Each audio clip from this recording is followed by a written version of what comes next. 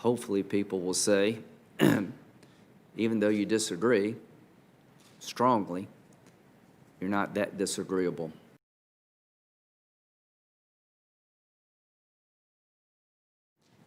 After President Trump announced your nomination to the Supreme Court, you discussed the judicial philosophy of the late Justice Antonin Scalia. Specifically, you stated, his judicial philosophy is mine.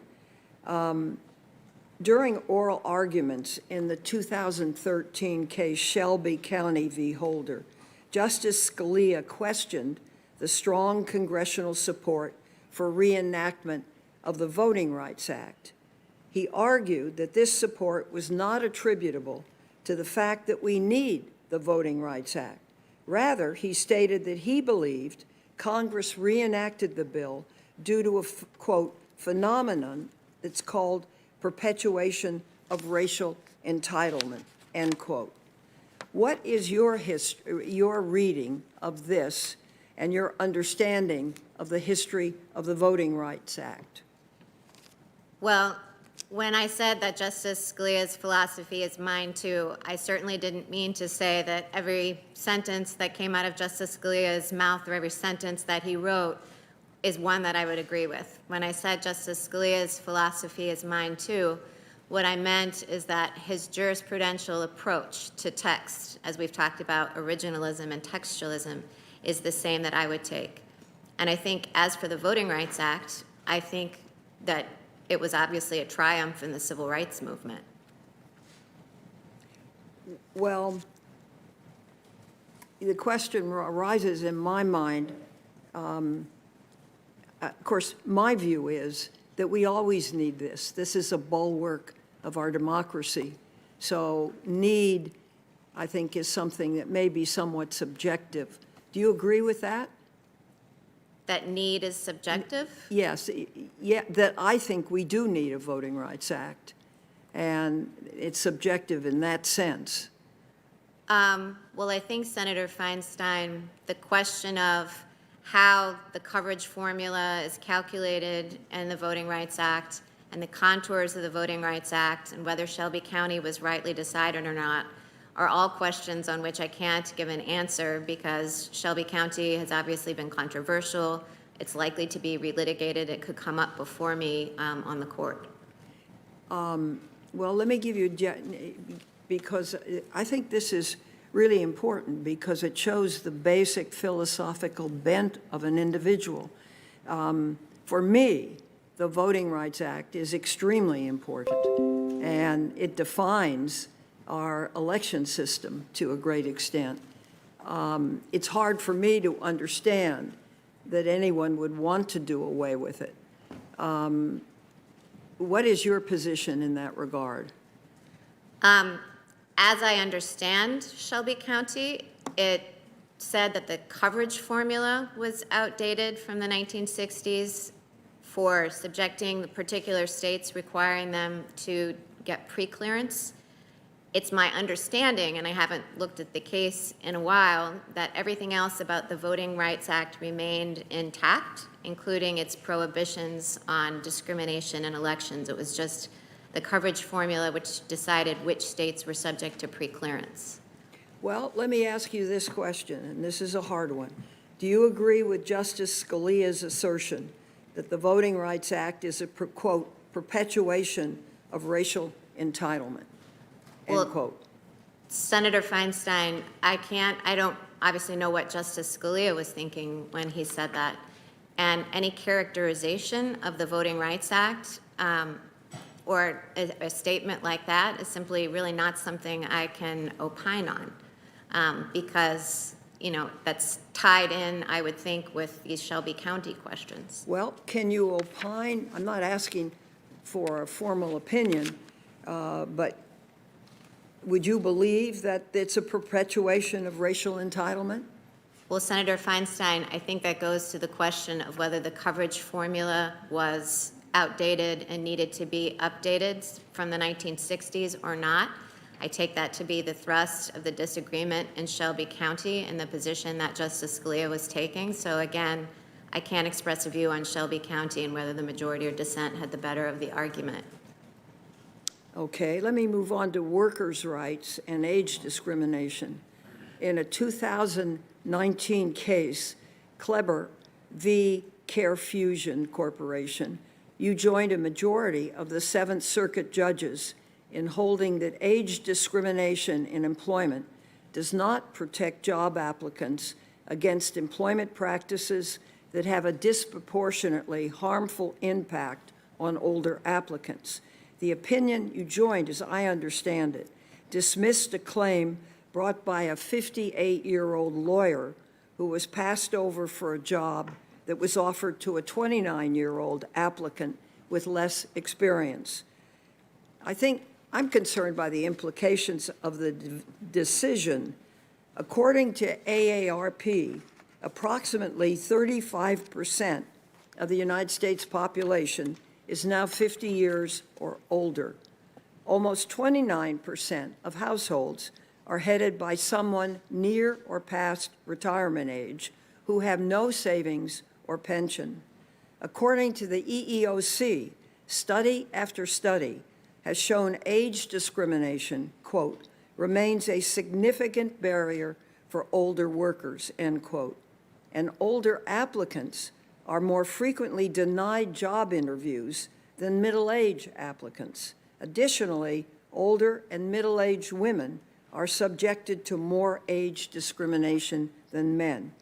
The EEOC has found that the Great Recession during President Bush's administration, quote, forced many older workers to revive their retirement plans, to work longer to recoup drained retirement accounts and lost savings.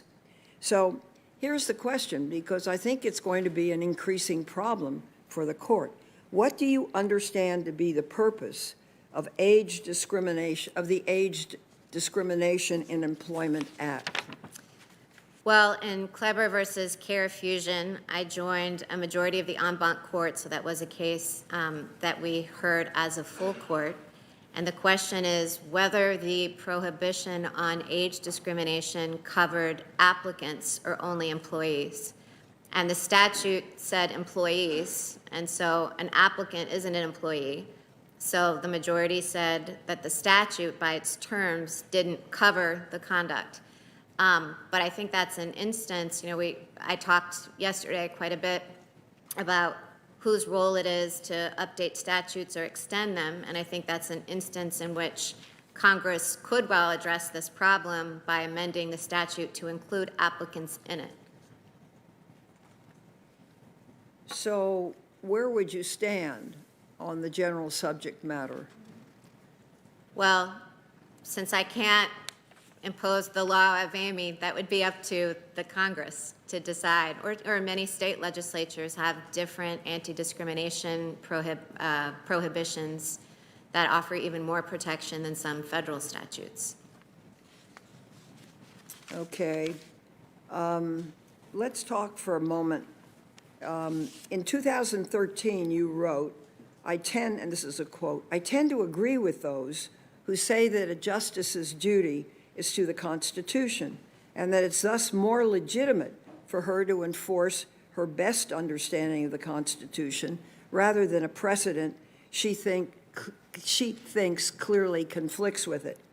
If you are presented with a case where your view of the Constitution conflicts with Supreme Court precedent, what will control your decision? Your understanding of the Constitution or precedent? Senator Feinstein, I'm really glad that you brought that up because that quote was mentioned a lot yesterday, and I'm happy to have an opportunity to explain the context. That entire article, I mean, I think that there's been some misunderstanding perhaps because that sentence, first of all, it was citing a footnote to both an originalist scholar and a progressive constitutionalist.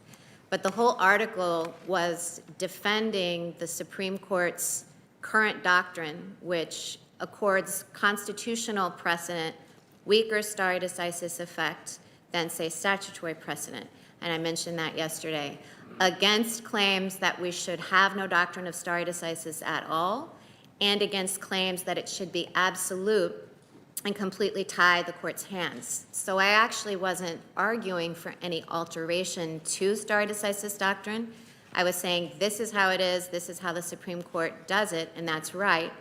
And another couple of sentences in there, which I think might put my perspective in context, I said a new majority cannot impose its vision only with votes.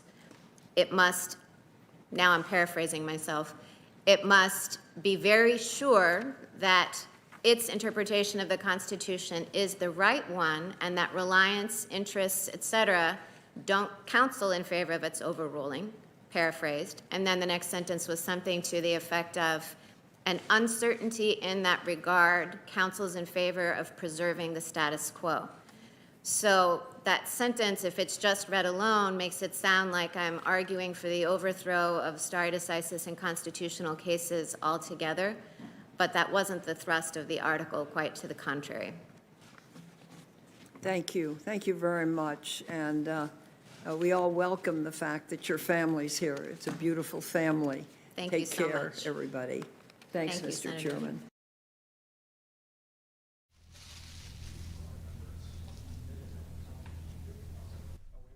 And the third day of the Amy Coney Barrett Supreme Court confirmation hearing. In the final moments of a break for lunch, it could be coming back any moment here. Senators conducting the second and third round of questioning.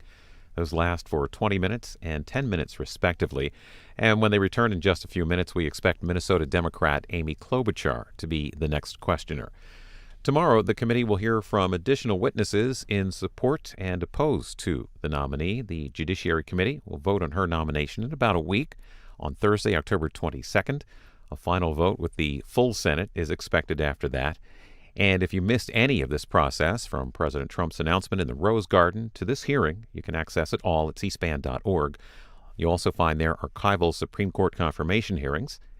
And we'll take you now back to 214 Hart Building, the Hart Building on Capitol Hill, as you see the family heading back into the hearing room as the afternoon session is about to begin. Live coverage here on C-SPAN.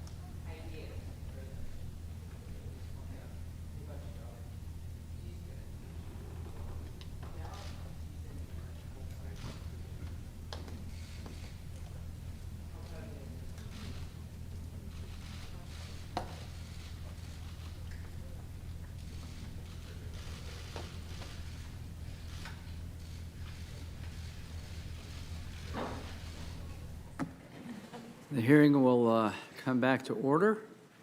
Senator Klobuchar. Thank you very much, Mr. Chairman. Hello, Judge. Hi, Senator. Hello. I want to start out again by reminding friends at home, people at home, that this isn't normal. We shouldn't be here right now. We are in the middle of the pandemic and people are sick. We are in the middle of the election and people are voting. And yet here we are stuck in a nomination hearing. I know what my constituents care about, what they've been calling and writing me about. And that is they are afraid of losing their health care in the middle of the pandemic. People's lives depend on the Affordable Care Act, like Steve, a senior from Tower, Minnesota, who has a heart condition and relies on his prescription medication. Emily from Minneapolis, mom was diagnosed with breast cancer. Janet from Rochester, whose brother has a mental illness. Or Christy, a mom from Bloomington, whose daughter had a tumor. That is what is on the line. Healthcare is on the line. And Judge, that's what's on the line in your nomination hearing, which unfortunately has been plopped in the middle of this election. This morning you had, I would call it an academic discussion with Chairman Graham about the doctrine of severability, and that's about if you can uphold part of a statute but throw out another part of it. And you correctly said there is a presumption to save the statute if possible. So I want to be really clear with the American people that the Trump administration's own brief, this is the position of the Trump administration, filed by the Trump Justice Department, says that the entire Affordable Care Act must fall. That is the position of the Trump administration going into this case that's going before the Supreme Court in a few weeks. Judge, you clerked at the Supreme Court. Does the Justice Department's brief that they have filed represent the administration's and therefore the president's position before the Supreme Court? The Solicitor General is the government's advocate before the court. Right. Yes, that would represent the United States. Right. And if the brief didn't represent the president's position, he would have the Solicitor General and the Justice Department withdraw the brief. Is that right? I believe so, yes. Okay. I just wanted to make that clear to the chairman and to everyone out there that while there is this doctrine to separate stuff and to try to uphold part of the statute, like maybe pre-existing conditions or doing something about keeping your kids on the insurance, the position of the Trump administration is to throw the whole thing out. The second thing I want to make clear is that you have been nominated to the highest court in the land, and you will be the deciding vote in many cases that will affect people's lives. And I appreciated that you've said it's not the law of Amy, it's not your law, but the point is that you will be in a really important position. I think that's one of the reasons that they're trying to ram through this process right now. And while you're not saying how you're going to rule on cases, as I said yesterday, I've been following the tracks, and the only way for the American people to figure out how you might rule is to follow your record and to follow the tracks.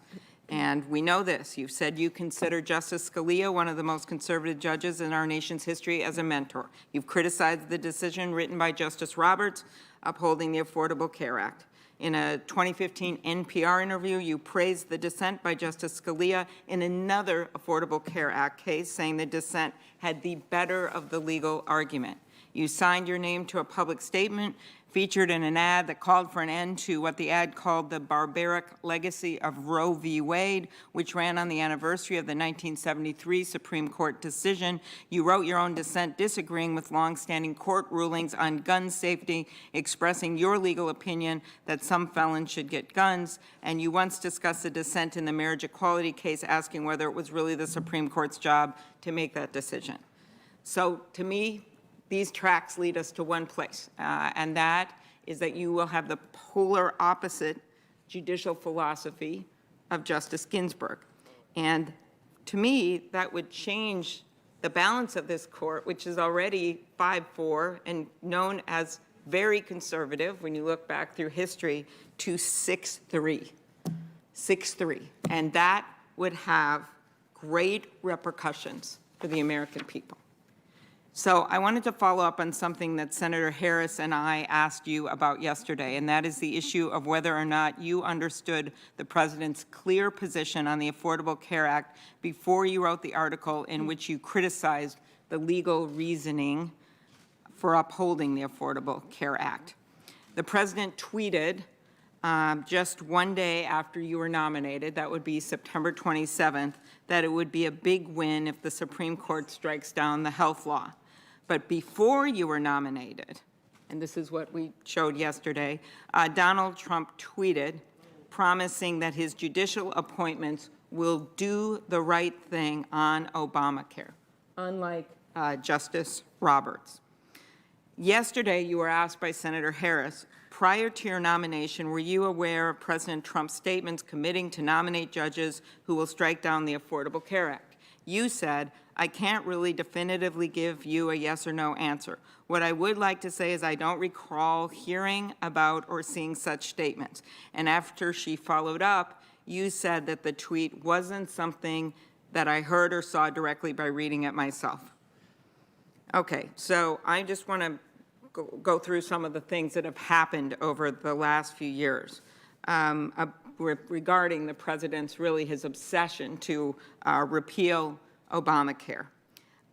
He said, "We will repeal and replace disastrous Obamacare," when accepting the Republican nomination at the Republican convention in 2016. Did you see that speech? At the Republican convention In 2016. I'm not asking if you were there. I was asking if you saw it on TV. No, I don't believe I watched any of the convention on TV, or if Okay. I did, I don't remember any of it. He has said things like, it begins, he wants to immediately repeal and replace the disaster known as Obamacare. He has said that he wants to get rid of it. He has said in States of the Union, "I am calling on Congress to repeal it." He said, "Can you believe that Mitch McConnell, who has screamed repeal and replace for 7 years, couldn't get it done?" So there have literally been hundreds of statements by him, by my colleagues, and I just find it hard to understand that you were not aware of the president's statements. I am aware that the president opposes the Affordable Care Act. I'm aware that he has criticized the Affordable Care Act. I took Senator Harris's question yesterday to be referring to the specific tweet, maybe the one that you have behind you, about how he wanted to put a justice on the court to replace Obamacare. And I'm definitely aware of that tweet now. And as I said to Senator Harris yesterday, it came up in some of my calls with Democratic senators, brought it up. But I honestly can't remember whether I knew about it before I was nominated or not. I'm not sure. But did you have then a general understanding that one of the president's campaign promises was to repeal the Affordable Care Act when you were nominated? As I said before, I'm aware that the president opposes the Affordable Care Act. Well, I know you're aware now, but were you aware back then, Well, seems when you to- were nominated? Well, Senator Klobuchar, I think that the Republicans have kind of made that clear. It's just been part of the public discourse. Okay, but is the answer yes, then, that you were Well, aware Senator of it? Klobuchar, all these questions, you're suggesting that I have animus or that I cut a deal with the president, and I was very clear yesterday that that isn't what happened. Were you generally aware of the president's statements when you wrote in an article in the University of Minnesota Law School Journal in 2017, the same year that you became a Seventh Circuit judge, that he pushed the Affordable Care Act beyond its plausible meaning to save the statue, that Justice Roberts had done that? Were you aware of that, of the president's statements when you wrote that article? So that article, Senator Harris told me yesterday, was published in January of 2017. Okay. And a law review article takes several months to go into production. So I can't remember specifically when the conference was. That article came out of a conference for Randy Barnett's book. I can't remember when it was, but I suspect it was before the election. It's not like I wrote it in January of 2017. But President Trump has been saying this in 2015, in 2016, and that's 2 years. It didn't take you that long to write the article. So my question is simply, were you aware of President Trump's opposition to the Affordable Care Act during that time? Senator Klobuchar, I have no idea, and I suspect that if the article was published in January, that I wrote it sometime before the presidential election. And again, I want to stress, I have no animus to or agenda for the Affordable Care Act. So to the extent you're suggesting this was like an open letter to President Trump, it was not. Okay. In the 2017 University of Minnesota Law School Journal that we just discussed, one of the things you said is, there is a risk that a faction can run away with the legislative process, but there is also a risk that a faction will conscript courts into helping them win battles they have already lost fair and square. That's something you wrote in that article? I did. I was responding to an argument made by Randy Barnett in his book, Our Lost Constitution. No, I don't know if it was Our Lost Constitution or not, but yes. So, I mean, that is what I'm afraid has happened here. They have tried 70 times, the Republicans in Congress, to overturn Obamacare. And now they are bringing this case to the court, and you are going to be sitting on the court. And I find it very hard to believe that you didn't understand that when you wrote the article. So I want to, there's one other piece of this, and that is the effect on the economy. And we all know this has been very difficult. My colleagues know this. According to one Yelp study, more than 800 businesses have closed every day.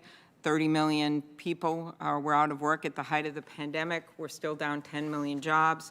And so one of the things that's been going on here is we've seen more and more consolidation, and leading me to antitrust. And that part of this, I think, is the COVID relief package we have to pass, but also antitrust. Competition is a driving force of our economy. Justice Ginsburg, at her nomination hearing, described the Sherman Act as a broad charter. She said that free enterprise is the spirit of the antitrust laws, and the courts construe statutes in accord with the essential meaning that Congress had for passing them. Do you agree with her statement? The Sherman Act is broadly worded, insofar as it prevents contracts, combinations, and conspiracies in restraint of trade. And because that language is broad, courts have developed a robust doctrine of common law to enforce and bring about its promise of eliminating contracts, conspiracies, and combinations that restrain trade. Yes, and I think you and I have discussed this before, but in recent years, Supreme Court opinions, by the way, all decided over Justice Ginsburg's dissent, have made enforcing our antitrust laws even more difficult. As a textualist, how would you reconcile the broad language of the Sherman Act with recent judicial precedent that has substantially narrowed the application of the statute in practice? Let's see, I can say as a textualist how I would approach the Sherman Act. And in the case of the Sherman Act, you're right that it's broad language. The text of the Sherman Act, as the court has determined over time, essentially permits the court to develop a common law.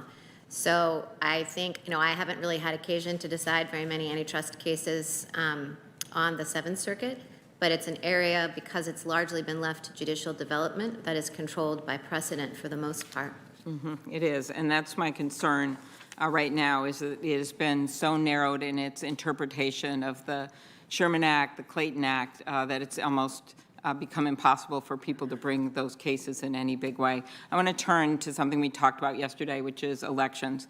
You worked on the recount in Florida that was related to the Bush v. Gore case, including on an absentee ballot issue on behalf of the Republican side of that case. Is that right?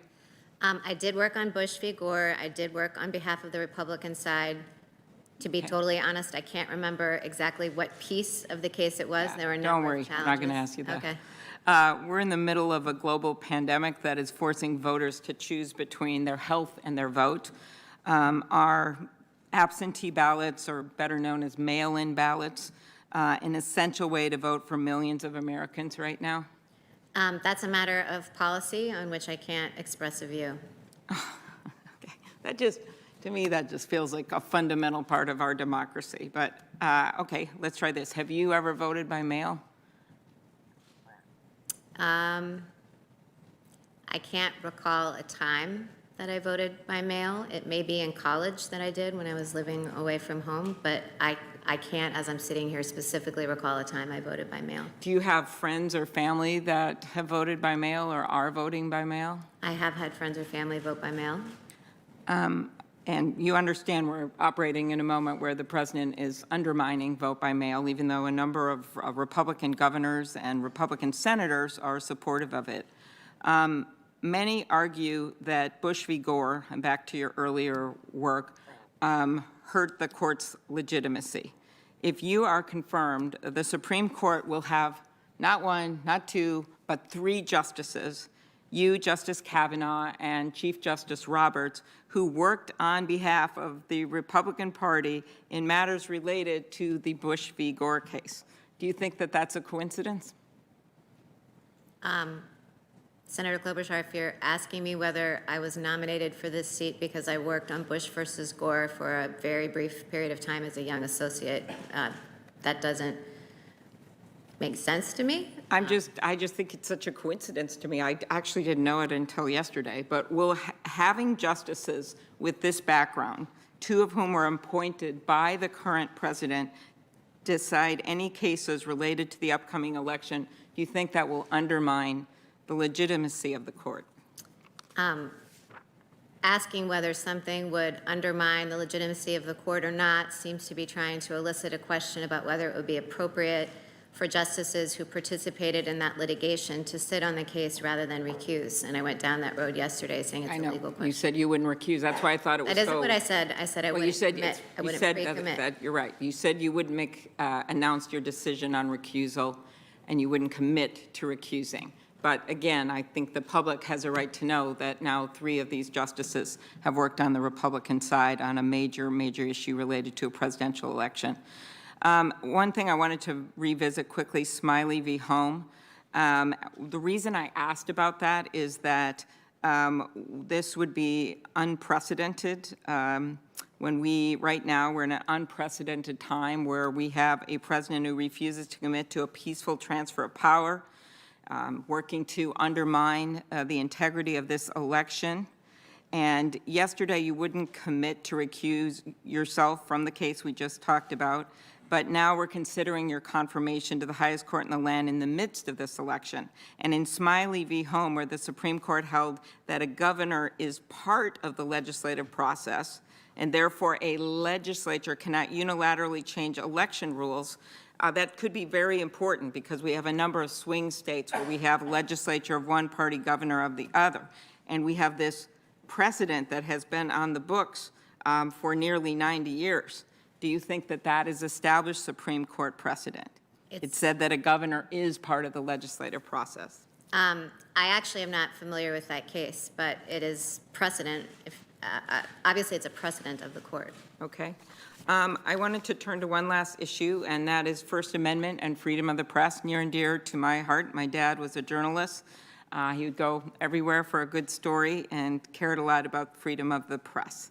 And regrettably, our right to a free and independent press is under assault. We have witnessed unprecedented attacks on journalists and journalism in the past several years.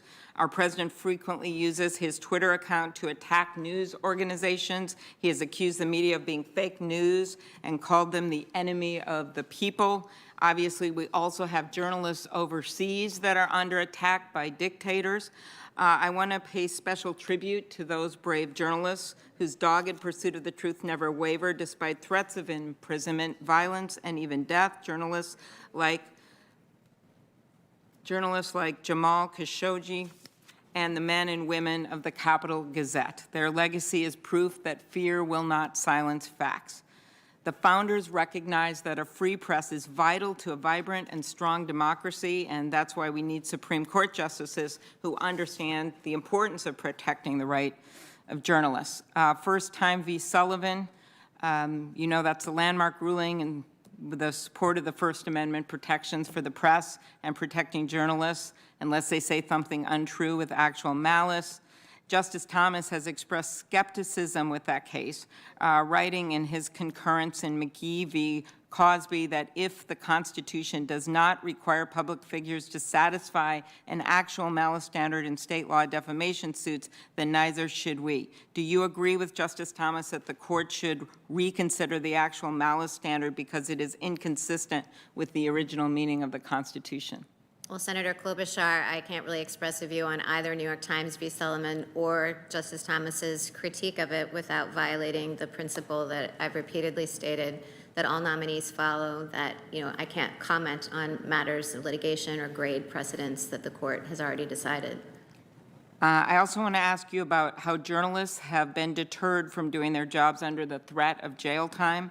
After the Supreme Court's 1972 decision in Brandsburg v. Hayes, many federal courts of appeals have recognized what's called the reporter's privilege, which protects a reporter's First Amendment right to protect his or her sources from disclosure in certain circumstances. The Seventh Circuit, by the way, on which you serve, has rejected a constitutional basis for a reporter's privilege. Under its original public meaning, does the First Amendment protect a reporter's decision to protect a confidential source? Well, again, that would be eliciting a legal conclusion from me, which I can't answer in a hypothetical form in the hearing. It's also a question, as you point out, that's closely related to ones that are being litigated. Okay, one last try. Do you agree that if reporters cannot protect their sources, they are less likely to be able to find confidential witnesses willing to share information, confidential informers willing to share information about issues of public importance?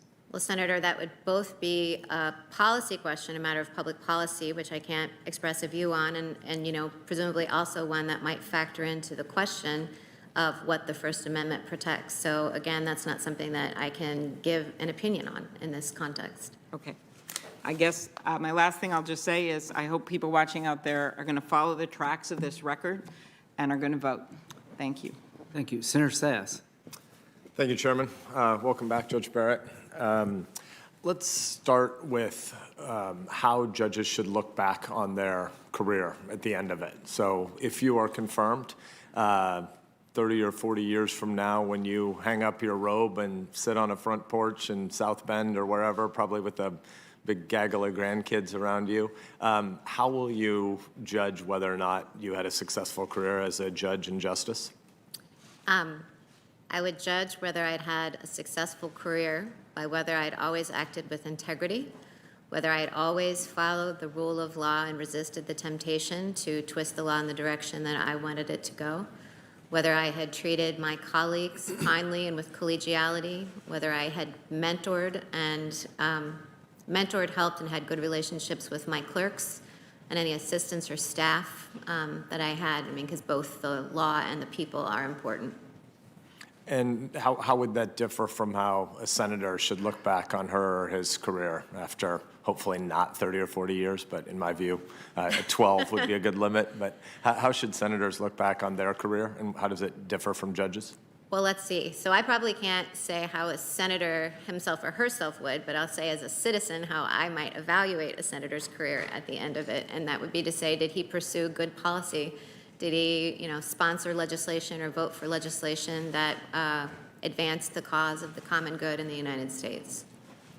So I think when you corrected my question so that you didn't even pretend there was a hypothetical where you saw yourself as a senator, I heard both Todd Young and Mike Braun just have these huge gasps of relief at the thought that you're not going to be running for Senate from Indiana at some point. I think it's been clear in our conversations over the last 3 days that a number of us who are excited about your originalism and who believe the job of a judge is very different from the job of a policymaker, don't think that polling has any place in the questions before us at this point. But it is sort of hard to sit here after 3 days and hear claims made over and over again about how much the American people are opposed to you or whatever. So even though polling should have no place, just as a matter of correcting the record, I did happen to look up this morning, and the American people are overwhelmingly in favor of your confirmation. So just since this record seems to have been distorted so repeatedly with this idea that the American people are opposed to this, the public view of your confirmation is overwhelmingly in favor. I think it's plus 17 in the polling of this morning. But anyway, I certainly don't want you to comment on that. I'd like to transition to your writings a little bit. You, again, are a prolific writer. I think Justice Breyer is the only person currently sitting on the court that I can see that looks like he's written more than you have. And he's got a few decades of extra time as an adult writing relative to you. Can you tell us how you think your writing might change in the future? How will you pick venues, topics, audiences? What will you write about as a justice? Again, presuming confirmation. Yes. So I would say, most of my writing was during my time as a full-time law professor. The only thing I have published, I think, since being confirmed to the bench was I published a lecture that I gave at Case Western. And then I edited a transcript of remarks that, I gave on a panel, but it wasn't like a full-length article with an idea. I've found, frankly, that it's hard to manage, all the demands of family life and the job and writing the kind of scholarly articles that I did in the past. If I remained on the Seventh Circuit and, perhaps if I'm confirmed at some point in the Supreme Court, I would like to do more of that, but more in the vein of, say, what Justice Breyer does now, or what my colleague Judge Frank Easterbrook does, which is, writing that is designed to kind of educate about ideas. I think Justice O'Connor's iCivics program, where she really set herself out to teach, high school students and people in America about civics and how the civics process works. So I would see myself wanting to try to reach more general audiences. But if I have time, once my kids get a little bit older, maybe I'll dip back into scholarly writing again. I think that's very helpful. I think it would be very useful if we had justices who did more of that civics education. You've named a few. I think there are some others over the last 30 or 40 years who've also done a lot of public civics education. I differ with former Chairman Grassley of this committee about whether cameras would be a good idea in the court. Again, not asking you to opine on that. I'm glad we get the audio transcripts. I'm glad we have a lot of press that cover the court. I think we'd get a lot more Michael Avenatti nonsense if we had cameras in the court. I think we right now get a lot of transparency into the court, but we don't have as much theatrics from those who are arguing before the court. So I think more cameras in the court is a bad idea. More justices before the public explaining the structure of our constitutional system would be a huge asset. And given your history with Notre Dame students and law students, it seems like a natural fit for you. So for what it's worth, I think you have a lot of people who would encourage you to take up that civic calling. To tackle a few of those constitutional structure questions for a popular audience, can you explain what the Ninth Amendment is about? Why do we have it? Well, it's often treated as a rule of interpretation. There's not a lot of substantive doctrine or any substantive doctrine under it. It's preserving. It says that, the rights, that the individual's rights are preserved, that those not expressly granted aren't taken away. And if we maybe broaden it from just the Ninth Amendment to the Bill of Rights in general, why do we have one, and what would be different in our constitutional structure if we didn't have the Bill of Rights? If we didn't have a Bill of Rights, we wouldn't have particular rights singled out for special protection. As I'm sure you know, Senator, the Bill of Rights was added in 1791 because during the debate about the ratification of the original Constitution, many states objected to the fact that there was no Bill of Rights. The original idea, when the original Constitution, and by that I mean, beginning with Article 1, moving up, was that the very structure of government protected rights. And there wasn't thought to be a need to have a Bill of Rights because it was thought that the separation of powers and the structure of federalism would be a protection for those rights. But those who really felt like they wanted the additional protection of the Bill of Rights prevailed, and James Madison drafted them, and they were ratified in 1791. So I don't mean to put words in your mouth. I mean to lay out a hypothesis so you can expand upon it or correct me. But is it fair to say that most governments in human history have had a default assumption of prohibition? Governments can do whatever they want, and citizens don't have rights unless governments proactively give them rights. The default assumption is you don't have freedom of religion in most governments across time and space. You don't have the freedom to start a business. And the American system starts with the opposite assumption, which is that freedom is the default condition. People are created in the image of God with inalienable rights. These are pre-governmental rights. And the government has to have specifically enumerated powers. We, the Congress, have to authorize Article 2 branch, the executive branch, to go ahead and do anything.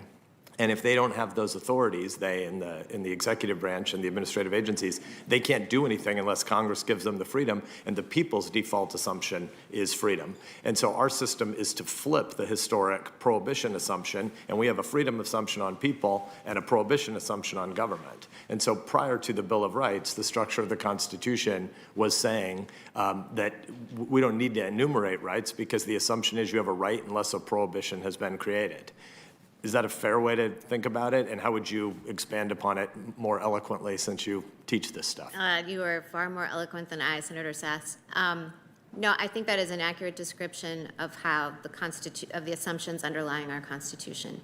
That the assumption was that if Congress had limited power, it wouldn't have the ability to infringe rights in the first place. And of course, at the time the Constitution was ratified, the states were thought to have because the people are closer to their state governments, states, well, that's the point of federalism, right? That citizens can have different policies in states and more influence over their state governments and their state legislatures than the federal government.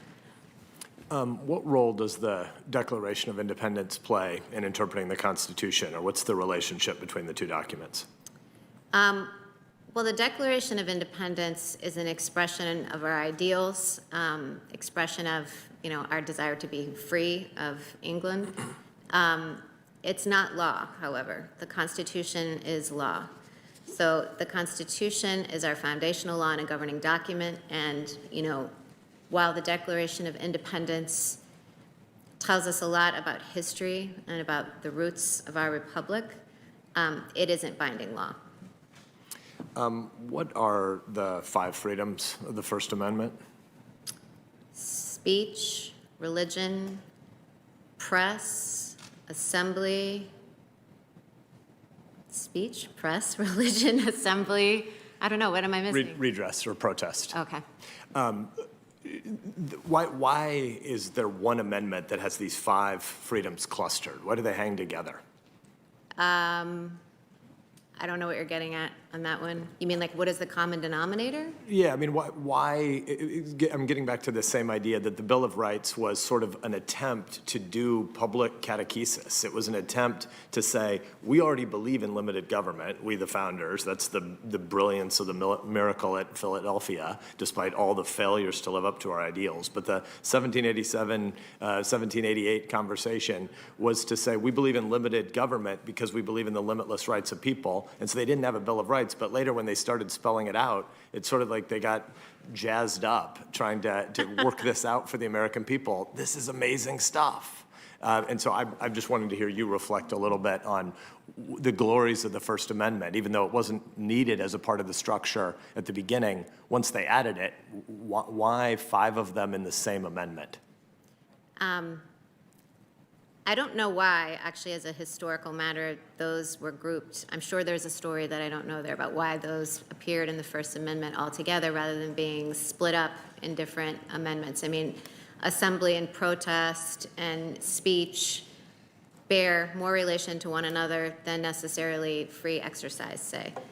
But I think, they are in the First Amendment, and I think that reflects that those were core values, that reflects that the states who ratified the Constitution, the original Constitution, on the understanding that a Bill of Rights would be added, wanted protections like that to be included because they were really core to what the new Americans thought was going to be America.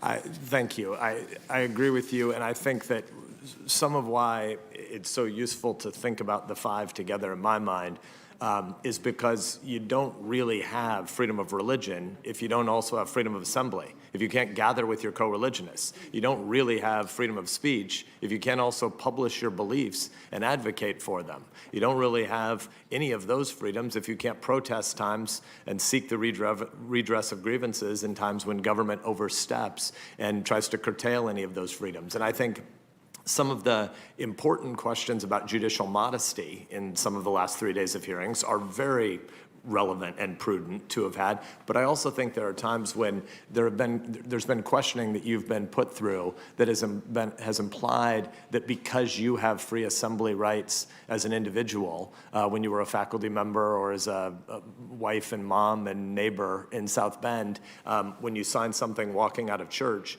that sort of implied that there was something inappropriate, when the default assumption in our system is that we all have these freedoms because the civil society associations that we have are where we actually find happiness, meaning, joy, and love. I mean, one of the things that not just judges wearing robes need to have to demonstrate humility, but all of us in our day callings as public servants for a time, but who are eventually going to go back home to, the Cincinnatus language of George Washington's farewell address, to go back and sit under the tree at Mount Vernon, is that this is not the center of the world. This is not, the institutions of power are not where meaning is found. The institutions of power are about serving the people by trying to maintain a framework for ordered liberty so that the places where the 330 million Americans actually live can be the center of life and meaning and association and religion and speech and press. That the heart of our system is actually voluntarism, entrepreneurship, community, neighborliness, and love, and power is just in service of that. Washington and later Lincoln's expansion upon it was the idea of the silver frame, but the golden apple. The silver frame that is the constitutional structure is just to maintain the structure of ordered liberty so that people can pursue the good, the true, and the beautiful, the happy and the neighborly in the center of the picture, because that's where love and community is found. I'd like to pivot from constitutional structure to baseball for a minute, if you will bear with me. Any of your kids play baseball or softball? Two of our boys had a very brief career in baseball. Gotcha. Well, it's obviously not as great a sport as football, but we can still call it the American pastime. And I'd like to talk about the Houston Astros, who are miserable cheaters. Sorry, Cornyn and Cruz, but both of the Texas senators sit on this committee. But I think all baseball fans know that the Houston Astros cheat. They steal signs. They bang on cans. They've done a whole bunch of miserable things historically, and they deserve to be punished probably more than they have been. But tonight is Game 4. Thank goodness the First Amendment protects that right, for him to express that erroneous opinion. If you want to defend cheating, that is certainly the prerogative of the senior senator. And the junior senator from Texas now rushes into the room to do some homerism. It was going so well. I noticed that Ted is wearing a Lone Star State flag, but not an Astros mask. Tonight is Game 4 in the American League Championship Series, and if Houston loses to Tampa, they will be done. And that leads people to feel kind of desperate at times, right? There are times when you have a game that's your elimination game. You can imagine people wanting to sort of reconsider anything they can reconsider. The ends might justify the means. And you could imagine that the Houston Astros, who've cheated in lots of ways in the past with sign stealing, might try to go to the umpire and try to persuade somebody to expand the strike zone just for Houston in the game tonight. That would obviously be inappropriate, right? Right. We can't have two sets of rules. Well, I think that an umpire is obviously supposed to apply rules fairly to both teams. I think we can all agree on that as rules of fair play. And I think some of what we've seen in the questions over the last 3 days are trying to get an umpire to commit to a different set of rules for different teams. And so for what it's worth, just to reiterate what I think so many of us have been trying to argue for in these hearings is the alleged equivalency between Republican and Democratic questioning here implies that Republicans have been trying to get you to pre-commit to certain policy outcomes, and I just don't think that that's actually what's been happening in this hearing. I think that the originalism that you've defended and that a lot of us have been advocating for in advance of and during this hearing is not a request for Republican policy positions to be advocated through the courts. It is rather a plea, not just to you and to future nominees, but to our Democratic colleagues as well, to embrace a system where we again distinguish for the American people between the two political branches and the apolitical branch. The fact that you were before us to be confirmed to a lifetime appointment where you will put on a black robe is a liturgical act where you're cloaking your policy preferences in humility. It is obviously the case that we're all shaped by life experiences. It is obviously the case that people have lived in communities in the past, and most people who end up as extraordinary jurists have been connected to or around the political process at different points in their career. But that is not to undermine the ideals we have in the American system that judges should not see themselves as super legislators. They should not see themselves as policy advocates, and they do have to take up this new oath to a greater humility, and it means that you lay down certain freedoms that are inalienably and innately yours prior to becoming a judge, so that you don't have the appearance of bias and impropriety in the future.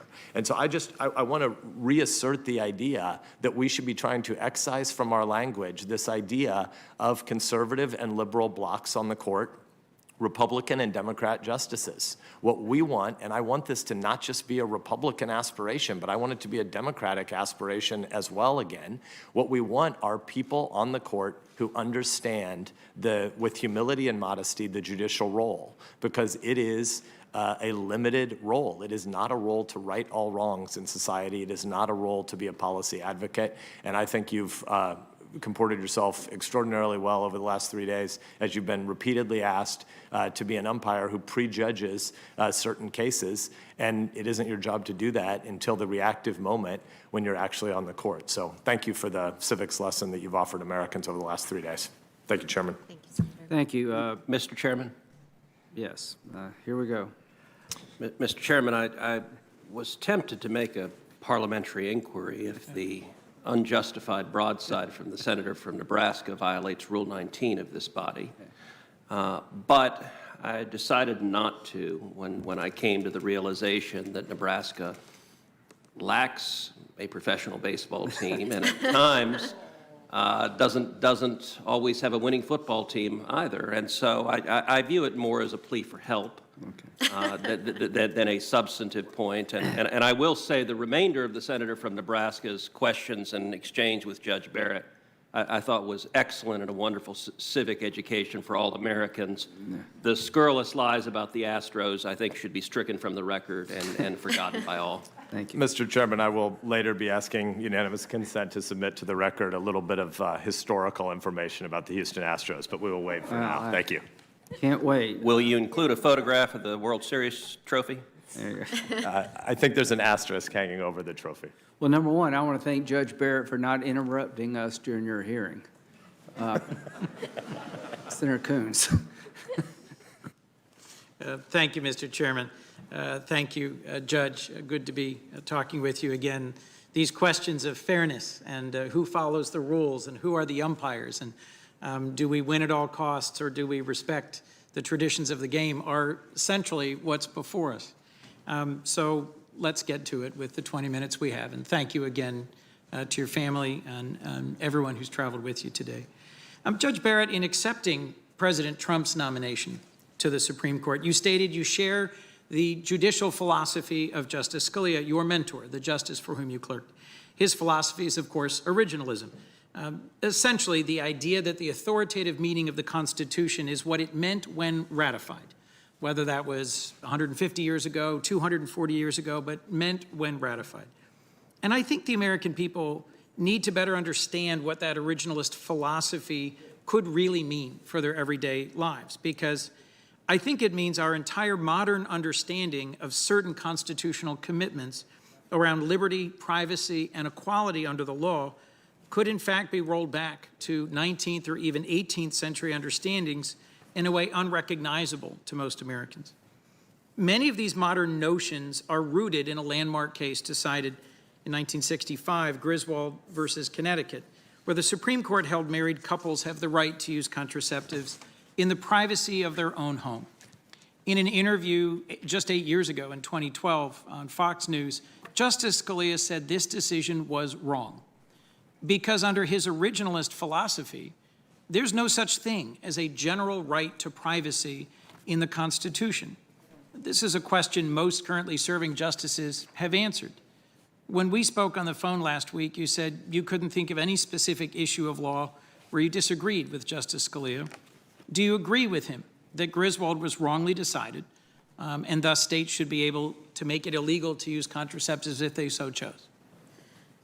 Well, Senator, as I've said a number of times, I can't express a view, yes or no, A+ or F. In my other capacity, I get to grade, but not in this particular capacity with respect to precedent. I think that Griswold is very, very, very, very, very, very unlikely to go anywhere. In order for Griswold to be overruled, you or a state legislature would have to pass a law prohibiting the use of birth control, which seems, shockingly unlikely. Right. And then a lower court would have to buck Supreme Court precedent and say, we're not following Griswold. Again, seems very unlikely. So I think that it's an academic question that wouldn't arise, but it's something that I can't opine on, particularly because it does lie at the base of substantive due process doctrine, which is something that continues to be litigated in courts today. Well, just for the benefit of those watching, Judge Barrett, as I think you well know, your predecessors talked about Griswold in detail. Chief Justice Roberts said he agreed with the Griswold court's conclusion. He shared your view that he's comfortable commenting because it doesn't appear to be an area that would ever come before the court. Justice Alito, Justice Kavanaugh said essentially the same thing, that they'd agreed. In fact, Justice Kagan, who you've been citing on the no grading, said, I do, that she's willing to speak to it. And as every nominee has, I do support the result in Griswold. I understand that you're saying to us you're going to be your own justice and that you're very hesitant to talk about this case because it is an anchor to substantive due process.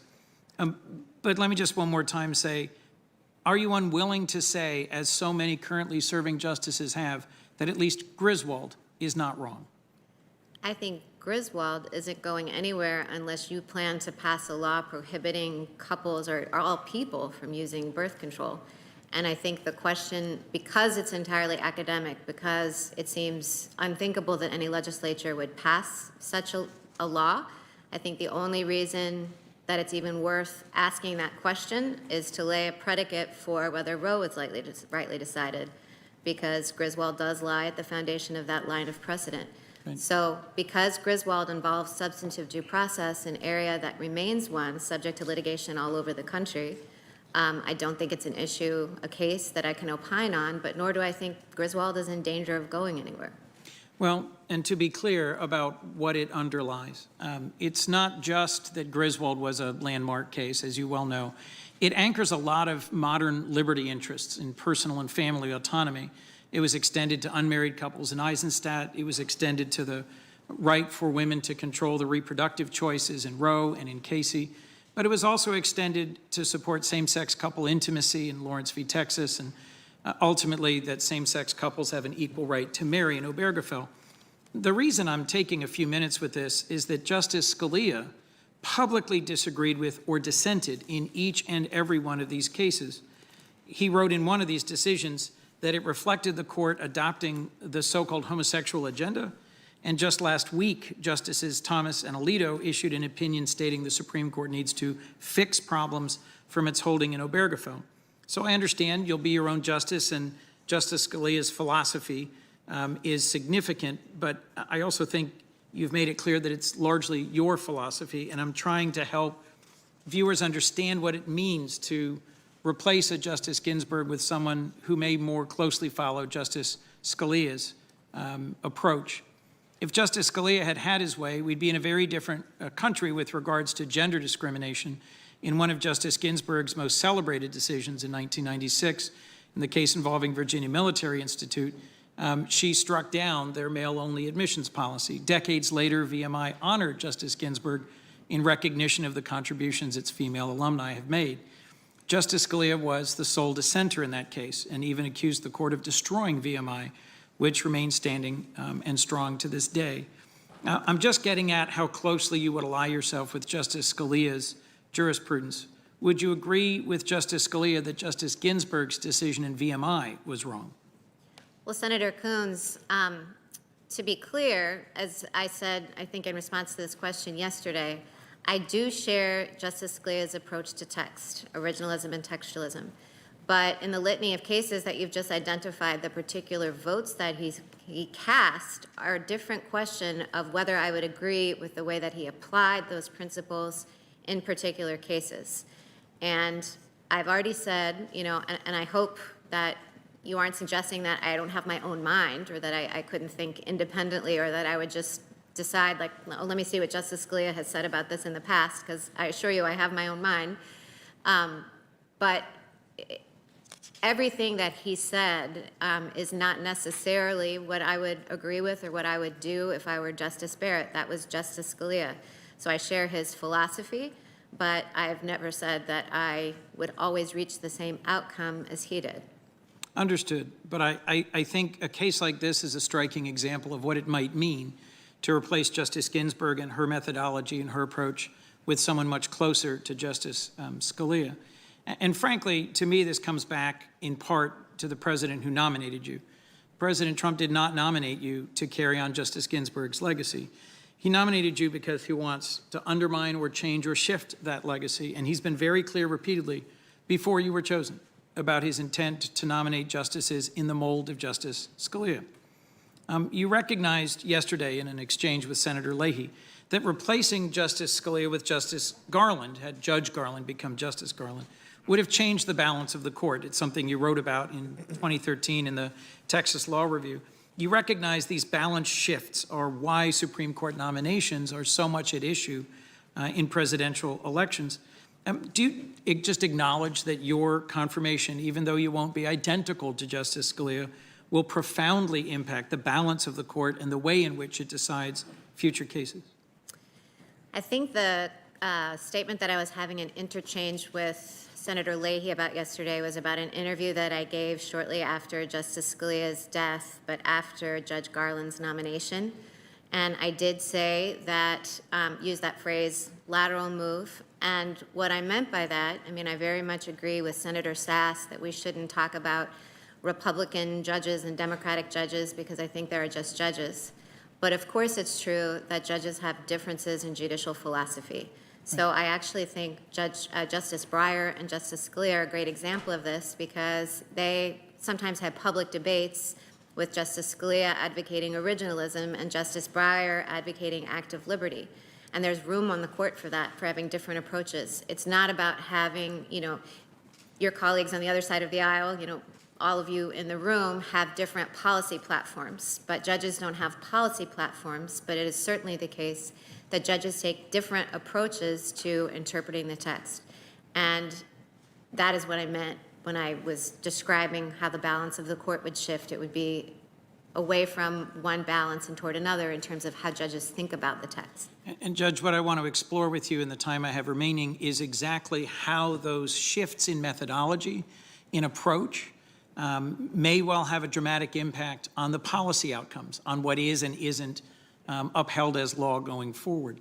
On the board behind me, I've asked my team if we would just go back and look at cases. All of these cases listed, it's roughly 120, have something in common. Justice Ginsburg was in the majority, Justice Scalia was in the minority dissenting. And these are cases that touch on nearly every aspect of modern American life. I've talked a lot yesterday about health care and the Affordable Care Act. Yes, that's on there. A number of my colleagues have talked about some other areas. But what's striking is if you just look at what a 5-4 balance towards this methodology means if changed towards a 5-4 balance to this methodology, it has huge consequences for education, for consumer rights, for access to the courts, for civil rights, for immigration, for environmental protection, for Native American rights, for workers' rights, for elections, for executive power, for reproductive rights, for free speech, civil justice, economic development, privacy, government misconduct, prisoner rights, capital punishment, gun safety, and criminal justice. In each and every one of these cases, if Justice Ginsburg had been replaced by a justice with the same core methodological approach and view of the law and decision-making, you can't predict exactly how the case would have turned out, but in virtually every case, it would have moved in a different direction and in a direction much closer to Scalia's philosophy and farther away from Justice Ginsburg. And that's why I think your views on precedent matter, and we should take a few minutes and go through them. It's something you've written about at length and where you're quite well-grounded. The precedents of the court, which is what these 120 cases are precedents upon which litigants, the average American, should be able to rely. And that's that whole issue about whether justices are simply umpires calling balls and strikes or whether there is some agenda. My concern is that a leading scholar in the field of constitutional law has recently reviewed your writings and concluded that you demonstrate an extreme willingness and even radical willingness to revisit settled precedents. Some characterize you as more extreme than Justice Scalia in your approach to precedent and closer to Justice Thomas. The Supreme Court has long held, as you well know, that overturning precedent, a settled case, requires a special justification or strong grounds. But in a 2003 article in the University of Colorado Law Review, you wrote, and I'm quoting, and I think I'll get a chart here in a second that has this quote, "Generally speaking, if a litigant demonstrates a prior decision clearly misinterprets the statutory or constitutional provision it purports to interpret, the court should overrule the precedent." What I see missing from this text and the broader context around it was anything about needing a special justification to overturn settled law or anything about the other factors the Supreme Court typically requires. You seem to be saying a judge should overrule any precedent as long as she thinks it's clearly wrong. If that's your view, and I think from this text it is, it basically means any precedent is at risk where your originalist view of the Constitution or textualist view of the statute says it's clearly wrong. Do you stand by this statement? Senator Coons, that statement was talking about the courts of appeal. I believe that statement was about the due process clause, and as you probably stretch back from your lawyer days, remember the principles of issue preclusion and claim preclusion. Right. And that article was about how in the courts of appeals it had a very rigid rule that one panel couldn't overrule another, that those rigid rules on the courts of appeal were inconsistent or in tension with some of the court's issue and claim preclusion doctrine. So it wasn't about normal functioning of precedent, especially at the Supreme Court where there are no such rules. And I'll point out that the article was about circuit courts and courts of appeal, and in my time on the Seventh Circuit, I don't think there's any evidence that I've been unwilling to follow or apply circuit precedent. As for the scholar criticizing me as a radical on stare decisis, I'm not sure who it was or the substance of the criticism, but I'm very surprised because I think it was my conversation with Senator Feinstein earlier. I explained that the article, which many people have plucked a sentence from, the Texas Law Review article, was a defense of the Supreme Court's approach to constitutional stare decisis. If we can, let's move to that quote, because your words weren't just limited to this context, to talking about individual litigants versus how issue preclusion works. It was a novel analysis, the 2003 article, something I hadn't thought of about how stare decisis impacts an individual litigant. But in this 2013 University of Texas Law Review article, which has also been referenced today, you wrote, and I'm quoting, "It's more legitimate for a justice to enforce her best understanding of the Constitution rather than a precedent she thinks clearly in conflict with it." Again, you're saying that if a Supreme Court justice thinks a prior ruling was clearly wrong, she should disregard precedent with which she disagrees regardless of the typical balancing factors. Senator Coons, with respect, as I explained this morning, that sentence has been plucked out of the article to kind of, I think, create a misimpression about the context. The whole article discussed reliance interests, discussed the reasons for stare decisis, and emphasized that courts ought not disrupt settled precedent, absent very good reason to do so, reliance interests being one. And I think that no one on the court, or even no one in this room, would think that the court ought never revisit its precedent. As I was mentioning, maybe it was to Senator Leahy earlier, you know, Bowers versus Hardwick held that certain sexual conduct between same-sex partners was illegal. It was criminalized. And then Lawrence versus Texas overruled that. And my guess is that you think Lawrence versus Texas was correctly decided. So I don't think, Senator Coates, that your position would be that no precedent should ever be revisited. Correct. I do think in grievously wrong cases, it is appropriate to reach back, as a number of members have discussed around Brown versus Board and Plessy, and I did note that exchange earlier. But in terms of reliance interest and the significance of reliance interest, in reading that 2003 Colorado Law Review article, you wrote that reliance should count much less, if at all, when a litigant convinces a court that precedent conflicts with the statutory or constitutional provision it purports to interpret. I was struck by that language because I know you choose your words carefully. You've acknowledged reliance interests exist, and they're part of the Supreme Court and its approach.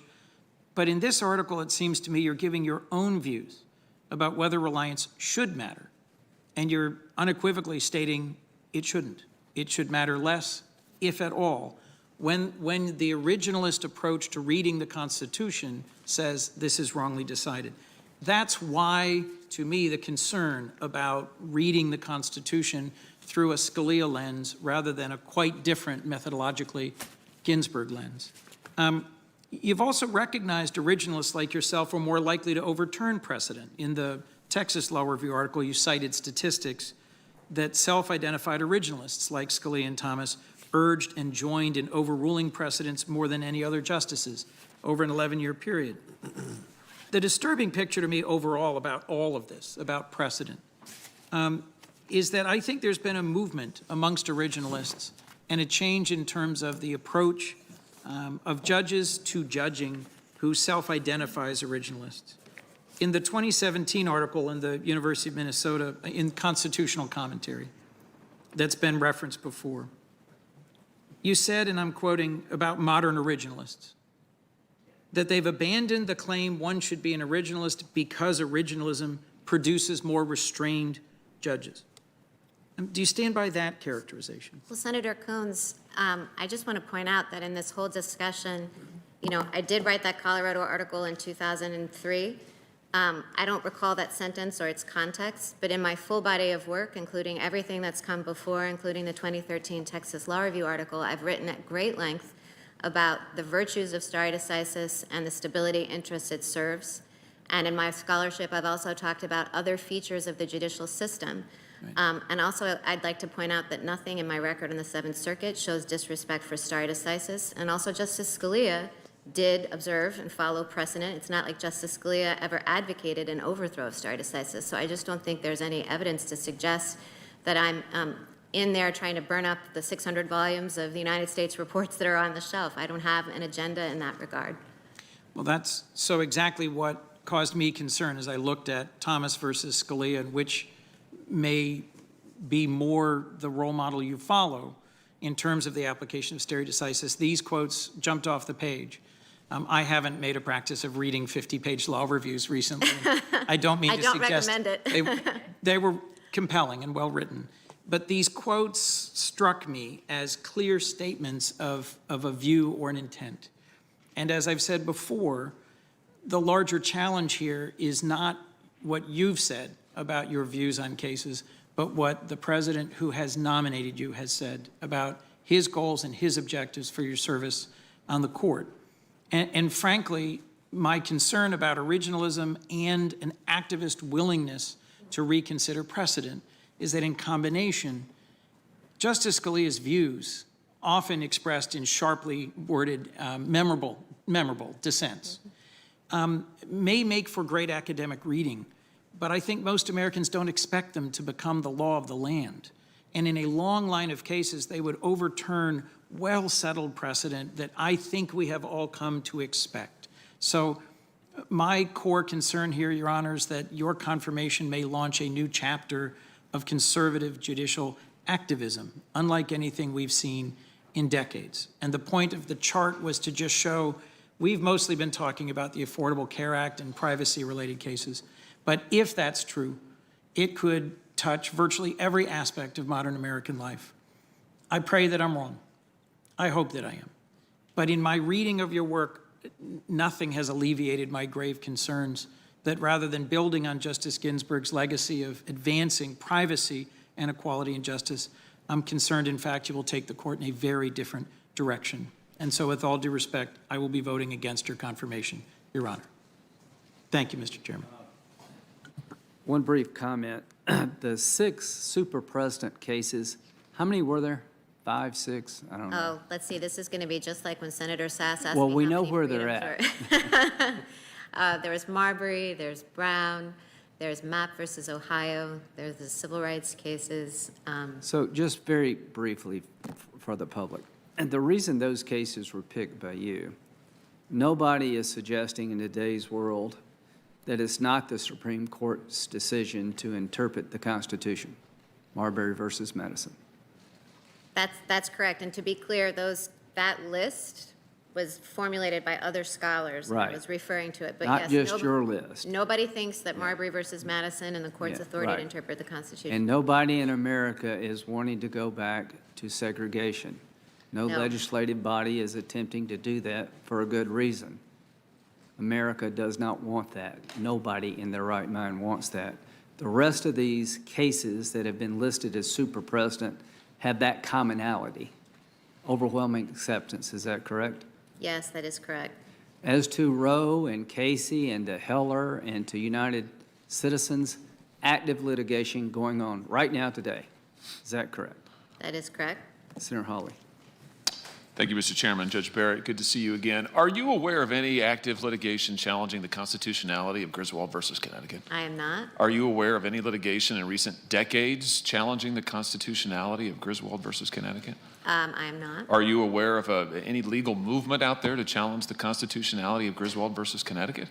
I am not, although Senator Hawley, as I said to Senator Coons, I'm certainly not aware of anybody trying to make the argument that a legislature should prohibit the use of birth control. But as you know, Griswold does lie at the base of the doctrine that very much is challenged in federal court. Here's my point. I was 7 years old when Judge Robert Bork came before this body. I don't remember any of that. I wasn't watching it as a 7-year-old. But what we saw, I think the legacy of the Bork hearings continue to reverberate. His name has become a verb, the borking of nominees. I think what we've seen today is an attempted borking of Judge Amy Barrett. The problem is they don't have anything in your record that they could use to so badly misconstrue, to suggest that you're somehow going to fundamentally change America, that now they have to attribute to you the worst readings and most draconian misinterpretations of Justice Scalia. So we take Scalia's record, we distort that, and then we attribute it to you. So let me just come back to your relationship with Justice Scalia. I was under the impression that you were a different person than Justice Scalia and that you had, in your own words, your own mind. Is that fair to say? That is fair to say. Is it fair to say that you are an independent woman and an independent jurist and an independent professional and also, by the way, a pretty darn good lawyer, and you'll make up your own mind on the decisions, cases, controversies that come before you to the Supreme Court of the United States? Is that fair to say? Yes. I think maybe then we can put to rest this attempt to constantly leverage the worst interpretations of Justice Scalia's philosophy, misrepresentations, and attribute them all to you as if you are the same person. Frankly, I think it is demeaning and insulting, and I'm glad that you pointed that out in response about your independence to the last question. Let me ask you about another set of questions, just briefly you had this morning. Senator Leahy asked you about the Foreign Emoluments Clause, which is in Article 1, Section 9, Paragraph 8. He asked you whether it was best characterized as an anti-corruption clause. You might remember that in terms of foreign influence and foreign interference. And then he referenced the president and various allegations about foreign influence. Since he asked you about it, and since he asked about foreign influence in government, I think it's only fair that I ask whether, hypothetically speaking, just hypothetically, if there were, let's say, a vice president of the United States who hypothetically had an adult son, who hypothetically worked for a foreign oligarch, who then sold access to his father, the vice president, and his father then intervened in a case to make sure that that oligarch wasn't prosecuted, hypothetically, would that constitute the kind of foreign corruption that the Constitution's concerned about?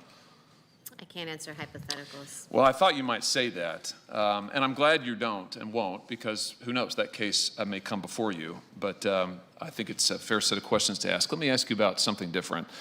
Section 230 of the Communications Decency Act, passed by Congress in 1996, yesterday, Justice Thomas issued a dissent from a denial of certiorari in a case called the Malwarebytes case. Now, I bet you haven't had a chance to see his. I was just about to say, please don't ask me about it, Senator Hawley, because I didn't have a chance to read anything. Well, let me read to you just a few parts of it. It's quite significant, I think. Here's from the opening paragraph. When Congress enacted the statute, meaning Section 230 of the Communications Decency Act, most of today's major internet platforms did not exist.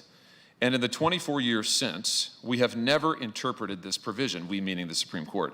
But many courts have construed the law broadly to confer sweeping immunity, on some of the largest companies in the world. He's talking about the big tech companies. And he quite methodically, over 24 pages, or I'm sorry, 10 pages, goes on to set out the ways in which courts, at the behest of these tech companies, have dramatically rewritten Section 230, changing its liability standards. He talks about changing the distinction between publisher and distributor liability, changing the immunity shield, changing the narrow liability shield, extending 230 to protect companies from a broad array of traditional product defect claims. He says it's quite a thorough statement. Here's my question to you. You haven't read this. I don't think you've had a Section 230 case. I haven't.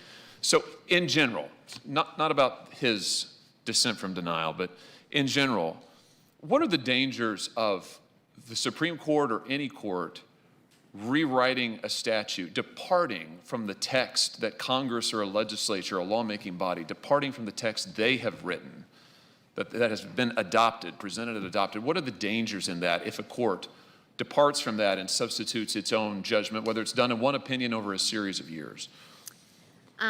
So as you've posed the question, without respect to Section 230, just in general, the danger of a court doing that is to subvert the will of the people. You represent the people, as has been pointed out over the course of the hearing. Judges are not elected and they have life tenure and can't be voted out of office.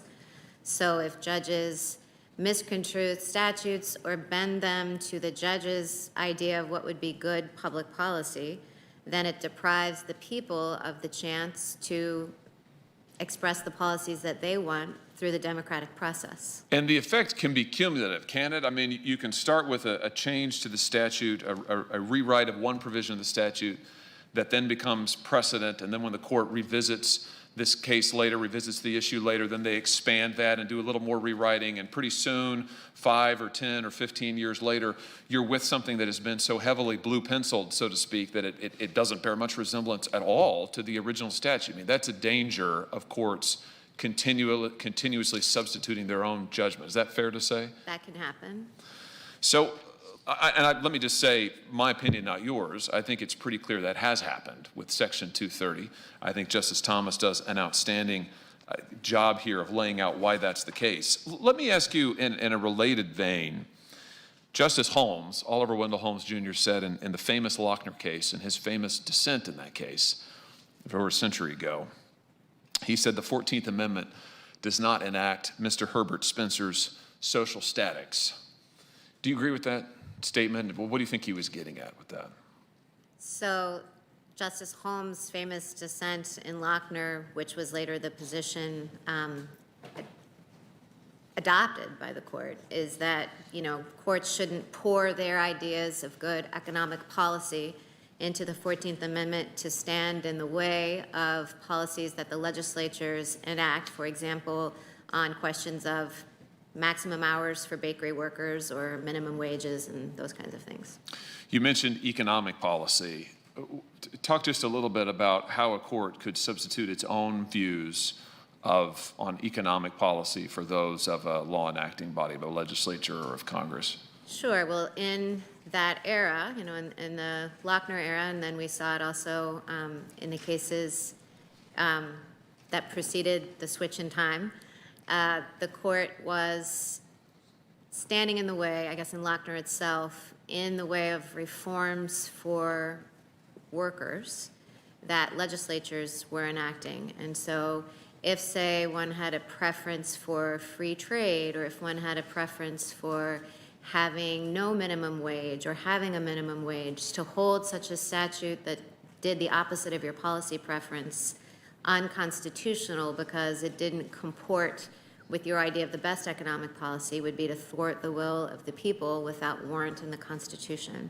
Are there dangers in courts acting as, let me preface this by saying, most judges are not economists. I suppose some may be, but most judges are not economics experts. Are there dangers in general with courts acting as economic policymakers, deciding economic policy, making economic judgments? I mean, is that something that courts should be wary of as outside their area of expertise? Well, I am certainly not an economist. I think courts are expert in interpreting law. We've been trained in law schools, and that's what we're good at, and that's what we should stick with. I raise these concerns, and I raise them in conjunction with Section 230, because it seems to me that in the closely related antitrust context, we have seen over a period of many years courts substitute their economic judgment in many cases for what the words of statutes actually say and what perhaps the fairest interpretation of statutes might actually be. And whether it's Section 230 or the antitrust laws, one effect of this is to see growing concentrations of power in this country economically that I think are very significant threats to the ongoing operation of our democracy, to the basic ability of the people to control the levers both of the economy and of culture and of government. And I'm afraid I think that courts have some role in this in much the way that Justice Thomas suggested in his dissent from denial yesterday. And I think it's hard to ignore it in the antitrust context as well. So I won't ask for your view on this, because these are cases, these are issues that you may well be called upon to weigh in on. I hope that you are. But I hope that you will give these issues consideration, and the I think very well taken warning of Justice Holmes in Lochner. I think perhaps that insight has been lost sight of in many cases by both Republican appointees and Democrat appointees over many years on the Supreme Court in a variety of areas. Let me transition to one other area of law that's very important, back to the First Amendment and to the free exercise of religion. You had an interesting free exercise case recently. You were on the panel. You didn't write the decision. This is the Pritzker case. Illinois Republican Party versus Pritzker, decided on September 3rd of this year. So it's quite recent. It was just last month. This is a case in which the governor of the state was sued because, in the words now of the opinion I'm quoting, his executive order relating to COVID lockdowns, quote now, exhibits special solicitude for the free exercise of religion. And the case, in a roundabout way, challenged that special solicitude for churches and religious organizations. You joined the opinion in full. You didn't dissent. Right. Can you say why you joined the opinion and why you think that the content here is right, why the holding is correct? Sure. So in that case, the Illinois Republican Party said that because the executive order in Illinois had given an exception for the free exercise of religion, for example, so that people could gather at churches or synagogues or mosques, that same special protection had to extend to the Illinois Republican Party, and indeed, by logical extension, to everyone, so that the whole order would fall, because religion couldn't be singled out for special treatment, and that right to free speech, free assembly, et cetera, that it was, under First Amendment doctrine, a content-based distinction that could not survive. And what that opinion said about that is that it was permissible for the governor of Illinois to carve out an exception for free exercise, and that doing so didn't compel the government to extend the same protection to everyone. As Judge Wood said, very well in that opinion, trying to accommodate a right explicitly mentioned in the Constitution and the First Amendment did not put the COVID order in jeopardy. And the opinion is very firm on this point. You quote from the Hosanna Tabor case, which you and I discussed a little bit yesterday, unanimous case from the Supreme Court. This is the opinion quoting from that case. The First Amendment itself gives special solicitude to the rights of religious organizations. That's the Hosanna Tabor case. This opinion that you joined goes on to say there can be no doubt that the First Amendment singles out the free exercise of religion for special treatment. Rather than being a mechanism for expressing views, as the speech, press, assembly, and petition guarantees are, the free exercise clause is content-based, as you just said. The mixture of speech and music and ritual and readings and dress that contribute to the exercise of religions the world over is greater than the sum of its parts. In other words, what I understand, correct me if I'm wrong, what I understand the panel to be saying is the free exercise of religion isn't reducible to the free exercise of speech. It isn't reducible to the free exercise of assembly. Those are important rights. Those are also protected by the First Amendment. But the free exercise of religion protects something different and more. It protects the rights of religious people and religious organizations of all backgrounds the world over, but of course in this country, for Americans, it protects them and gives them special solicitude under the First Amendment. Have I got that correct? Yes, to be clear, I can't take credit for the eloquent language. That was Judge Wood's language on the panel opinion that I did join. Yes, but the point that the panel opinion makes is that the free exercise of religion is singled out for its own protection in the First Amendment rather than being a subset of speech. And the position that the Illinois Republican Party took in that case would have been more putting everything under the speech umbrella. And why do you think that is an important point of constitutional law? If I could ask you to put on your, I'm not asking you to comment on cases, but if you could put on your constitutional scholar hat, why is it significant that the First Amendment gives special solicitude, as this decision says, as the Supreme Court has repeatedly said, special solicitude to the rights of religious associations, religious believers, religious worship and exercise? I think that case itself, the Illinois Republican case, shows why the distinction can matter, because as our panel held in that case, the outcome may have been different if we had been treating it solely as a free speech question, because the court has said that content-based distinctions, under the First Amendment, get strict scrutiny and it can be hard to satisfy. But, so the case might have come out differently had it only been speech at issue. The case came out as it did because free exercise was also at issue. I think in this time when we see many challenges to the rights of religious organizations, their ability to meet freely, and where frankly we see many instances around the country where religious organizations are treated, religious churches, synagogues, mosques are treated less favorably than secular counterparts, whether that's casinos or gyms or liquor stores, you name it. But so many different executives around this country have chosen to single out churches for disfavor, whether it's in the COVID context, which is what this case is about, or another context. I think that the holding of this opinion is very, very significant, and the Supreme Court's doctrine on this line of cases about the rights and the special solicitude, in the court's words, for religious organizations is very, very significant. I'll just conclude by saying, Judge Barrett, that it's been a privilege to get to speak with you these last couple of days. Congratulations to your family and to Jesse, and I think you have been, your answers to these questions have been really, really exceptional. I have been extremely impressed, and I was impressed to begin with. And I just want to put a finer point on something that Senator Sass said earlier. He said, you exercised your rights of assembly and free exercise and free speech when you were a faculty member. We've talked about that at length in various positions you took, and he pointed out there's nothing wrong with that. You shouldn't be penalized for it. I just want to agree with the chairman that I think there's nothing wrong with confirming to the Supreme Court of the United States a devout Catholic pro-life Christian, and it will be my privilege to vote for you. Thank you. Thank you, Judge Barrett. Thank you, Mr. Chairman. Senator Blumenthal. Thanks, Mr. Chairman. Welcome back, Judge Barrett, and to your family as well. I hope you got some rest last night.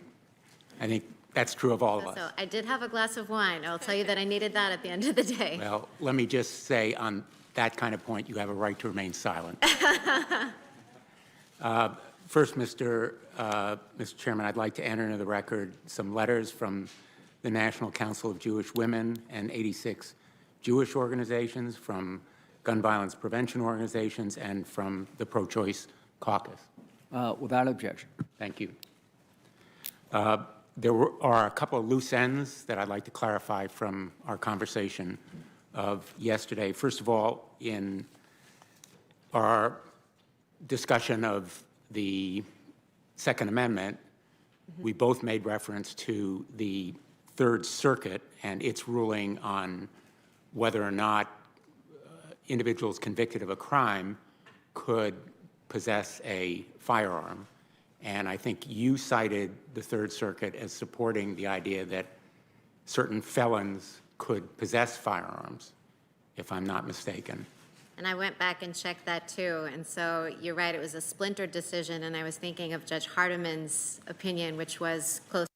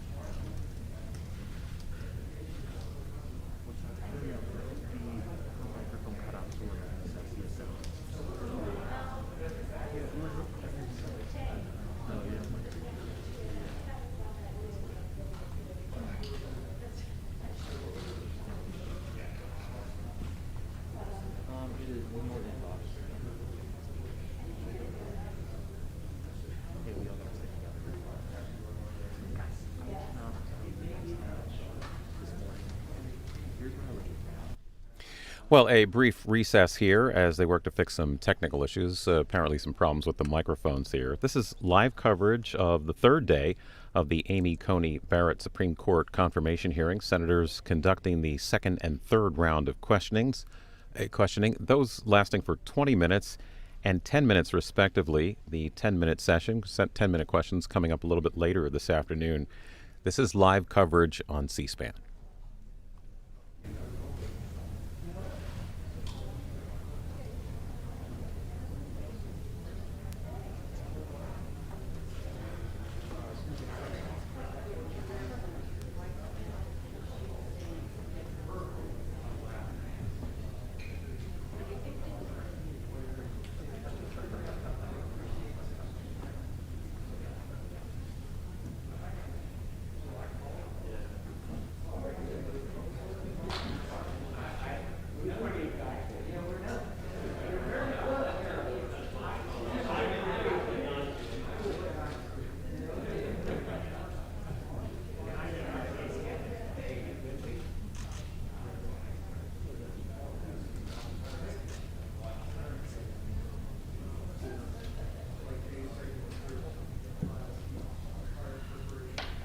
What's happened here?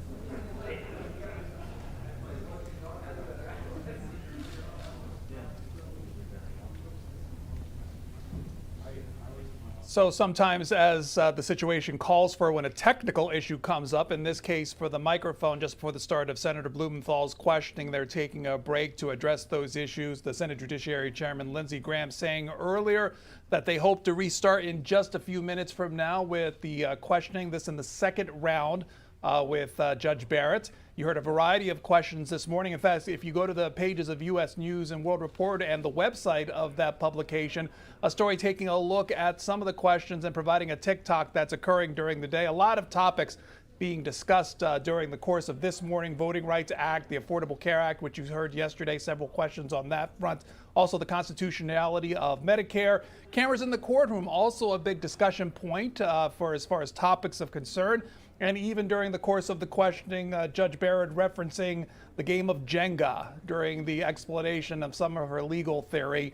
More of that expected in that second round. As you've heard, 20-minute rounds during this course, with the chairman saying they are wrapping up on the second day of questioning. Stay close to C-SPAN as we resolve this issue. Again, that was the USA Today story that we showed you. You can see that at usnews.com. Also, if you go to Twitter, there's a lot of people posting on Twitter as far as reaction to what's going on with today's events. Also, the Senate reporter commenting on earlier Chuck Grassley's line of questioning about that cameras in the courtroom situation, saying I would certainly keep an open mind about allowing cameras in the Supreme Court. That's from Robert Barnes, who covers the Supreme Court for the Washington Post. That's just some of the interchanges. Again, we're waiting for this technical issue to be resolved. We'll let you see a little bit and hear a little bit more of the room and see if that situation doesn't resolve itself in the next few minutes.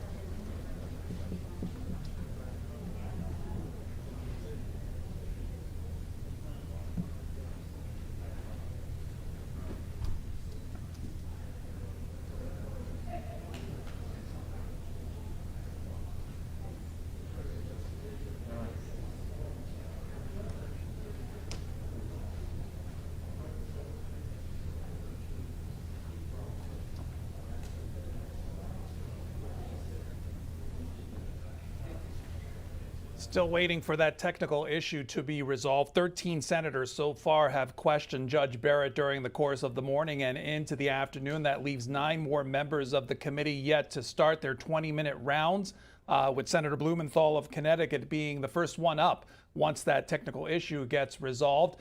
The idea is to finish up the testimony of Judge Barrett today. 20-minute rounds, and this round perhaps 10 more minutes then offered to the senators. If that's the case, we heard earlier that the Senate Judiciary Chairman, hoping to wrap this up today, and will wrap this up today. That may happen into the early evening. That may happen earlier this afternoon, depending on if they decide to take breaks or not. During the course of the morning, if you've missed it, by the way, you can go to our website at cspan.org to watch those significant portions. But reporting also taking place during this, as you can imagine. If you go to Michael McAuliffe of the New York Daily News, he offers some perspective of the testimony this morning. This from Senator Dick Durbin, which you may have heard from earlier. Quote, "Those who support the Republican platform are going to keep their promise to end the Affordable Care Act. They need that 9th justice, and that's why it has to be hurried. Unfortunately, that is the cloud, the orange cloud, over your nomination," the words of Senator Durbin of Illinois. Also, if you go to Politico, their reporter following this, Kyle Griffin, offers this from this morning when it comes to the questioning. Under questioning from Senator Leahy, Justice Barrett says that, quote, "No one is above the law," close quote.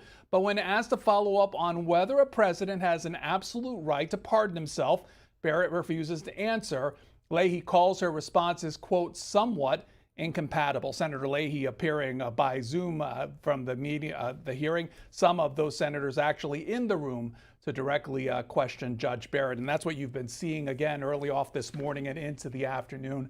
You can catch up on all of that on our website at cspan.org. Right now, what's happening, in case you're just joining us, there was a series of questions going into the afternoon.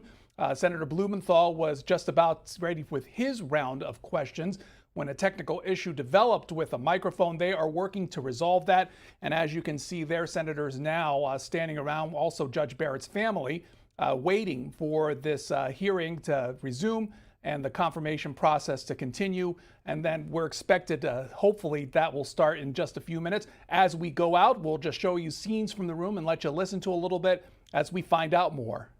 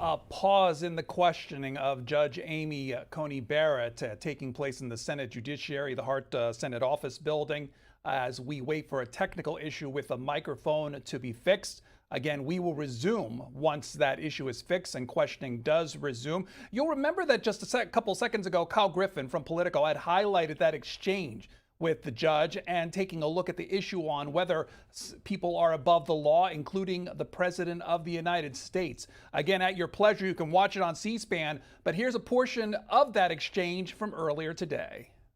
Let me ask you a specific that has come up. President Trump claims he has a absolute right to pardon himself. Now, for 200 years, the Supreme Court has recognized the common law principle that nobody can be a judge in their own case. I had to go way back and reread Calder versus Bull to see that. But would you agree, first, that nobody is above the law? Not the president, not you, not me. Is that correct? I agree, no one is above the law. And does a president have an absolute right to pardon himself for a crime?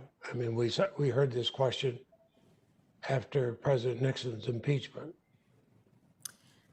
Senator Leahy, so far as I know, that question has never been litigated. That question has never arisen. That question may or may not arise, but it's one that calls for legal analysis of what the scope of the pardon power is. So because it would be opining on an open question when I haven't gone through the judicial process to decide it, it's not one on which I can offer a view. Okay, and so, but you were willing to say that no person, not you, not me, not a president, is above the law.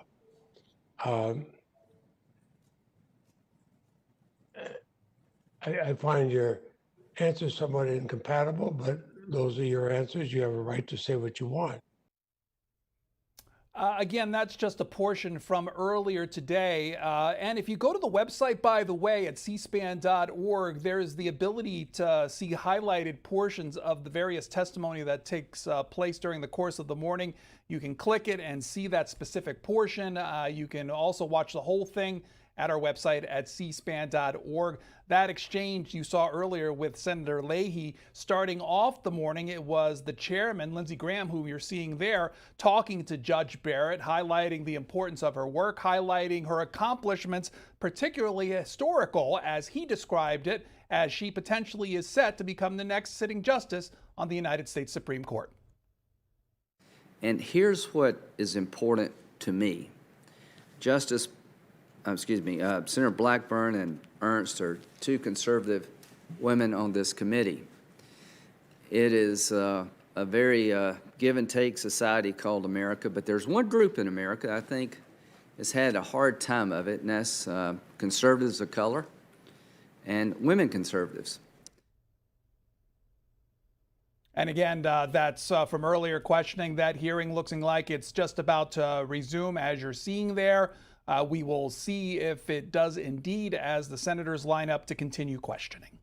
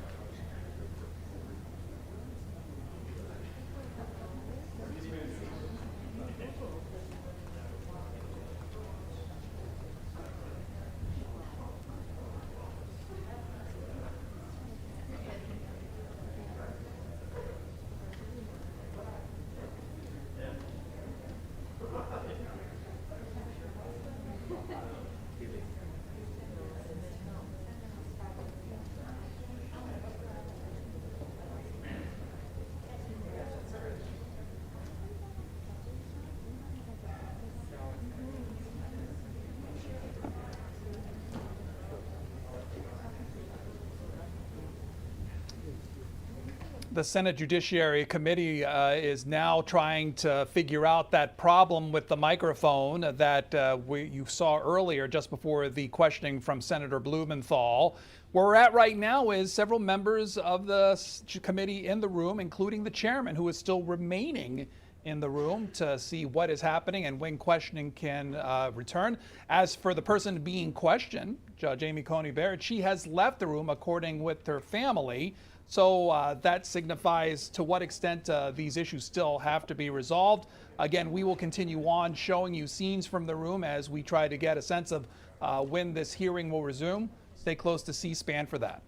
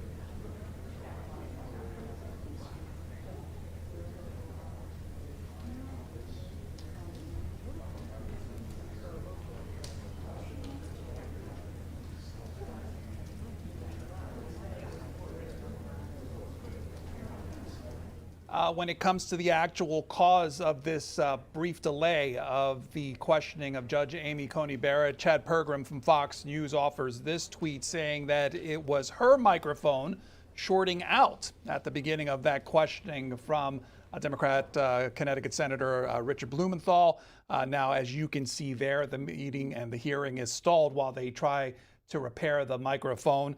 Again, we will take you back to that hearing when it resumes. We showed you a bit of the exchange that the judge had with Senator Pat Leahy of Vermont, talking on one issue, but we'll show you an expanded interview, or at least an expanded part of that interview with Senator Leahy, this taking place earlier this morning. Well, I talk about this because I know you have spoken feeling much like former Justice Scalia, who I would know was a friend of mine. But I disagreed on many things. He talked about racial entitlement. It's not racial entitlement when blacks have to stand in line for 10 hours to vote. And Justice Ginsburg, of course, dissented in Shelby. She knew what the consequences would be. I only mention that because it's okay for a judge not to close his or her eyes to reality. Now, I asked you last week what a Justice Barrett would do if a president or even a senator did not follow a Supreme Court decision. You declined. You said the question may come before you. I then asked if the Supreme Court would have the final word. You stated the Supreme Court would have the final word as far as the lower courts are concerned. And that surprised me, and it concerned me, and I'll tell you why. I asked Justice Gorsuch and I asked Justice Kavanaugh those questions. I asked them what happens then, and they made it clear that a president cannot refuse to comply with a court order, and the Supreme Court's word is the final word on that matter. That's what Justice Gorsuch and Justice Kavanaugh said. So I would ask you this. Do you agree that a president must follow a court order and the Supreme Court's word is final? Or is the Supreme Court's word only final as far as the lower courts are concerned? Senator Leahy, I'm glad to have the opportunity to clarify from our conversation. First, I know that both Justices Gorsuch and Kavanaugh said that no man is above the law, and I agree with that. But I conversed with Senator Lee yesterday about Federalist 78, which says that courts have neither force nor will. In other words, we can't do anything to enforce our own judgments. And so what I meant in the conversation with you is that as a matter of law, the Supreme Court may have the final word, but the Supreme Court lacks control over what happens after that. The Supreme Court and any federal court has no power, no force, and no will, so it relies on the other branches to react to its judgments accordingly. I remember as a young law student having lunch.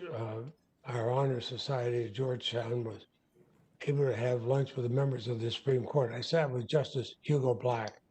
He told me what happened with Brown versus Board of Education.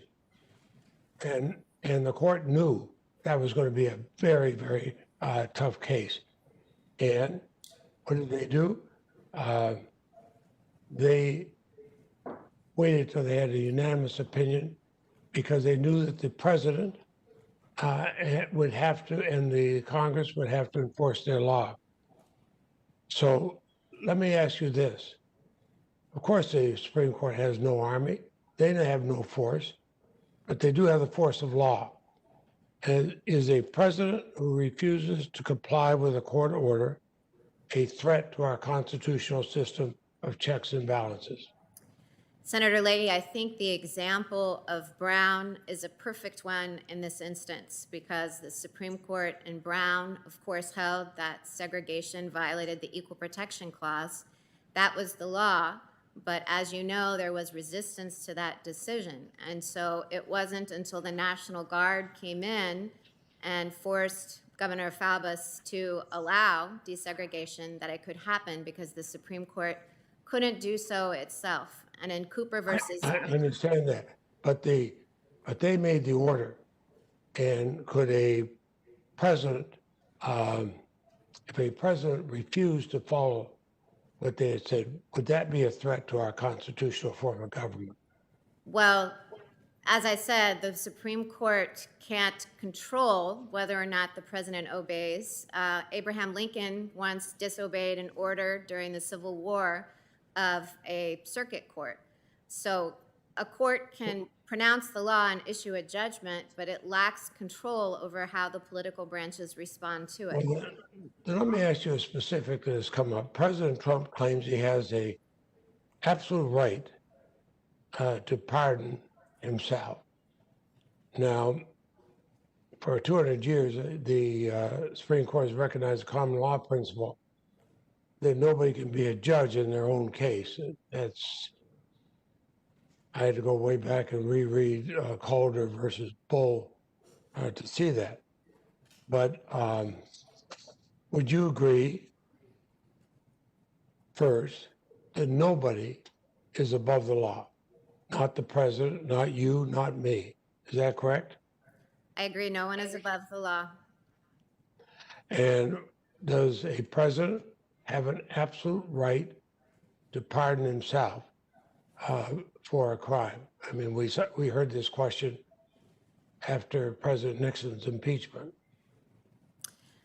Senator Leahy, so far as I know, that question has never been litigated. That question has never arisen. That question may or may not arise, but it's one that calls for legal analysis of what the scope of the pardon power is.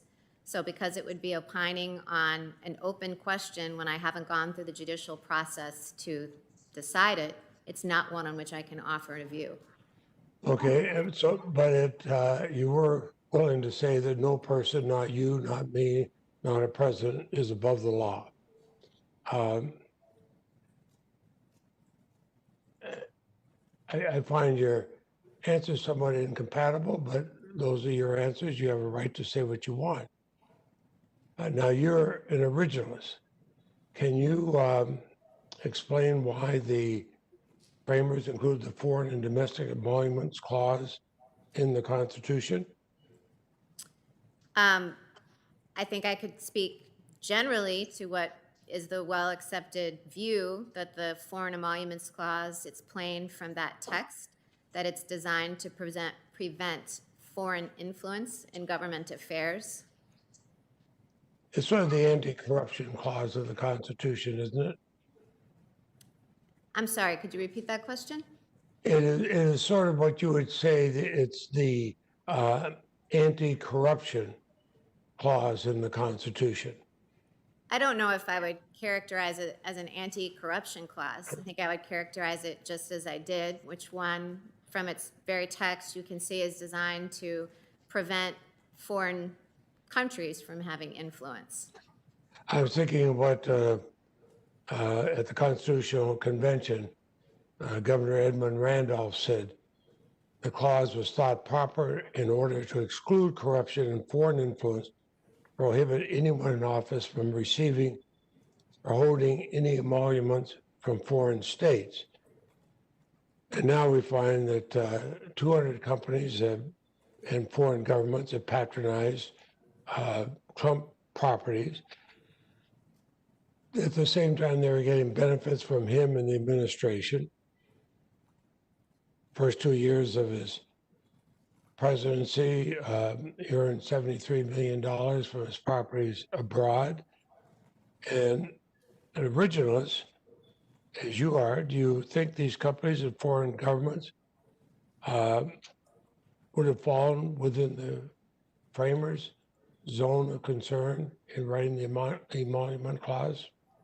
Senator, the emoluments clause, it's under litigation. There was a Fourth Circuit case that recently involved this question. So as a matter that's being litigated, it's very clear that that would be one that I can't express an opinion on because it could come before me.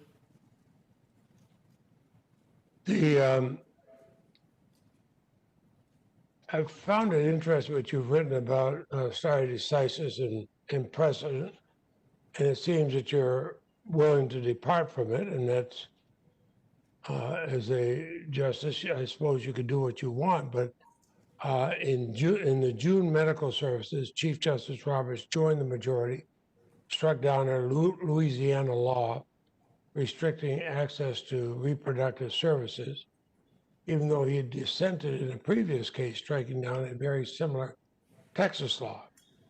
He said the legal doctrine of stare decisis requires us, absent special circumstances, to treat cases alike. So having been on the losing side in the first one, he took that position of that case. Do you agree that he demonstrated a commitment to stare decisis in this case? Well, Senator, no justice that I'm aware of throughout history has ever maintained the position that overruling a case is never appropriate. As you probably know, there's a Supreme Court case that said that states could criminalize sexual conduct between same-sex couples, and Lawrence versus Texas overruled that case. Plessy versus Ferguson was precedent, and Brown versus the Board of Education overruled it. So the Supreme Court has always...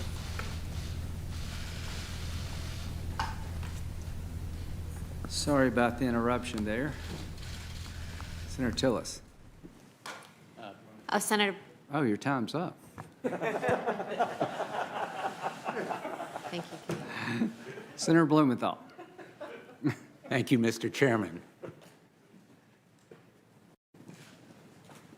That was almost the shortest questioning session you ever had. I was getting ready to defend you and say, oh, no, it's Senator Blumenthal's turn. Hard to keep track of us. I entered some letters into the record, Mr. Chairman, I believe, before we broke. Yes, sir, without objection. And I began my questioning about the Third Circuit opinion in Binderup. I believe that you would agree that decision applied to misdemeanor Yes. offenses, correct? Not to Yes. felons. Yes, I was thinking of the separate opinion that Judge Hardiman wrote, I think for 5, and it was a splintered decision, but the holding, I agree. So it is really doesn't misdemeanors. support the dissent that you wrote in. Judge Hardiman's position does for the 5, but you're right, I had misremembered the common judgment holding for the plurality. Thank you.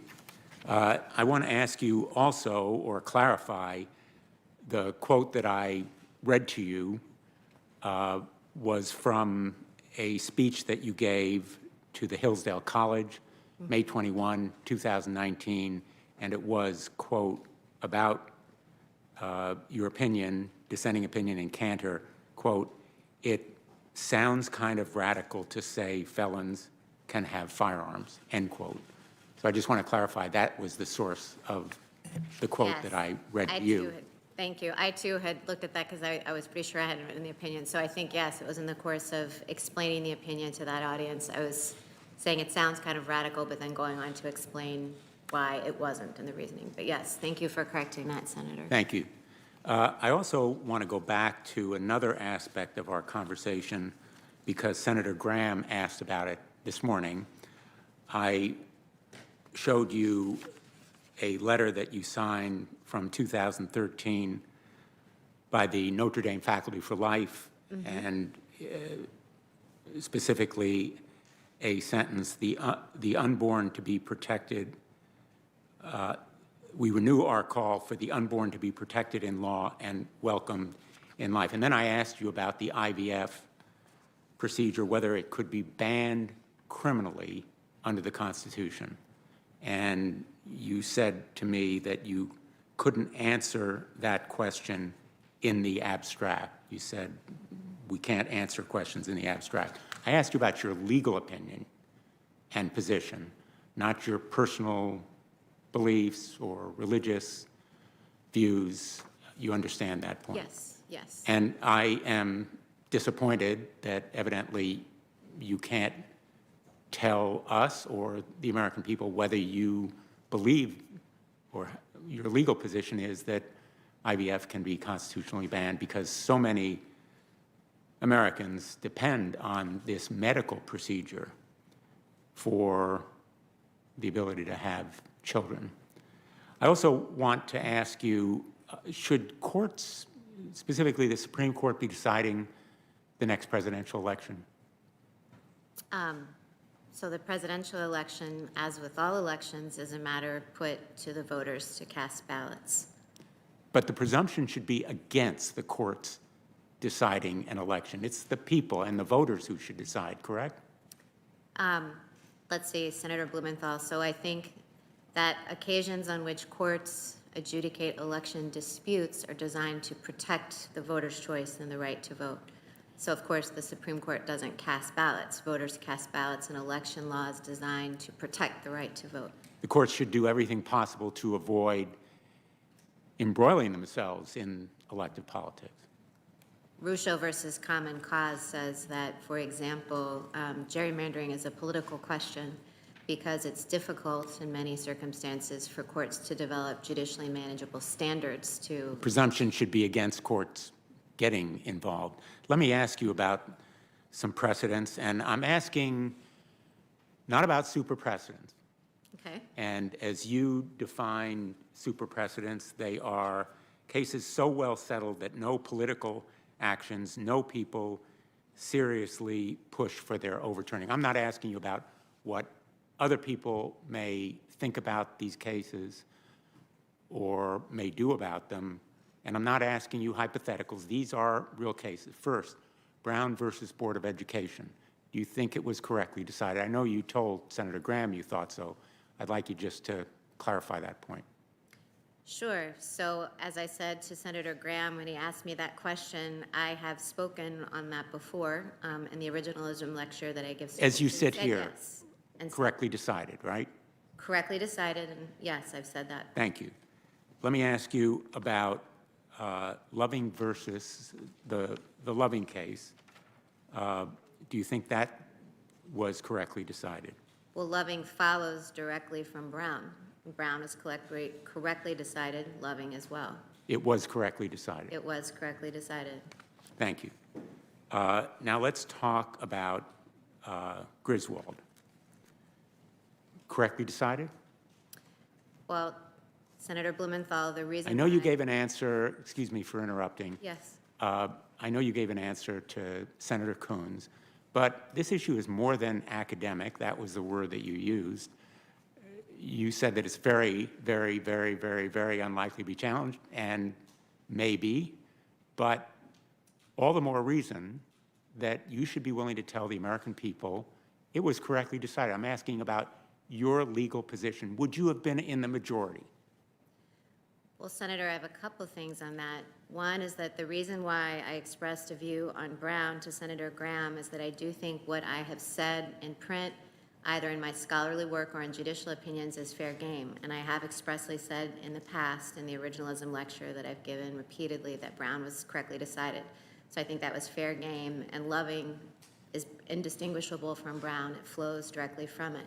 Loving involved Not interracial marriage, and Griswold involves a ban on contraception, criminal ban on the use of contraceptives, which in turn also involves Eisenstadt v. Baird. These are fundamental cases, and I'm asking your legal position. I want you to keep in mind how many people are listening and watching because they may take a message from what you say. They may see what you say and be deterred from using contraceptives, or may feel the fear that it could be banned. Well, Senator Blumenthal, the position that I've taken is whether a question is easy or hard, that I can't offer an answer to it. And I would be surprised if people were afraid that birth control was about to be criminalized, because I said to Senator Coons, You may I don't be see any- surprised, but Chief Justice Roberts said, quote, "I agree with the Griswold Court's conclusion that marital privacy extends to contraception. Justice Kennedy, if a hypothetical case were to be imagined that better fits within the privacy that I believe the Constitution protects, I couldn't think of a hypothetical better than Griswold." At his hearing, Justice Thomas said, "I believe the approach that Justice Harlan took in Poe v. Ullman and reaffirmed again in Griswold in determining the right to privacy was the appropriate way to go." And he reaffirmed Eisenstadt v. Baird. I'm stunned that you're not willing to say an unequivocal yes, it was correctly decided, I would have been in the majority. Lawrence v. Texas, which held that the government cannot criminalize gay and lesbian relationships. Was it correctly decided?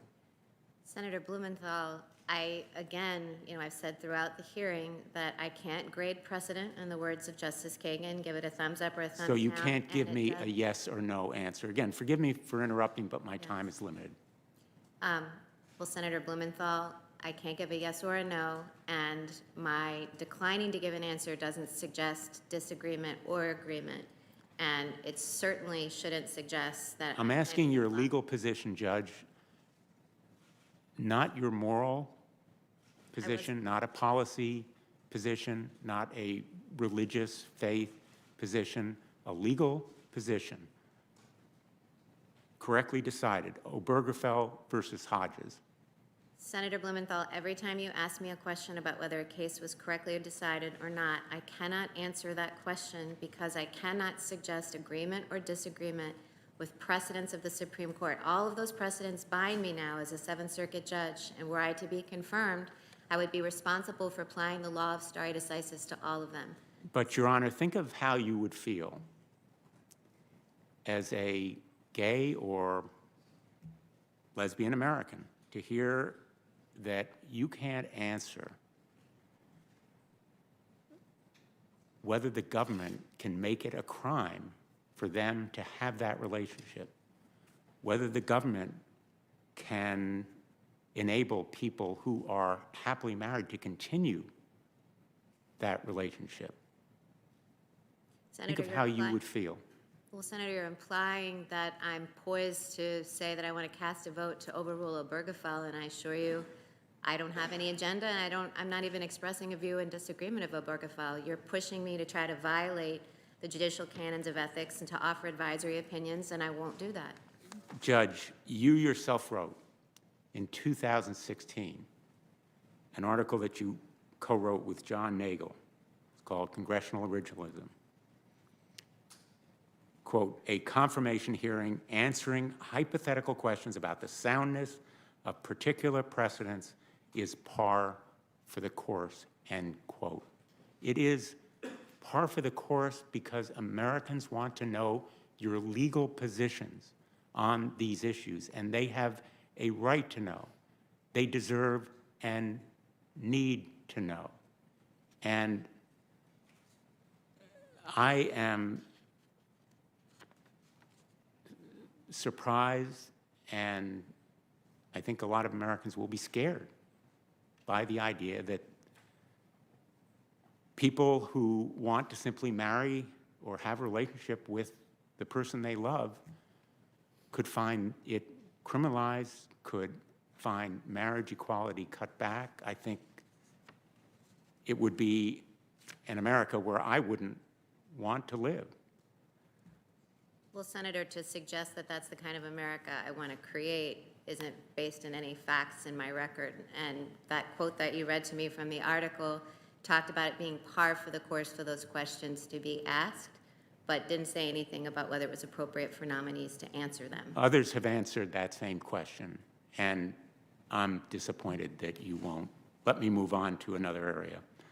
Last month, the New York Times published a series of bombshell reports dealing with the current state of the president's finances. There were a lot of revelations in that report, including that the president himself is responsible for loans totaling $421 million, most of which is coming due within 4 years. That amount of personal debt makes the president vulnerable to leverage, to manipulation, to coercion. His vulnerability makes him a threat to our national security. I'm not going to ask you about that aspect of his finances, or that he paid only $750 in income taxes in 2016 and 2017. I want to ask you about a fact that is critical constitutionally. During his first 2 years in office, the president received $73 million from foreign sources. Now, in the interest of full disclosure, I just want to say I led a lawsuit involving 200 of my colleagues challenging the president's receipt of those foreign benefits and foreign payments as a violation of the Emoluments Clause. And we cited as well other payments and benefits that he received from India, Afghanistan, Kuwait, Qatar, Malaysia, Saudi Arabia, Slovakia, and Thailand, and more, in violation of the Emoluments Clause. And we've been talking a lot about originalism. The Emoluments Clause was the premier anti-corruption clause in the United States Constitution. As Edmund Randolph of Virginia said, specifically, the clause was intended to, quote, prevent corruption, end quote, by, quote, prohibiting anyone in office from receiving or holding any emoluments from foreign states, end quote. The lawsuit that I led was denied certiorari yesterday by the United States Supreme Court. The D.C. Circuit Court of Appeals ruled against us on the limited technical issue of standing. It didn't deal with the merits. I hope that you will keep in mind the danger of corruption and the need to give citizens standing to enforce laws that prohibit corruption. Nobody is above the law. You've stated that position very well. And enforcement of laws that prevent corruption is vital. And my view is that the president, any president, must be held accountable. Do you agree? No man is above the law. I agree with that, as I've stated very clearly before. And I also want to assure you, Senator Blumenthal, that I will apply all laws and come to an open mind with all laws, including laws dealing with anti-corruption. Let me ask you about a topic that really hasn't arisen much here, Okay? climate change.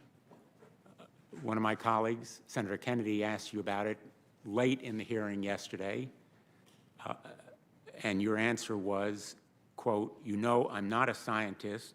I have read things about climate change. I would not say I have firm views on it." Do you believe that human beings cause global warming? Well, Senator Blumenthal, I don't think I am competent to opine on what causes global warming or not. So I Well, we all have really views on it. offer- I'm Yeah, asking but for your opinion. I don't think that my views on global warming or climate change are relevant to the job I would do as a judge, nor do I feel like I have views that are informed enough, and I haven't studied scientific data. I'm not really in a position to offer any kind of informed opinion on what I think causes. I understand. Global. And again, I apologize for interrupting. Do you agree with the president on his views of climate change? I don't know that I have seen the president's expression of his views on climate change. Okay. Let me ask you on another area. Are you aware of the Supreme Court, as it's called, shadow docket? I am. Essentially, this docket consists of cases that are decided, often stays or extension of orders, without an opinion, correct? Correct. And as a matter of fact, in the denial of certiorari in Blumenthal versus Trump yesterday, there was no opinion providing the reasons why they did so. We don't even know how many justices supported the decision, except that there must have been at least 5, and despite detailed reasoning from lower courts, which we challenge, about the issues, there was no opinion. And the same was true of the census decision, as you know. So don't you think there should be transparency on the part of the Supreme Court? I think that the court, in the practice of denying cert petitions routinely, and you know, the shadow docket has become a hot topic in the last couple of years, but you know, even when I was clerking on the court in 1998, it was not typical for the court to issue opinions explaining why cert was denied, although sometimes there are dissents from the denial of certiorari which have opinions. But as far as I know, it's never been the routine practice of the court to have opinions. My time is limited, but I just want to leave you with the very strong message, because increasingly the court has turned to this shadow docket. In fact, it's growing larger. It's up to 6,000 cases every year where it rules without an opinion and without disclosing who voted which way. That strikes me as anti-democratic with a small d.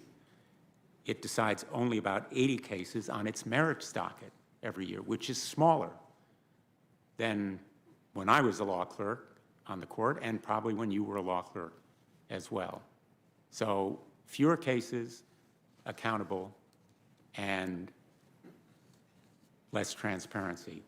I am going to conclude here. I just want to say we tried to bring into this room real people who are going to be affected by your decisions. Some of them will lose their coverage. In fact, millions of Americans, including Connor Curran, will lose his coverage under the Affordable Care Act if he's denied the protection to people with pre-existing conditions. legislative activism from the bench and the kind of activism that I fear you will bring to the bench is one of the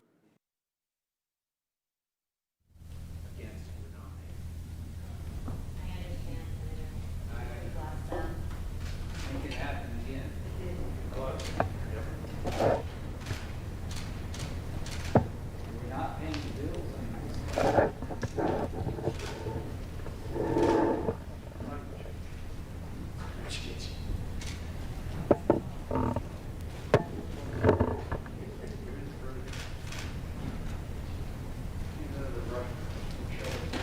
Hello?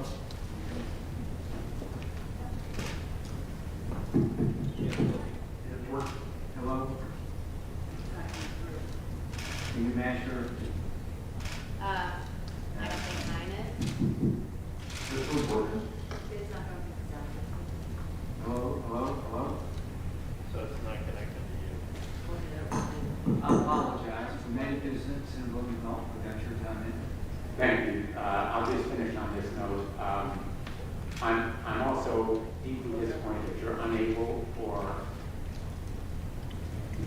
unwilling to state your legal position on whether certain cases have been correctly decided. You know, there have been a lot of references to the Ginsburg rule. I think this administration has taken the Ginsburg rule to a new level. I hope it won't be known as the Barrett of avoiding responses like this. But I think that other nominees or lower courts have adopted the same stance, and I urge the administration to encourage its nominees to be more forthright to us, because the American people and all of us have a right to those that knowledge about the legal positions. I thank you. Senator Tillis. Thank you, Mr. Chairman, and thank you again, Judge Barrett, for your indulgence. Before I get started, I just want to assure Senator Cornyn and Senator Cruz that I will not cast aspersions on human Astros, because I believe Senator Sass, who I laid out an ironclad case. Judge Barrett, I've got a quick question for you. Out of 4 cases, U.S. versus Lopez, D.C. versus Heller, Hobby Lobby versus Burwell, Washington versus Blackburn. Microphone's not working. Take a 5 or 10 minute break and see what we can do. I did not cast aspersions.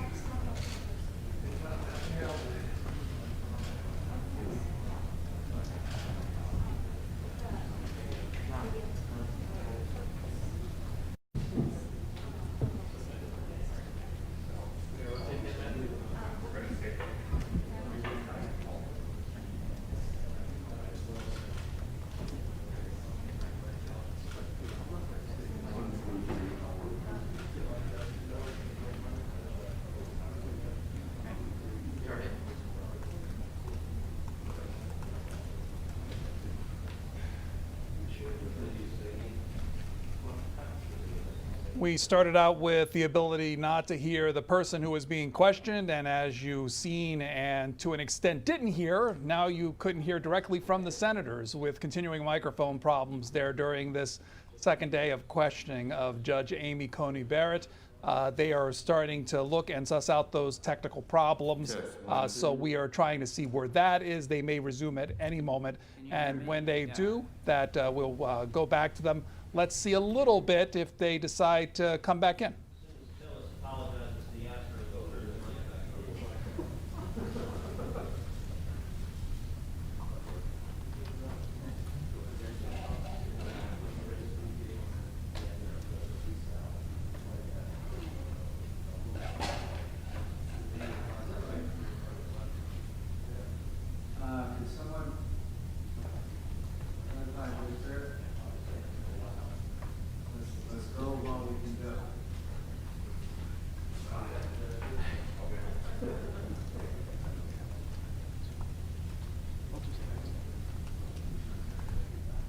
Microphone checks are currently being done in that room, and so hopefully in the next couple of minutes they will resume with the questioning of the judge by the senators. In the meantime, to show you a sample of tweets that are hitting the Twitter sphere in light of this confirmation hearing, someone we will hear from later on today, Senator Kamala Harris, a Democrat from California, also the vice presidential nominee for former Vice President Joe Biden, having this tweet saying, allowing Trump to determine who fills the seat of Ruth Bader Ginsburg, a champion for women's rights and a critical vote in decisions that have sustained the right to choose, poses a threat to comprehensive reproductive health care in our country.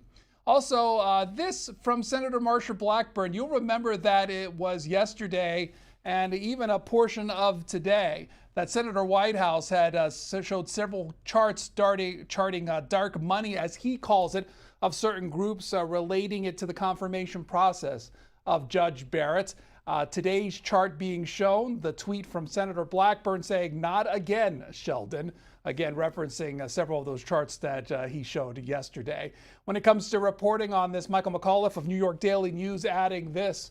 Again, the words of Senator Dick Durbin, Democrat from Illinois, those who support the Republican platform are going to keep their promise to end the Affordable Care Act.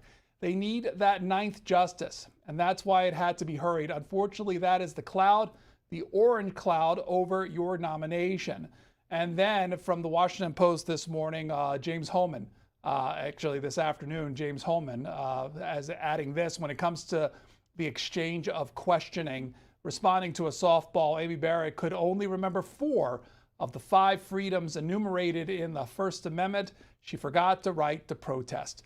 Again, you can read these tweets about these events that are taking place, but you can also see them as well. If you go to our website at cspan.org, you can see key portions of today's hearing. You can watch it all in total if you want.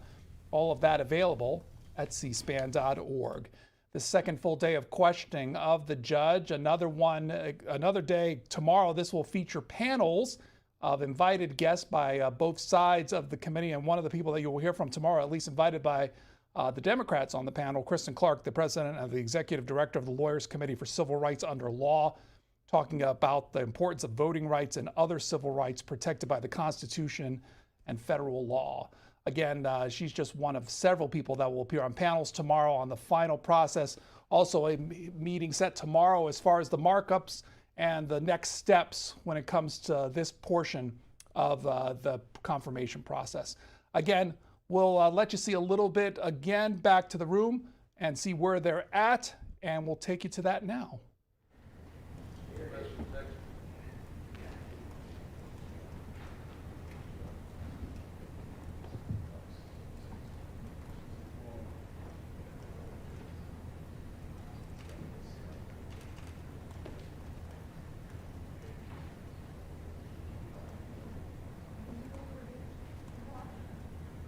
Those trapped in the room, we can hear ourselves. We're just not feeding to the court reporter out to the public service station. So this is a public hearing. Will hopefully be fixed out on it.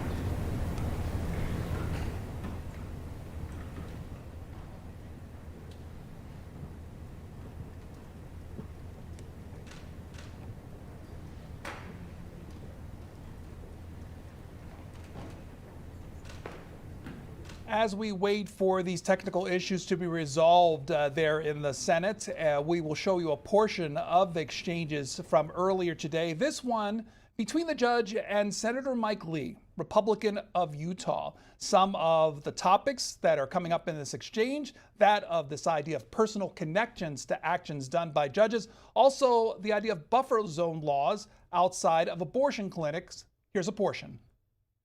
Thank you, Mr. Chairman. Mr. Chairman, I'd like to submit to the record a letter from the American Legislative Exchange Council. Without objection. Judge Barrett, I want to talk about religious freedom for a moment.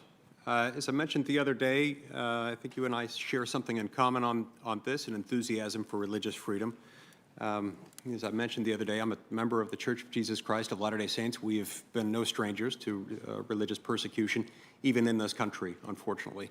On October 27, 1838, the governor of Missouri ordered us exterminated. It wasn't nice, but, you know, I assume he had his reasons. He believed we were heretics, and I'm sure we are heretics in the eyes of many, but we try to be really nice heretics.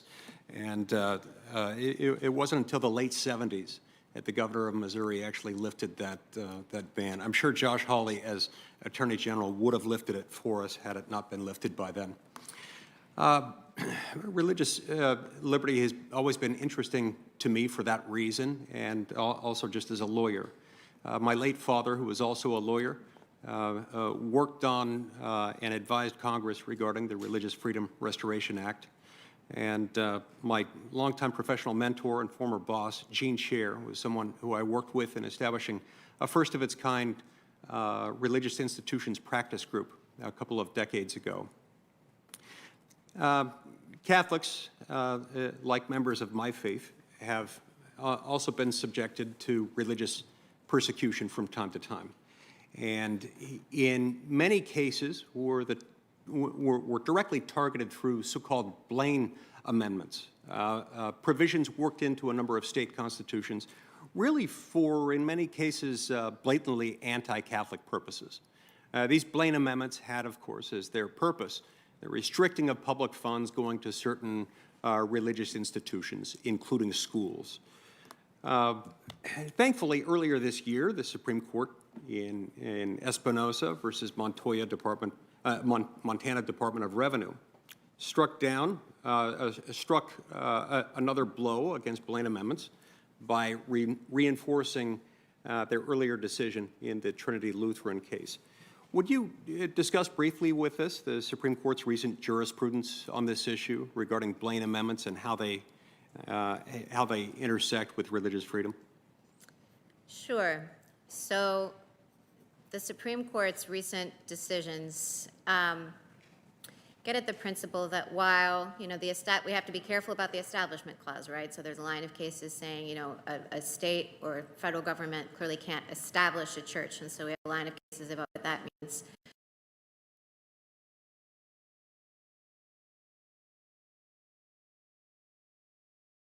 Can't be discriminated against or excluded from public programs simply because they are religious. Now, during your time on the Seventh Circuit, you've been able to handle some cases involving religious freedom issues. For example, you joined a majority opinion in the Gruscott case, upholding the freedom of a Jewish religious school and its authority, its own discretion to hire teachers at its school. Now, that ruling was challenged before the U.S. Supreme Court, but the Supreme Court denied certiorari in that case.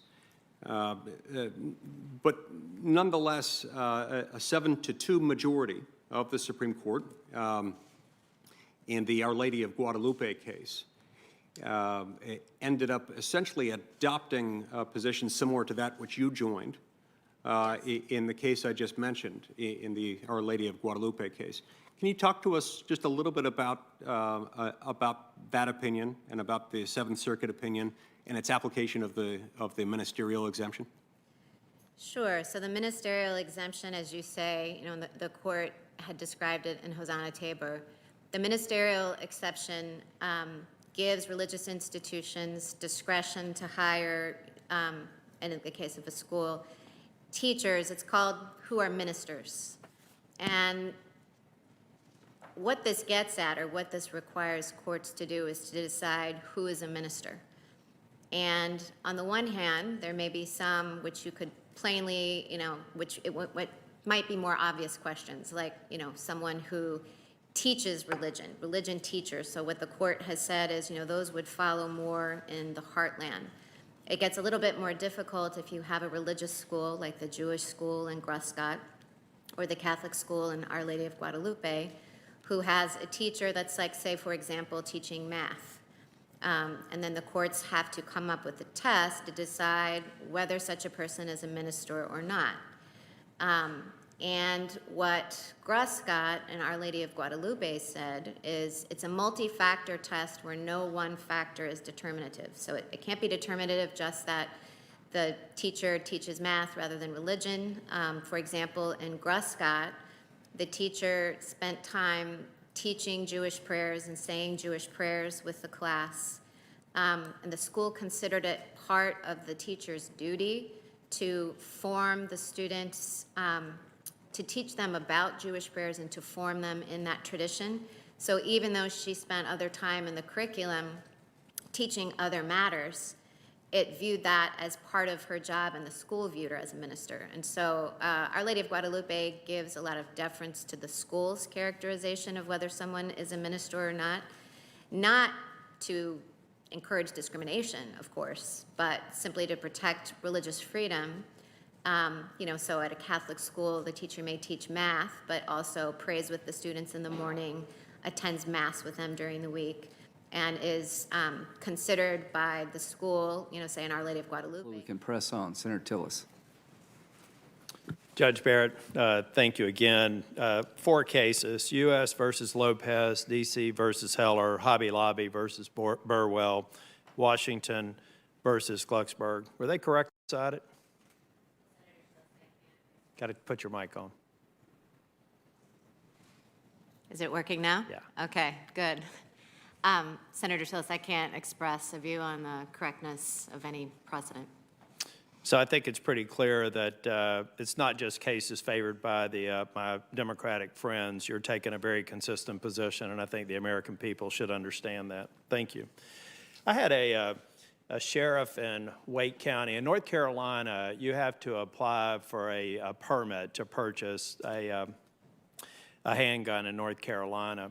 And for a period of time, the sheriff of Wake County refused to process handgun permits. He has subsequently reversed that policy, so it's no longer an active case. But, it would seem to me that that sheriff was making a decision that wades into, I think, a Second Amendment right. How would you evaluate a case like that if it came before you? So if a case like that matured into litigation and went up the appellate process, I would look at the law, and obviously the Second Amendment would be relevant there. So I would, read all applicable precedents, including Heller, to determine whether what the sheriff had done violated the Second Amendment right or not. Well, I think in that case it did, but I would leave it to somebody far more qualified than you to take it forward. And I suspect it will if the sheriff reimposes the same imposition on lawful gun owners. I thought about this when Senator Hawley was asking a similar question. I've finished my 68th telephone town hall since the first case was reported in North Carolina. And about a month into it, everybody understood that we had to shut things down, try to understand how COVID was affecting us.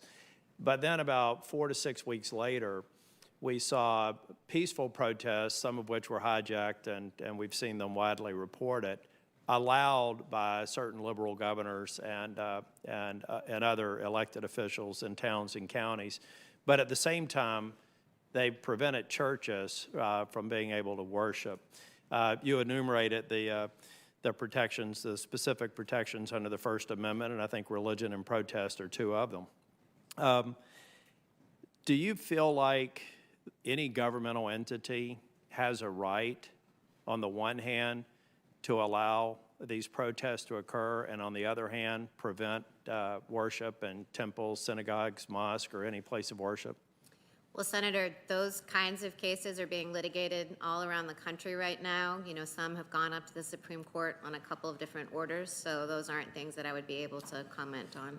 Are you able to opine at all on how you would go about evaluating the arguments? Sure. So whenever you have that kind of a restriction, like, you know, as we are in a pandemic, the Supreme Court's general position is that the government has a compelling interest in responding to a health crisis of this sort. So you look at the case law describing the extent of the state's authority to address a public health crisis. You know, it's come up before in a case involving vaccination.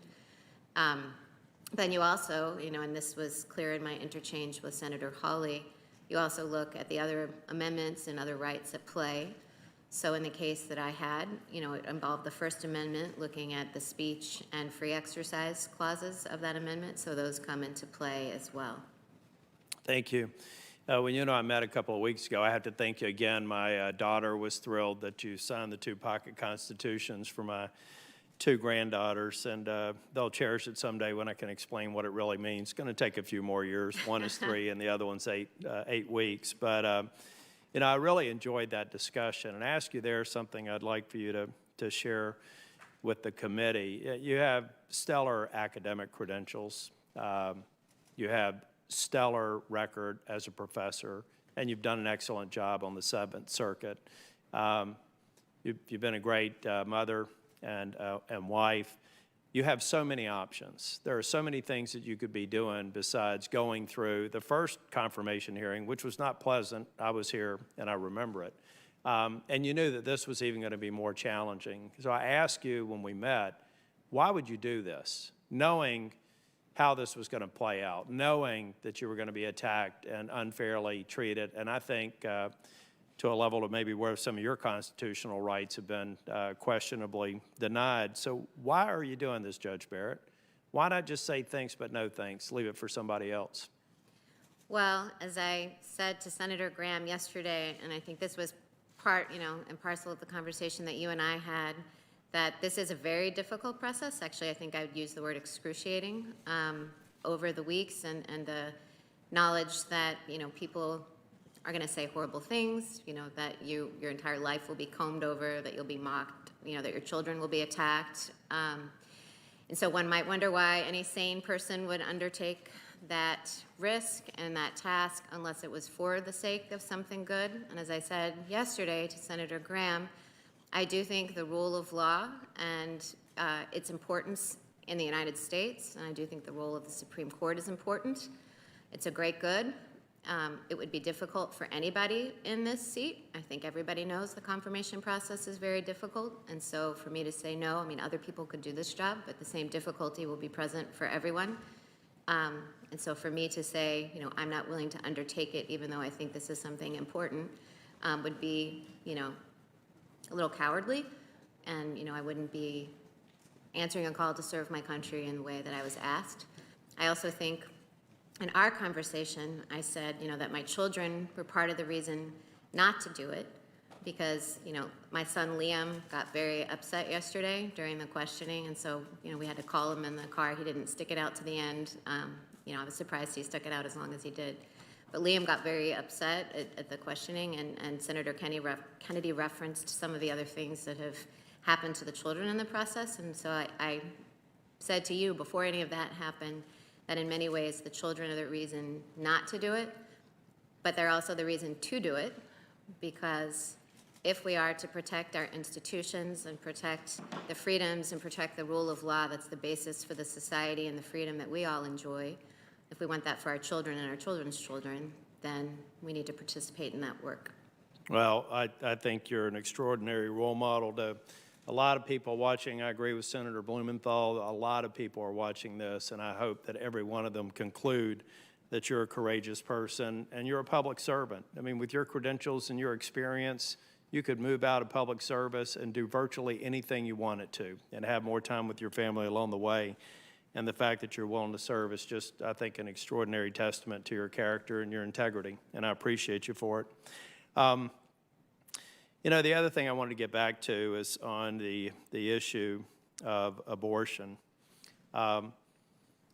I think it's remarkable over the course of the past couple of days how many times they have, my colleagues on the other side of the aisle have challenged you on this matter. And in the same breath, they're advocating for activism. In one breath, they want to secure certain Supreme Court precedent. On the other breath, they want your commitment to potentially overturn it. But I want to talk specifically about a policy in Gonzalez versus Carhart. I mentioned yesterday late-term abortions, partial birth abortions. I've thought were horrific all of my life, but especially since I held that premature granddaughter of mine who was born 3 weeks premature. How would you, if a case as a matter of state law or federal law, let's say Senator Graham's bill, how would you go about evaluating maybe some laws that would prevent late-term abortions, partial birth abortions? How would you go about evaluating that in light of Gonzalez versus Carhart? Well, I would look at all the precedents. Casey, as we discussed yesterday, sets out the undue burden standard, which is the test, and then Gonzalez versus Carhart, as you say, upheld a restriction on partial birth abortion.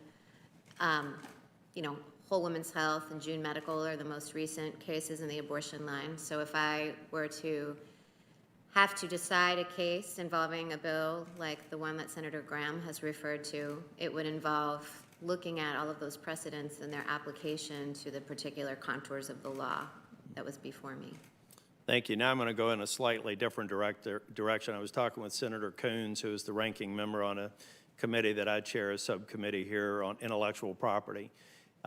We've done a lot of work, and we're working on a bipartisan, bicameral basis, and I have to thank Senator Blumenthal for probably being one of the more active members in this committee. I think it's an area where we really are working on a bipartisan basis, the things that the public seldom see.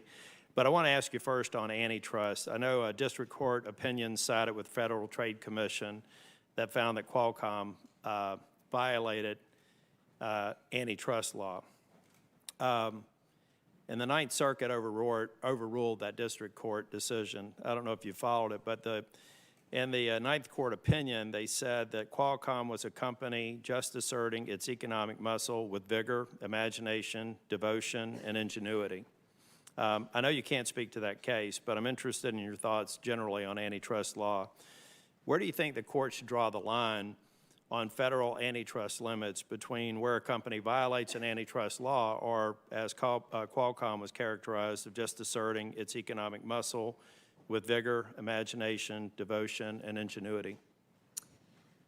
I haven't followed that case, so I'm not aware of that case from the Ninth Circuit, but I would be venturing out into that hypothetical dangerous territory if I tried to articulate what hypothetical line to draw in the context of antitrust law, because, well, as you probably know better than I, just being on the committee, it's a complex area with lots and lots of precedent and lots of statutory and regulatory law as well. Moving to another area that's been addressed on the Committee on Intellectual Property and Patent Law Eligibility.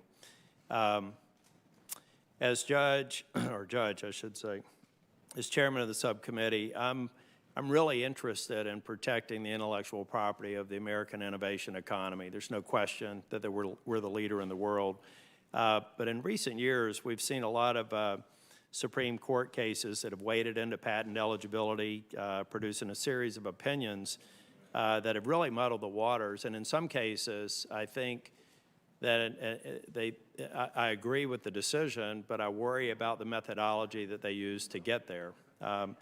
So I'm curious about your thoughts. In my committee, we've talked about specific cases that we could potentially abrogate if we could get bipartisan support, and we're in those discussions. But what are your thoughts on the Supreme Court's rulings on patent eligibility?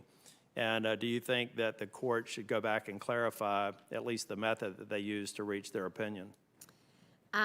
So without commenting on any particular cases, which actually I have to be completely honest and confess to you, I can't think of what particular cases you might be thinking of in the patent eligibility, but without commenting on those cases in any event, I think I would say that clarity in decision-making is always something that courts should strive for, and I know on the Seventh Circuit, we try, and I'm trying to be attuned to in writing opinions, whether it gives good guidance to lower courts and then to also those who are trying to order their conduct, you know, in compliance with the law. So I think clarity is certainly a virtue in this context. And I think that we're working, like I said, on a bipartisan, bicameral basis to help or do it on our part. Copyright law and technology is another area that we focus quite a bit on. I think I had one witness say that our current laws are MySpace laws in a TikTok world. There's a lot of changes that have occurred, and we feel like there's a need for us to maybe move forward with some clarity and some protections. The Supreme Court has spent more than a century answering questions about whether copyright law covers new technologies like cameras, player pianos, moving pictures, the list goes on, several internet-enabled technologies. Do you think that the Supreme Court is the best institution to answer these questions, or is that a role Congress should play? Most of the things you're identifying sound to me like matters of policy, and so those seem like matters that are best addressed by the legislature, a democratically elected body, not policy made by courts. I agree. I think it's a complex subject, and I'm glad to hear your opinion, and I hope that we make progress on it. And again, I have to thank Senator Coons and Senator Blumenthal and Senator Hirono, who are on that subcommittee, who have, I think we've worked well, and I'm hopeful that we'll make progress. I think Senator Blumenthal asked you about the courts getting involved in elections, but before somebody goes out into the cyber world and says 9 people are going to decide the outcome of the election, 9 votes versus the tens of millions of votes that are being cast now will be cast by November the 3rd. What you're potentially going to be confronted with are various lawsuits that may come in based on changes in voting protocols for this cycle versus other ones. But at the end of the day, what role is the court going to play, if any, in the determination? 9 people are not going to elect the president, regardless of who wins the election. But 9 people are going to have to consider various cases. But at the foundation, is it accurate to say that your role will be determining whether or not every single American who wishes to vote had their vote recorded and was given proper access to make that vote? Is that fundamentally what the courts would decide? Fundamentally, if an election dispute arose, obviously the issue, it's impossible to predict what particular aspect of the election would be challenged. But the laws that would be invoked are laws that protect the right to vote, that keep elections fair. So those are the kinds of issues that have come up in past election disputes. And so certainly the court would not see itself as, and would not be electing the president. It would be applying laws that are designed to protect elections and protect the right to vote. I also want to thank you in closing, Mr. Chairman. I want to thank you for reaffirming, I think in a discussion with Senator Durbin, possibly Senator Hawley, that you believe every single person in this country should have a right to vote, and that they should be able to do that without intimidation, without any undue burdens. And I appreciate you reaffirming that. And I just want to make sure I heard you right in your responses to other questions. You do feel very strongly that every American should have safe access to the vote. And I, for one, hope that every registered voter in this country vote on November 11th. That may be a stretch goal, but do you agree with that? Of course, yes.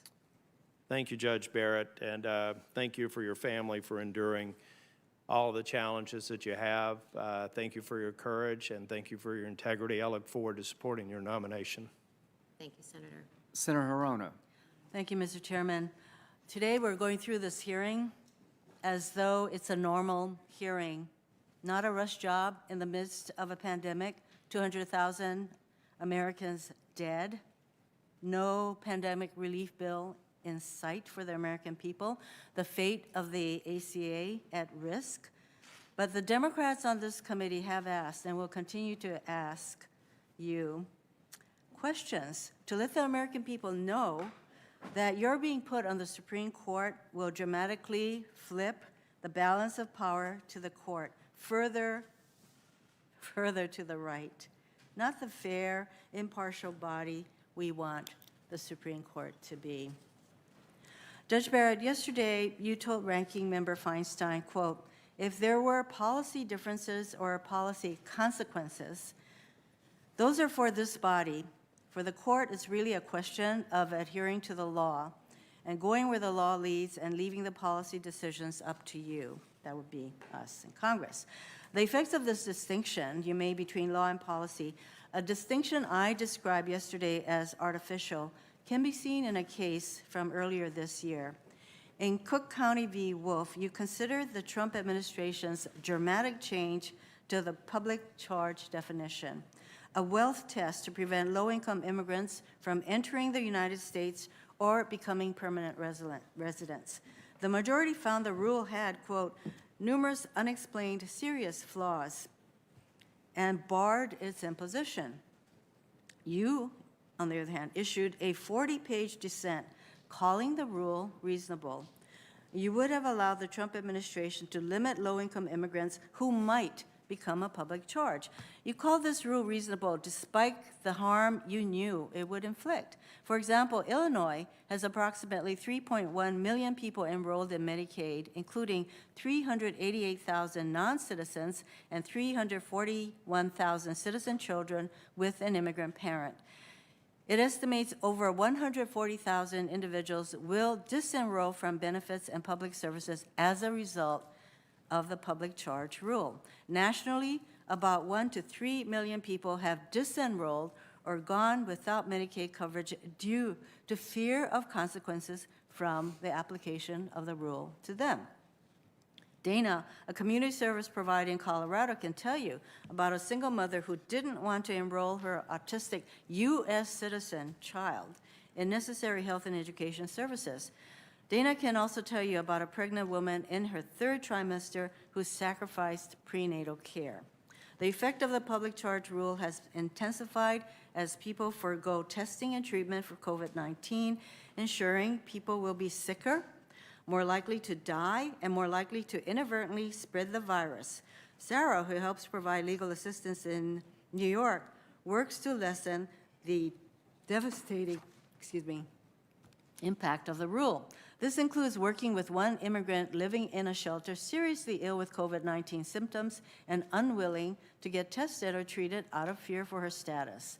And while the Trump administration admitted the rule's connection to a reduction in public benefit enrollment and food insecurity, housing scarcity, and increased costs for states and localities, it brushed off the impacts and refused to alter the rule.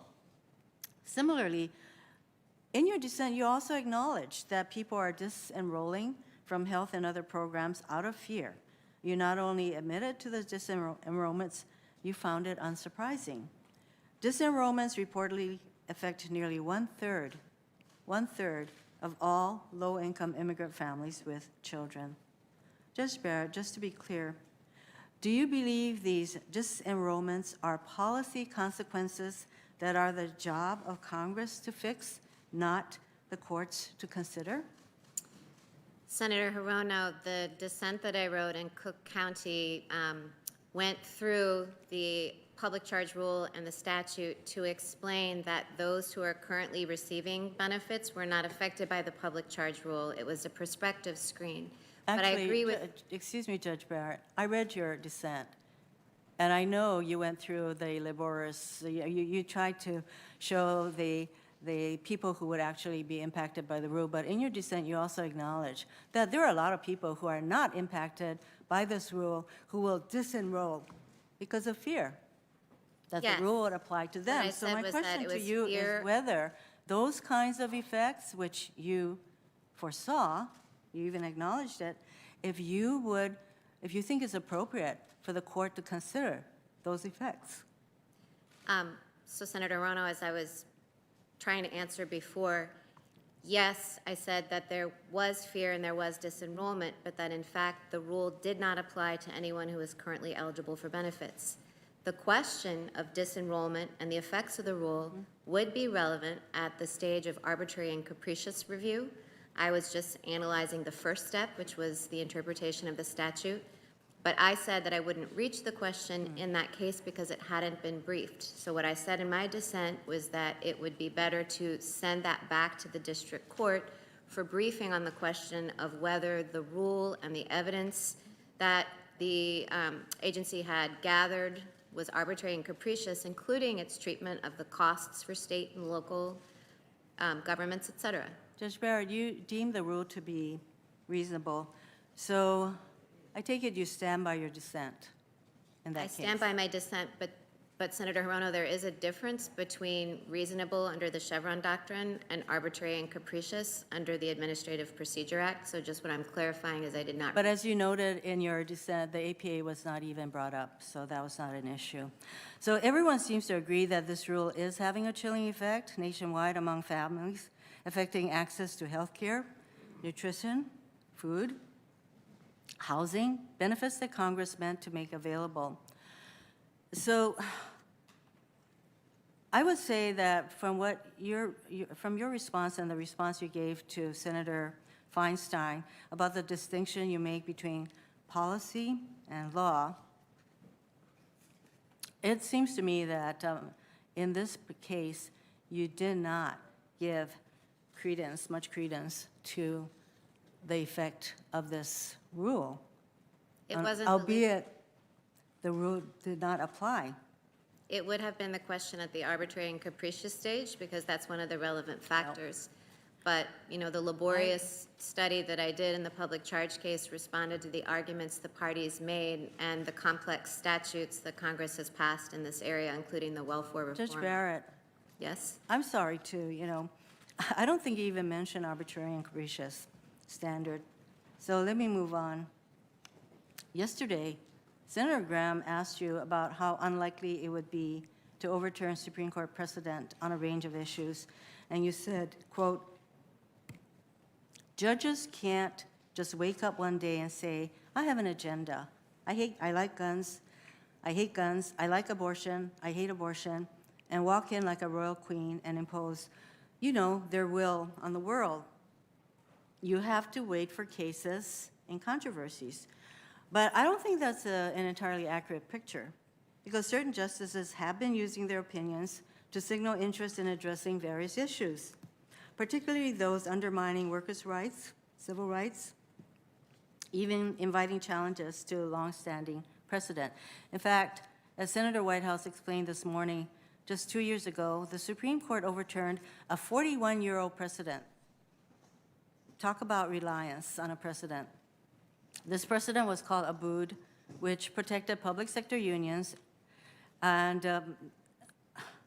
Justice Alito engaged in a six-year campaign.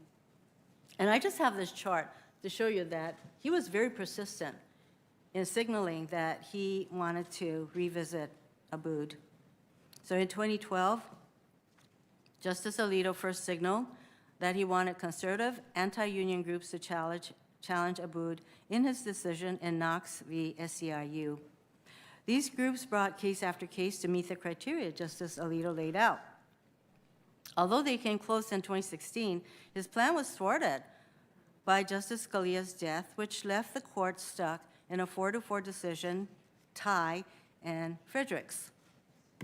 Justice Alito had to wait until Senator Mitch McConnell blocked Merrick Garland's nomination for nearly a year as President Trump, so that President Trump could appoint Neil Gorsuch.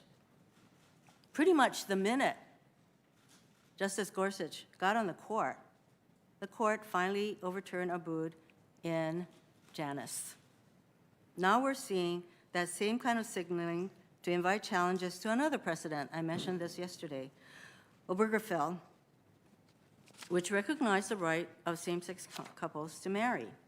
And last week, the court denied review in over 1,000 cases, but Justice Thomas, with Justice Alito, issued a sharply worded statement about one case that was denied review, Davis v. Ermold.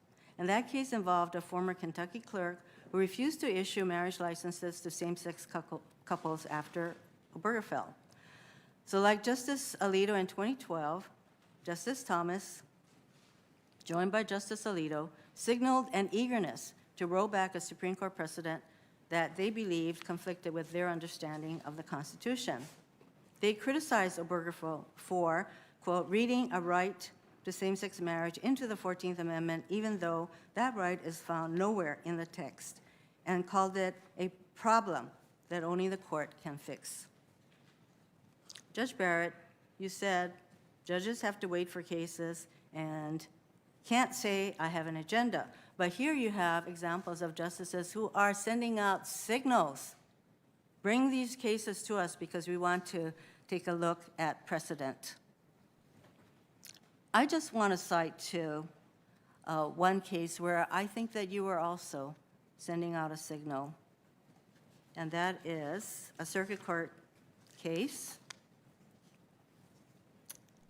Well, two circuit court cases. One that has you've been asked about, Cantor v. Barr, where you wrote a dissent arguing that certain people with felony convictions should have the right to have a gun. And you went out of your way to raise the issue of whether their right to vote, about their right to vote, and raising concerns that you view their right to vote to be more limited than their right to own a gun. In another example, in Price v. City of Chicago, in that case, you joined a decision that upheld the so-called abortion clinic buffer zone law. As a circuit court judge, you had to apply the law under clear Supreme Court precedent.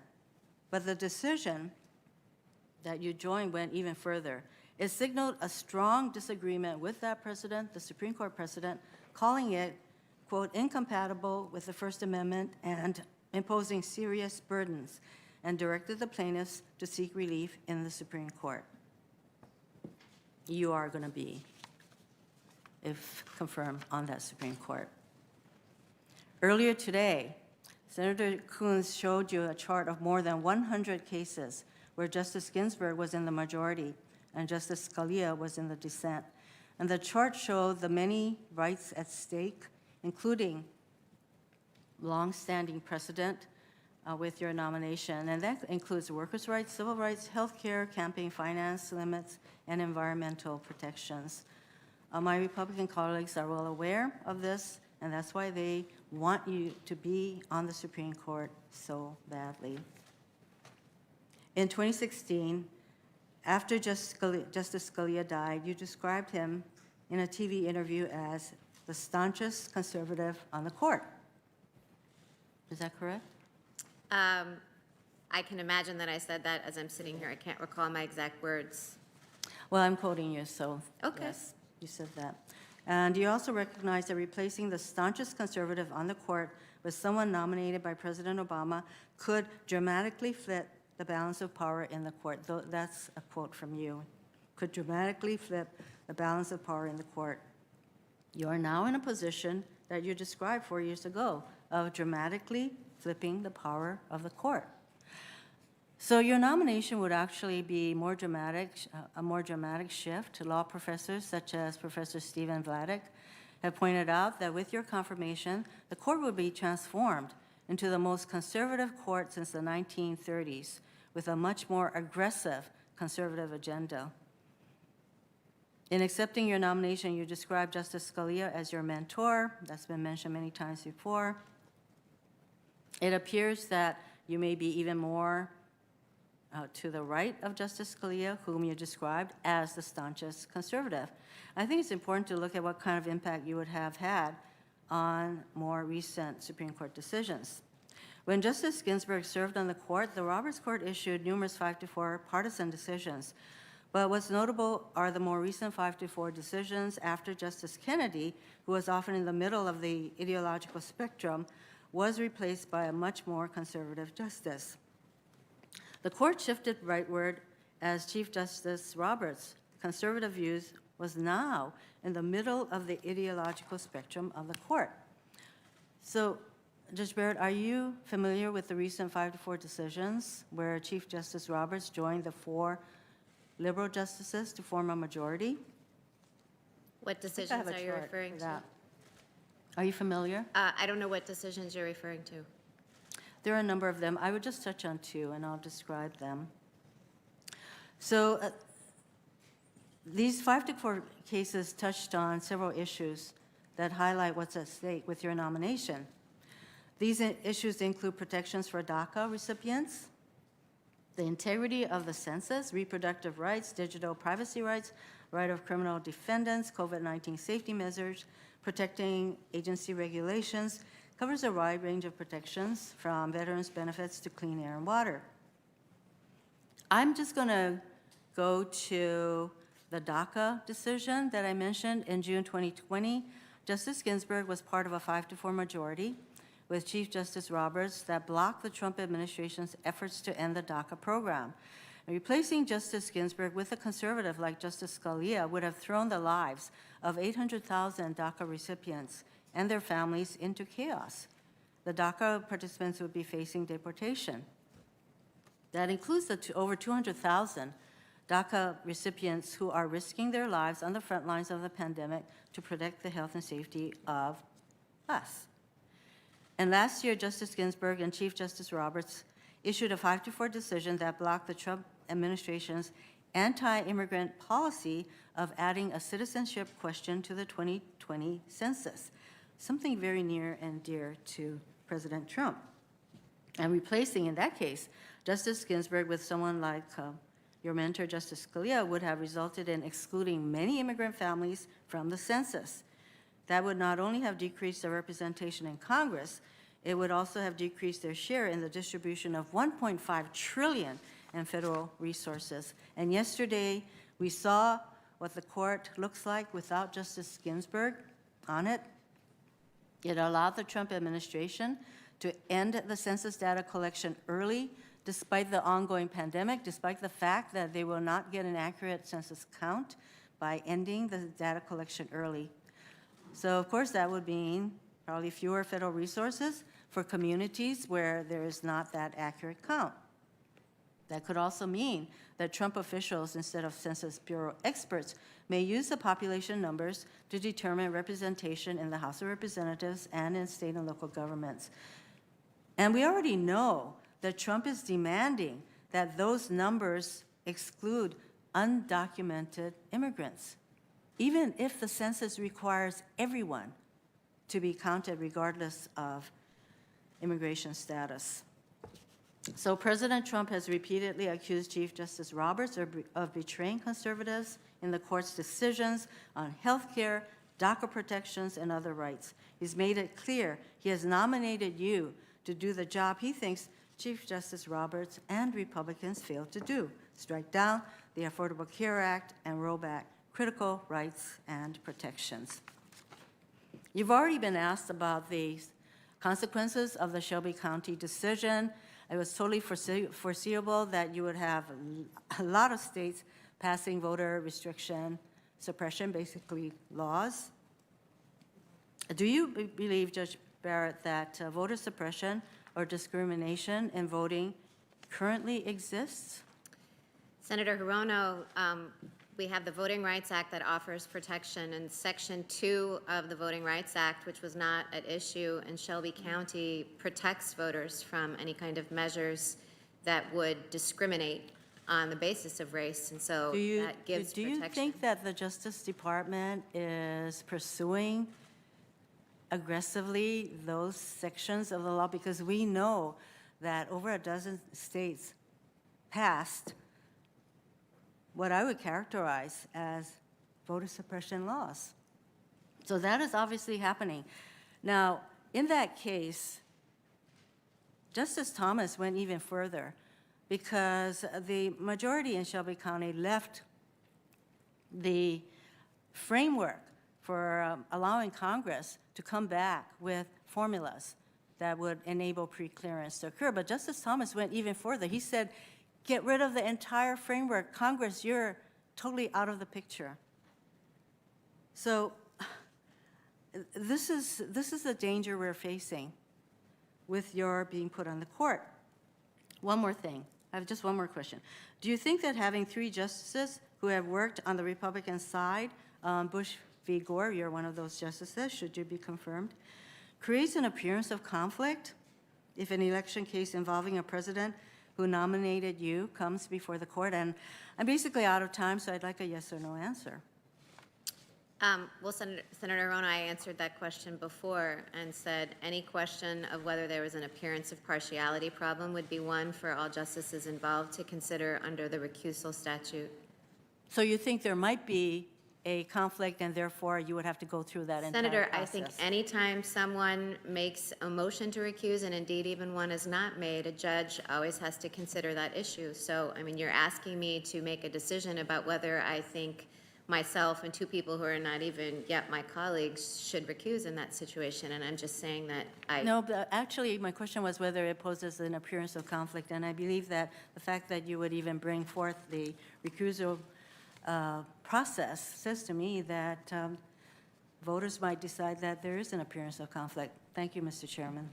Thank you. Senator Ernst. Yes, thank you, Judge Barrett, very much for being in front of us. Welcome to day 3. It's been quite a day, and because we do have so many members that have been busy talking over you and interrupting, and they've said so themselves. Pardon me for interrupting you, telling me that their time is more important than hearing your answers. If you would like to take a few moments, if there's anything that you would like to further explain, I would welcome that at this time.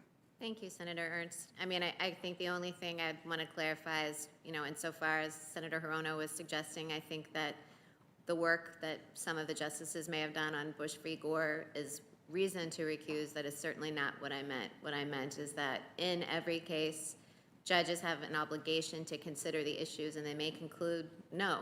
So what I meant to be saying was just not to take a position, so I just want to make that answer clear. Great. I appreciate that. Thank you for taking that time.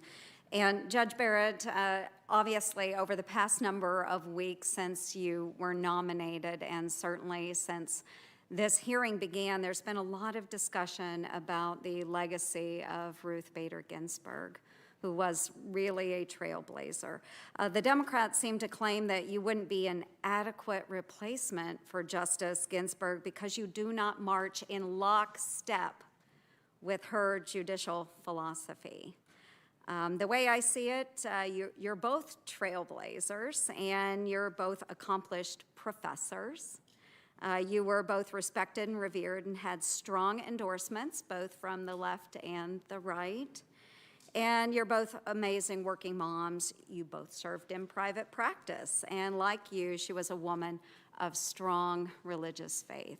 And you both have a very impressive track record on the judicial bench. So asking women to march in lockstep with one philosophy is exactly the wrong kind of message we should be sending to women, and especially to young women. What I hear so often from the left, many of us on the right do, I would say probably Senator Blackburn hears this, many others hear this, that because we don't hold the same views that those on the left do, we shouldn't be serving in the roles that we are in. And that's what the left is projecting on you, is because you are not lockstep with what they want to see in their nominees, that you aren't worthy of serving on the bench. I don't believe that. I don't believe that. And that shouldn't be the litmus test for the Supreme Court, and frankly, it shouldn't be the litmus test for any woman in any job. Any woman in any job. Diversity of thought and an ability to pursue her dreams is exactly what the women trailblazers of the past fought for.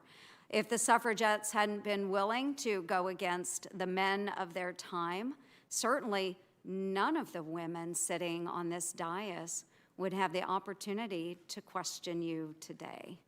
So what would you say to those that claim you are not an adequate replacement for Ruth Bader Ginsburg because you do not march in lockstep with her judicial philosophy? Well, I think that judicial philosophy is an appropriate and an important topic for this committee to explore at the hearing. And I think each of the senators has a responsibility when a nominee comes before you to ask what the judicial philosophy is. And I think disagreeing with the judicial philosophy that I or any other nominee had is perfectly admissible grounds for voting no, because you may have a different vision for what a justice or a judge is to do, and so I have no problem with that. I mean, I think that is how the senators on this committee have viewed their role, and so to, on philosophical or, jurisprudential grounds, I mean, I think that's part of what, or, a lot of what this hearing should be about. I think that there's room on the court, and I don't think this just in terms of the women, but I think this for all members on the court. There's room for different approaches to the Constitution, and I think those approaches shouldn't be broken down into partisan boxes because judges are not partisan.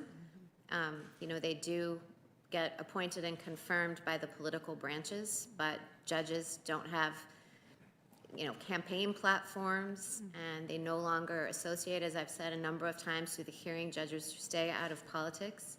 So their jurisprudential philosophies are not designed to yield particular results. So I think there's room for different jurisprudential philosophies that, by the way, even when they start and approach texts from different ways of thinking about it, sometimes yield the same result. It's not necessarily the case that two justices who, one being a pragmatist and one being an originalist won't end up at the same place. They just might get there a different way. Or even originalists, I mentioned yesterday that, there are many who identify themselves as progressive originalists. So originalists, could start at the same place, and, I suspect that, they would disagree, end up in different places, and I've given examples of that. So I think there's room, and it's good and healthy for different approaches to the Constitution and to have debates about that. Thank you. I really do appreciate that answer. So as we've been sitting through these discussions, I've heard a number of my colleagues bring up different descriptive words to describe you, and I'd just like to review a few of those right now.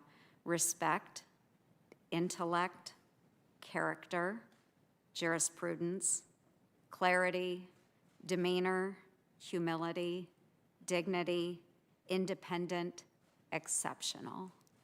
I think that you are exactly what we should embrace. And as I look at future generations of men and women that might want to serve on our Supreme Court, I hope that they would espouse those attributions as well. And while we have this national stage, I would like you, Judge Barrett, to share some grains of wisdom for those future generations. What advice would you offer to those who are just now embarking on their legal career, and how should they define success and find motivation to, kind of, quote, leave their best on the field, if you will, at the end of each day?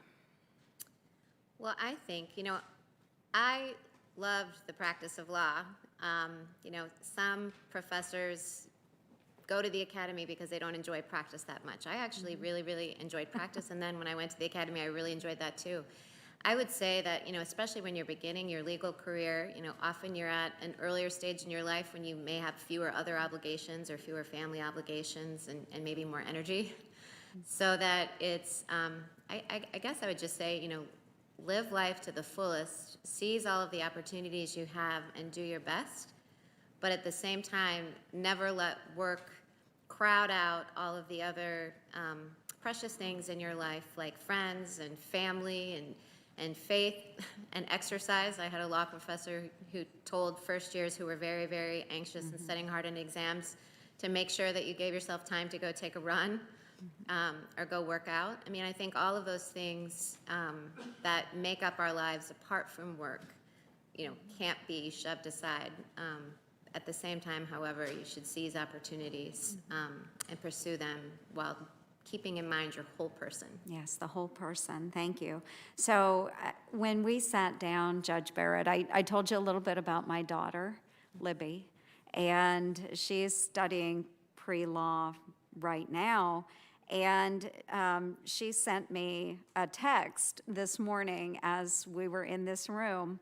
And she said, I have to FISC an article on Judge Barrett. So we had this discussion of fisking a while back. I don't know what yes, that is. so I had to ask her what it was, and I actually Googled it to make sure I had the right definition. But fisking, the process of shredding a written argument line by line, parsing the meaning, and providing counterpoints. So their instructor provided the class different articles about you, and they have to go through now and fisk the article. And she said, okay, so here's the whole text. I have to fisk an article on Judge Barrett, and honestly, what an amazing woman. So I just want to share that little bit of encouragement that while there may be others on this committee that disagree, I would share with you that there are thousands upon thousands of young women out there that see the role that you set, and I went through all of those descriptive words that my fellow members have shared through the course of these hearings, but those thousands and thousands of young women that see you as someone they can aspire to be. And I know that she is in a very diverse group of friends. They are racially different, they are religiously different, but they're all young warriors, all of these young women. But they are very excited to have you in front of us. I would say that many of her friends are not Republicans. They would affiliate more with Democrats as well. But they do see you as someone they can aspire to be. So thank you so much for setting such a great example for women of all different thought processes. And what words of encouragement would you like to share with the young women like my daughter, Libby? I think I would say to be confident, to see what she wants, to have a plan. One thing I've often told my own daughters is, that you shouldn't let life just happen to you or sweep you along. You should identify what your objectives are and identify the kind of person that you want to be, and then make deliberate decisions to make that happen. My dad used to tell us not to make a decision is to make a decision. So I would say, make decisions, be Wise. Confident, know what you want, and go get it. That is fantastic. And, I have 4 tenets that I live by, or pillars of success. And those 4 pillars are leadership, service, prudent risk, and gratitude. And so, I would like just to give you a couple minutes. You've already spoken to a few of those. You've talked about service and what it means to serve your nation. And you actually went through prudent risk in deciding to subject your family, your friends, yourself to this process, but deciding it was for the greater good. I'd like to give you just a moment to express some gratitude as well for those that have helped you get where you are today, and share maybe how they mentored you along the way. Sure. Well, I think as for probably so many people, my parents are the ones who I would have to express the most gratitude for, because, they encouraged me at every step of the way. They've encouraged me and supported me and loved me and shaped me and given the values that I have. And then as I've had my own family and my own children, then they've helped me by supporting me with my children and reinforcing what they taught me. My professors in law school, we heard the other day from former Dean O'Hara, who was gracious enough to introduce me on the panel. I had so many wonderful professors when I was in law school. I had so many wonderful colleagues once I joined the faculty. When I was in practice, I had so many lawyers that I learned so much from. And then we've talked at great length about Judge Silberman and Justice Scalia, the judges for whom I worked. And so, I guess they say it takes a village to raise a child. I think it takes a village to mentor anyone into who they become as an adult. And so I'm very grateful for the whole village that I've had that's brought me to this point. Wonderful. Thank you very much, Judge Barrett. Thank you. Senator Booker. Mr. Chairman, thank you very much. Your Honor, hi. Senator, How are you? I'm good. You? I'm doing well. I'm doing well. I'm sure that part of that smile is the fact that I'm the second to last Democrat.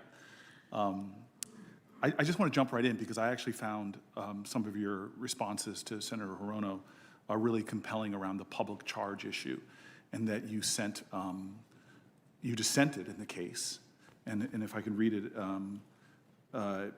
you wrote that at the bottom, the plaintiff's objections reflect disagreement with the policy choice and even the statutory exclusion itself. Litigation is not the vehicle for resolving policy disputes, because I think the DHS's definition is a rational interpretation of the statutory term public charge.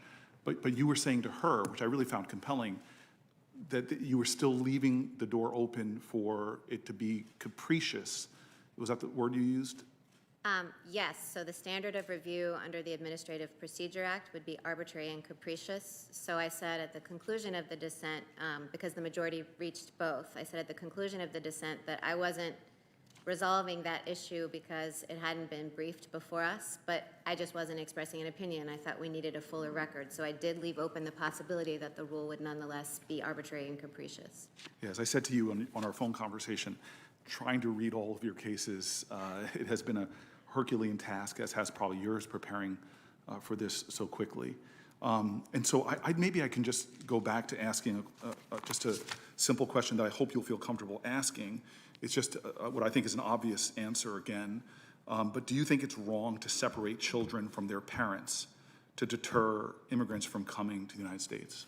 Well, Senator Booker, that's been a matter of policy debate, and obviously that's a matter of hot political debate in which I can't express a view or be drawn into as a judge. So I respect that a lot, but I think the underlying question is actually not hotly debated, and just maybe I'll ask it one more time. Do you think it's wrong to separate a child from their parent, not for the safety of the child or parent, but to send a message? As a human being, do you believe that that's wrong? Well, Senator, I think you're trying to engage me on the administration's border separation policies, and I can't express a view on that. So I'm not expressing assent or dissent with the morality of that position. I just can't be drawn into a debate about the administration's immigration policy. Right.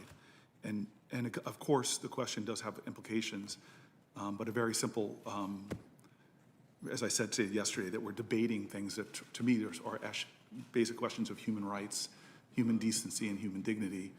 I'm sorry that we can't have a simple affirmation of what I think most Americans would agree on. But maybe I can jump back to something we began. Yesterday, I asked you whether you were familiar with studies conducted by the U.S. Sentencing Commission. Do you remember? Yes, I said I was generally aware. Are you talking about when we talked about systemic or implicit bias and systemic racism? Yes. I'm generally aware that there have been studies done. And so the U.S. Sentencing Commission provides non-binding federal guidelines to federal judges, which showed that some of the racial disparities in our criminal justice system, they talk about that considerably. And my colleagues and I on both sides of the aisle, as we worked on criminal justice reform, discussed a lot of them. And some of those, as I discussed yesterday, were examples that federal prosecutors are more likely to charge black defendants who carry, with offenses that carry harsh mandatory minimum sentences. They're more likely to charge black defendants than similarly situated white defendants. And black defendants were subject to 3 strikes laws, sentencing enhancements at a significantly higher rate than white defendants, which on average actually added 10 years to their sentence, a significant surrender or seizing of liberty. And you said you were not familiar with that particular study, as you just reaffirmed, or the facts that they cite in the study showing that interracial bias is present in our system. And I think in our discussion, I think it came out that that these issues of bias in our criminal justice system are manifest really in many different aspects of the system, from police misconduct, unlawful use of force, to prosecutor bias, sentencing disparities. These are wide and vast areas that have been shown to have such implicit racial bias evident in them. And this year, clearly, we've been grappling as a nation with a lot of these issues. And it is a part of our long-standing history. You cannot divorce the role of judges in our history over these some 200 years, and how race has been a persistent part of the national narrative, grappling with deep issues of bigotry and bias, overt as well as the biases that exist. We know that many of the unjust deaths of unarmed African Americans at the hands of law enforcement have brought this even more into public concern. And so I just want to ask you, and maybe give you more of a chance to discuss, I understand that you weren't aware of specific studies I cited, which are central to the important work of the U.S. Sentencing Commission, which advises federal judges or provides recommendations to federal judges. So I just want to give you an opportunity today to share what studies, articles, books, law review articles, or commentary you have read regarding racial disparities present in our criminal justice system. Well, Senator, as you know, the sentencing guidelines do give judges guidance on imposing sentences, and so I am familiar with the sentencing guidelines because there's something when we review sentences that, you know, we need to draw on and apply. In addition to the sentencing guidelines, the Sentencing Commission, as you say, does issue studies, or, you know, sometimes we get things from the Federal Judicial Center that talk about it. It's not something, I'm certainly aware of it. I think it's kind of an obvious point that there's still racism. But I forgive me for interrupting, and I'm especially concerned because that's fine. Joni Ernst, who's been teaching me about Iowa Nights. I do not want to make her mad. I was actually asking specifically any books you can name that you've read on this subject, or law review articles, anything that you specifically read outside of the sentencing guidelines. Well, Senator Booker, I would say that what I have learned about it has mostly been in conversations with people, and, you know, at Notre Dame, as at many other universities, it's a topic of conversation in classrooms, but it's not something that I can say, yes, I've done research on this and read X, Y, and Z. I respect that. You've answered the question. So, you know, one of the greatest drivers of disparities, I've worked with partners of mine on both sides of the aisle, has been the so-called war on drugs. Which really is a war on black and brown people because of the outrageous disparities. And there's no difference between blacks and whites for using drugs or even dealing drugs in America, but blacks are multiple times more likely to be arrested for them. It's why at Stanford, not that I'm impugning my school, lots of drug use, very little arrests, but in low-income communities like the one I live in, equal drug use, but much more arrests. One of the most tragic examples of this, again, partnership on both sides of the aisle, was about the crack powder cocaine disparities, which imposed such harsh malice penalties for cocaine relative to powder cocaine, that someone caught with a amount of crack cocaine the size of a candy bar would get a roughly the same sentence as someone caught with a briefcase full of powdered cocaine. This is a wildly unjust part. When the Sentencing Commission wrote an amendment to the address to address some of the disparities and made it retroactive to 2008, you actually wrote a law review article in a well-known legal academic, not a law review article, excuse me, you wrote a blog post in a well-known legal academic that cited this decision, and you questioned whether that was a wise call. Now, in fairness, as I reread it today, you raised the administrative hurdles in retroactively reducing sentences which would provide relief to actually an estimated 20,000 Americans who had their liberty, one of the most fundamental rights, taken away from them. But never in the blog article did you mention that this was unjust. There was no deference to how serious this is for the 20,000 Americans, 98% of them who are black and brown. You just questioned, why are we doing this? Could you tell me why? Sure, Senator Booker, I think what you're referring to is a short blog post on the Law Prof's blog, and it wasn't an in-depth exploration of the crack cocaine disparity or anything like that. It was simply pointing out the administrative hurdles because my husband was an AUSA, a federal prosecutor at the time, and that had been table talk at our house, just kind of the complexities of retroactively going back. So it wasn't a policy statement, and it wasn't a statement meant to be just. I don't think it was probably more than a paragraph. And it was simply identifying the administrative hurdles because they're clearly, whenever you apply retroactive reform, there are administrative hurdles going forward. Well, you're a law professor who assigns lots of syllabus to just a guy like me who played football. This is a long article, a couple of pages worth, and I'm wondering. Blog post was? I have it here in font that my old eyes can't read without glasses. My old eyes can't see it from here either. I don't have a memory of how long it was. I guess I'm just saying that you're not citing articles or research that you've read on this issue, yet you have written here about it. And to me, that speaks, it makes me wonder and want to talk to you a little bit about your preparedness and priorities, taking the highest office in the judicial world that deals with such long-standing issues of race and in a way that affects the totality of the lives of Americans in every aspect of their life, from their financial well-being to their rights to vote. And I'd like to go through as quickly as I can in my remaining 10 minutes a little bit about the vastness of this problem and why I'm very concerned that you haven't even cited anything that you've read that would speak to this, or the only writings I could find on it don't even talk to the injustice of it all. And so you had a conversation with Senator Klobuchar about voting, and I just want to know, have you ever waited 5 hours to vote? I have not. Have you ever waited over an hour even? I have not. Yeah. Well, in Wisconsin, a state in your circuit, we saw the travesty during the primary earlier this year, during a pandemic, that many polling places were closed and lines were incredibly long. In Milwaukee, a city of more than 500,000 people located in a county with 70% of that state's black population, we literally saw out of the city's 180 polling places, only 5 were open, pushing people into hours and hours long wait. Now, comparatively, 66 polling places were open in the city of Madison, a predominantly white city, half the size of Milwaukee. And the U.S. Supreme Court made this all worse with a ruling that restricted mail-in voting at the last minute during a pandemic where black Americans are dying at twice the rate of white Americans.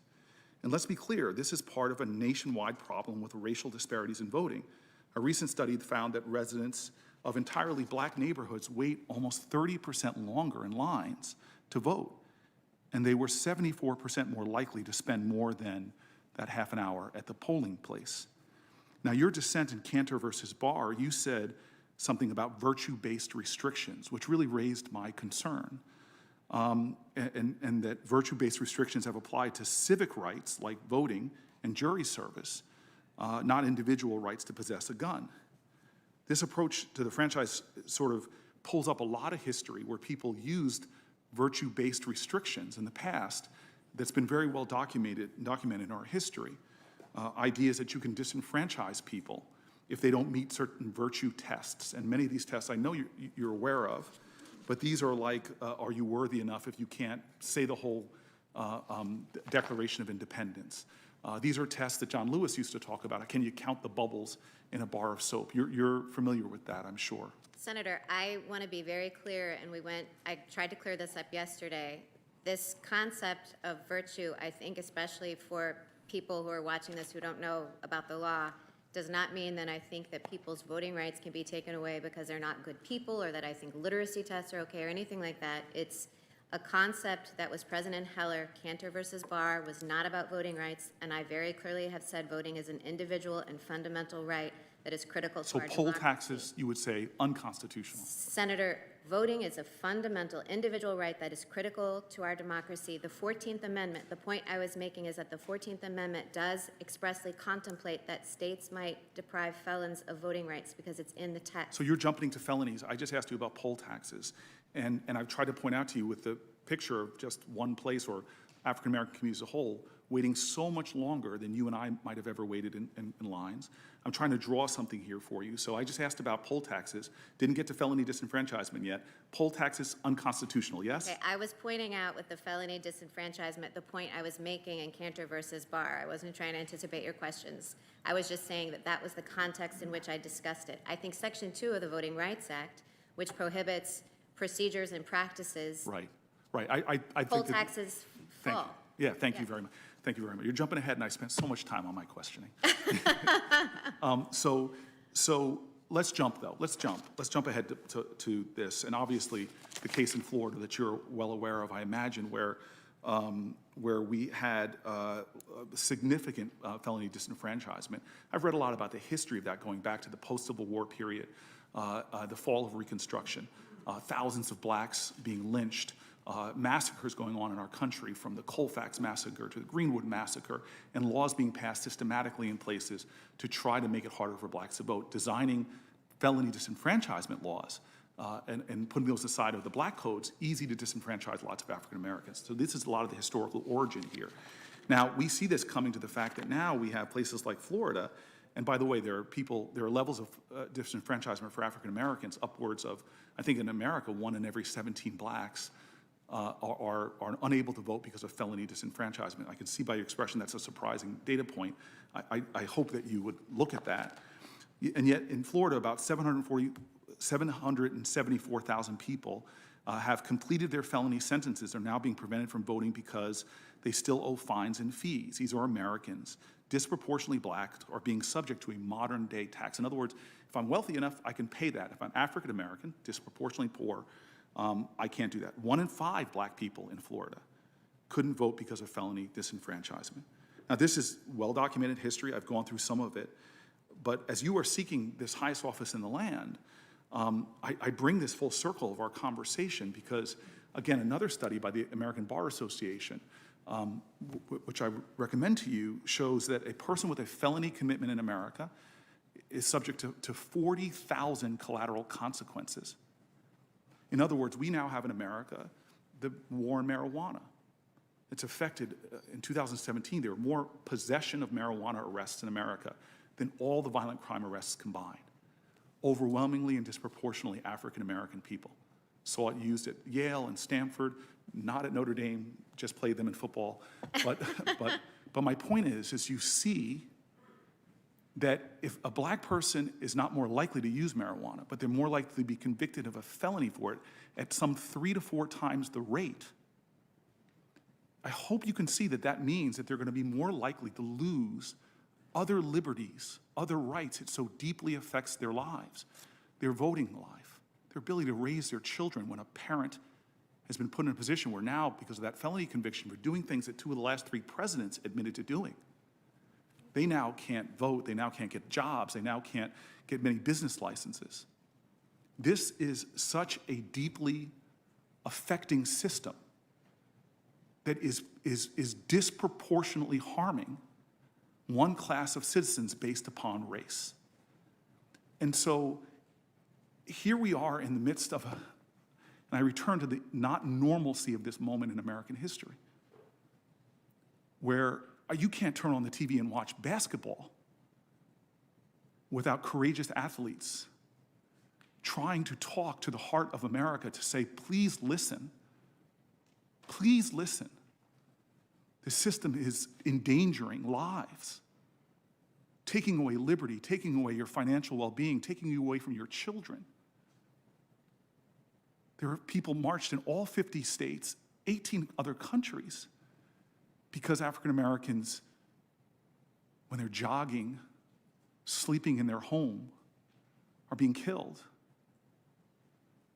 And we have a nation now where we're doing a Supreme Court justice hearing, the last days of an ongoing election, to a president that can't even condemn white supremacy, where he tells white supremacist groups, stand by, where they're menacing and literally recruiting people to do so-called poll watching, which many people have sounded the alarm in African-American communities, dredging up memories of the past of people intimidating people at polling places. People protesting in our country, all leading into an election where this issue and Roe v. Wade and people's health care, all is going to be on the ballot, but yet we're sitting here acting like this is normal. And I have a great deal of respect for my colleagues because some of my colleagues courageously have stepped up calling out studies from and articles and writings from the Heritage Foundation, from the Cato Foundation, from AEI, who've all spoke to, with data and facts, the pervasiveness of racial disparities. The America, something's going on where the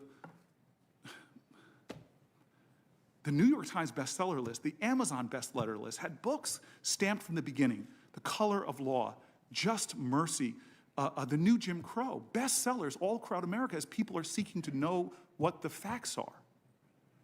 And so I hope you understand my heart when I look at a justice who it seems that, as the fix is in, is going to serve on the Supreme Court and hasn't taken steps to understand the pervasiveness, the facts, the truth about cases of race that are going to come before you in a system right now that so many people feel like is unjust, that those words written on the building of the Supreme Court, equal justice under law, doesn't apply to them. Because they see, as Brian Stevenson says, that we still live in a country where you get better treatment in the justice system if you're rich and guilty than if you're poor and innocent. And so I appreciate the conversation that we've had. And I wish we had more time. But there's a lot of fear, as I've talked to you about yesterday. There is a great deal of concern about the way this is being done. And I just am deeply, deeply worried about the implications to the fabric of our nation, as I said to you in our phone conversation, with the way this is being handled. And so I'm very grateful with the decorum and candor with which you've answered my questions. I hope that you feel like I've treated you in the same way. Yes, thank you, Senator Booker. Thank you. Thank you, Senator Crapo.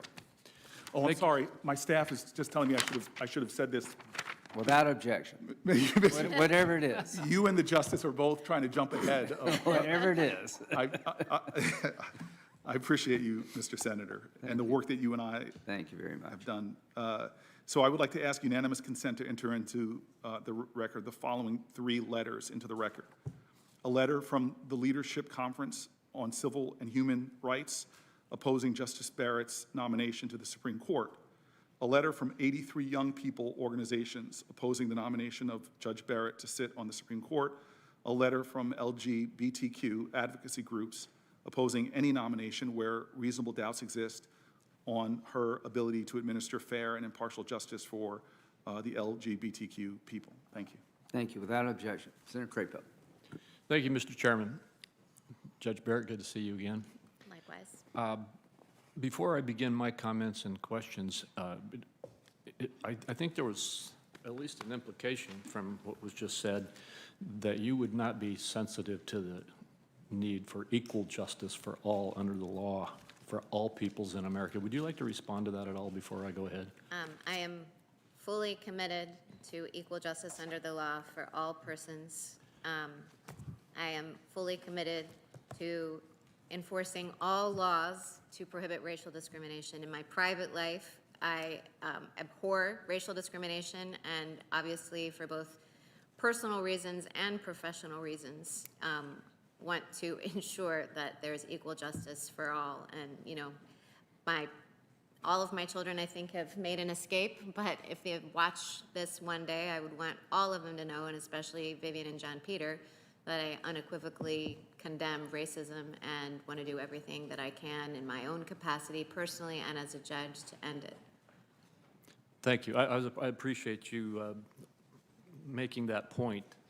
I find it just incredible that a mother of children of different races could be accused of not being sensitive nor willing to protect the rights of all under the Constitution. Before I go on with my questions, once again, it's happened both 2 days ago and yesterday and again today. There's a couple of things I think that need to be set straight in the record. First of all, once again today, it was said that we should not be holding these proceedings because we should be dealing with the pandemic. Well, first of all, the Senate can do more than one thing at one time.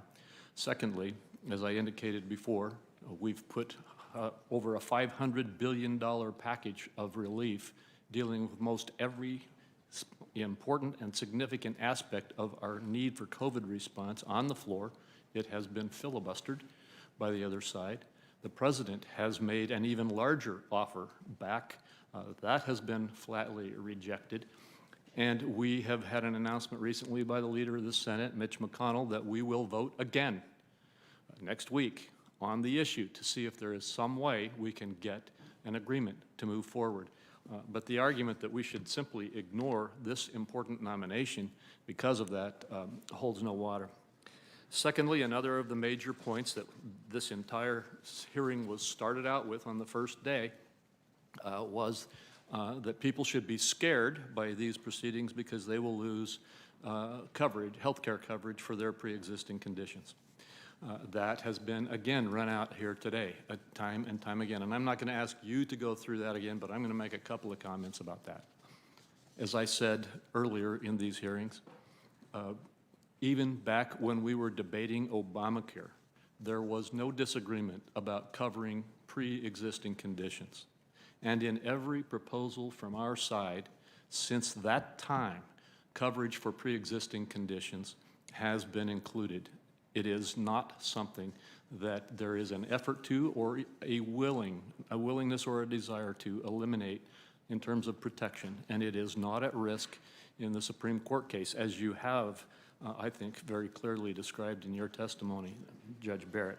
And finally, with regard to that, if those assurances and those facts don't make it clear, Senator Tillis has introduced legislation called the PROTECT Act, which will put into law, once again, protection for pre-existing conditions in our health care coverage. And every one of my colleagues on the other side of the aisle voted no to stop that from moving forward. It's there. The bill, the PROTECT Act, is in the Senate.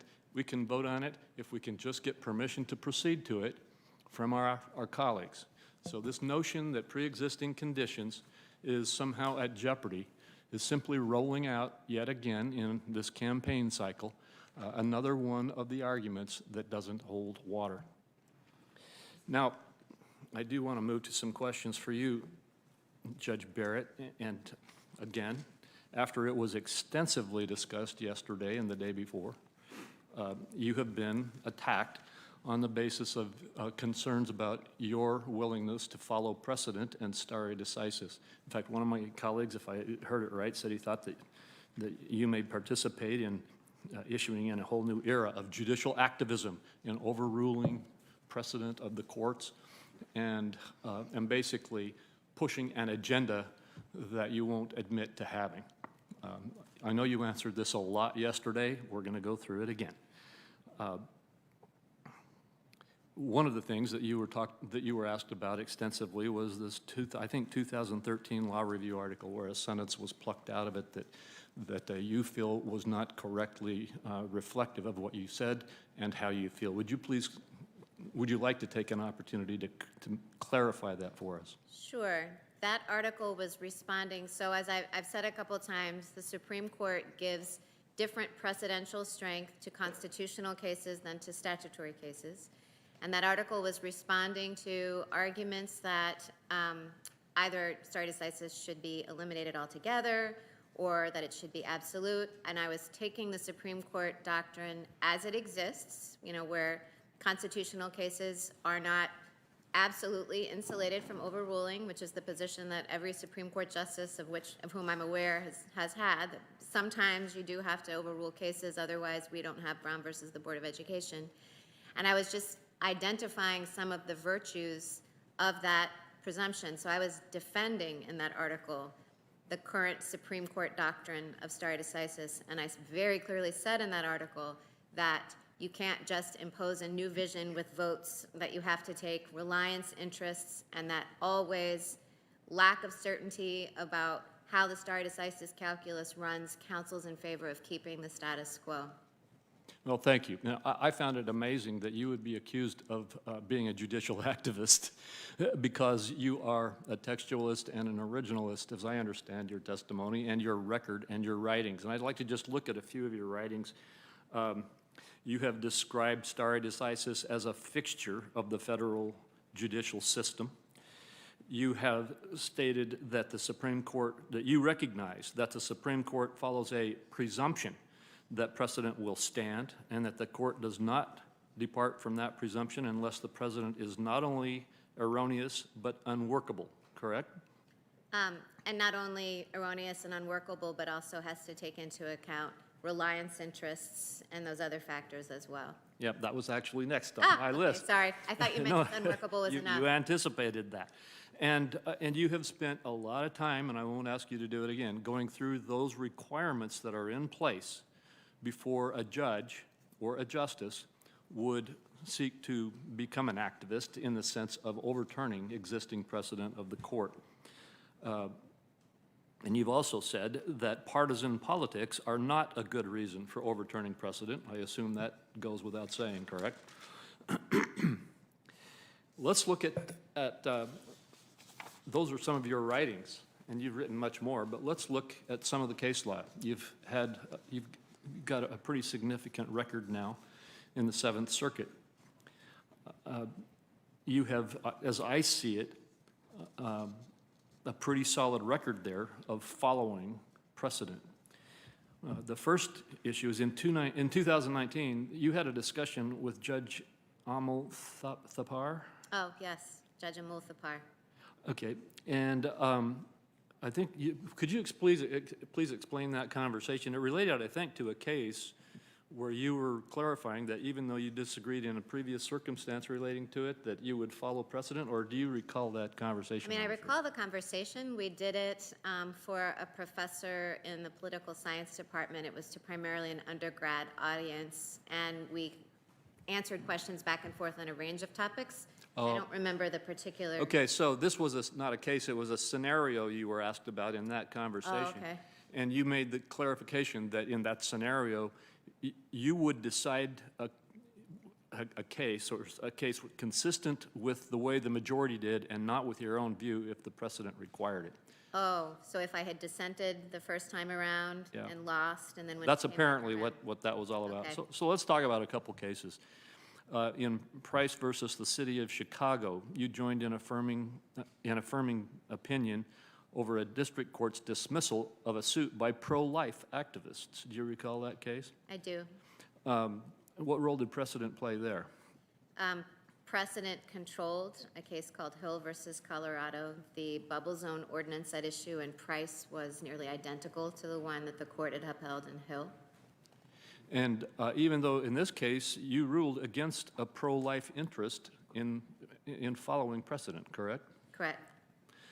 In Lett versus the City of Chicago, you applied the Supreme Court's test for evaluating restrictions on public employee speech. Do you recall that case? Yes. And again, Yes. you followed the precedent. In Chazen versus Marske, M-A-R-S-K-E, the Seventh Circuit held, in light of the United States v. Mathis and a subsequent Seventh Circuit decision, that a petitioner's prior convictions on a burglary no longer qualified as predicate offenses under a certain criminal act. Again, following precedent of the Supreme Court and the Seventh Circuit. I'm just picking out a few. You've got a very full record of these. In my view, I only found one case where you actually did not follow Seventh Circuit precedent. And that was the case of Groves versus the United States. And I don't know if you recall that case, but I do. why didn't you follow Seventh Circuit precedent then? So in that case, there was precedent that was old, on point, and the Supreme Court had issued a series of subsequent decisions which called our prior precedent into doubt. And so the Seventh Circuit has a rule called Circuit Rule 40E, and when we conclude as a full court, you circulate an opinion to the full court to say, I think our precedent should be overruled. In this case, because it had fallen out of step with later developments in the Supreme Court, I circulated that precedent, or the opinion pursuant to 40E, and the full court agreed. So we overruled precedent. So the way I would summarize that is that you, the court, with your support, overruled a Seventh Circuit precedent because a Supreme Court precedent overruled that. Pretty closely? Not directly overruled it, but the Supreme Court precedent Was inconsistent with undercut it. it. So you were following Supreme Court precedent to take that action. Yes. All right, let's just look at your cases. And I'm going to go through some statistics here. You know, statistics sometimes get outdated or what have you. So if these are not accurate in your understanding, please tell me. But what I have before me tells me that you've authored 79 majority opinions since arriving at the Seventh Circuit. Is that a correct number? I don't know. So I will take your word for it. I think All right, well, yeah. that's what my information says. Okay. And it says that you've participated in the disposition of 922 appeals. Does that sound approximately accurate? I think I have, the numbers that I have looked at recently suggested that I've participated in 600 panels that were appellate, but close to 1,000 matters, which would include things like stay, certificates of appealability, stay applications, et cetera. All right. And my understanding is, and again, these statistics might vary a little bit because the numbers are a little different than you say, but I think this is pretty accurate, that your majority opinions have been unanimous 95% of the time. In other words, almost always when you join a majority, it's a unanimous conclusion of the court, or of the panel. Is that correct? That's my understanding. I've seen that statistic. Well, the statistics I see say that it's 95% of the time that it's unanimous for the decisions of the panel. According to CRS, Congressional Research Service, in all the cases you heard resulting in a reported opinion, you've only dissented 1.84% of the time. That ranks you 6th among the 11 active judges of the Seventh Circuit, which is right about in the middle. This report also says that your reported majority opinions drew dissents 6.41% of the time, which ranks you 6th among the 11 panelists, or of the 11 active judges, right about in the middle. And it says that the reported majority opinions drew separate writings or concurrences or dissents 7.69% of the time. That ranks you 8th among the 11 active judges of the Seventh Circuit, which means your opinions were some of the least likely to draw a dissent or a concurrence. The point of all these statistics is this is not the record of someone who is an activist in overturning precedent. This is the record of someone who follows precedent. And I just want to thank you for being that kind of a judge, because that's one of the reasons I'm so glad to support you as we move forward.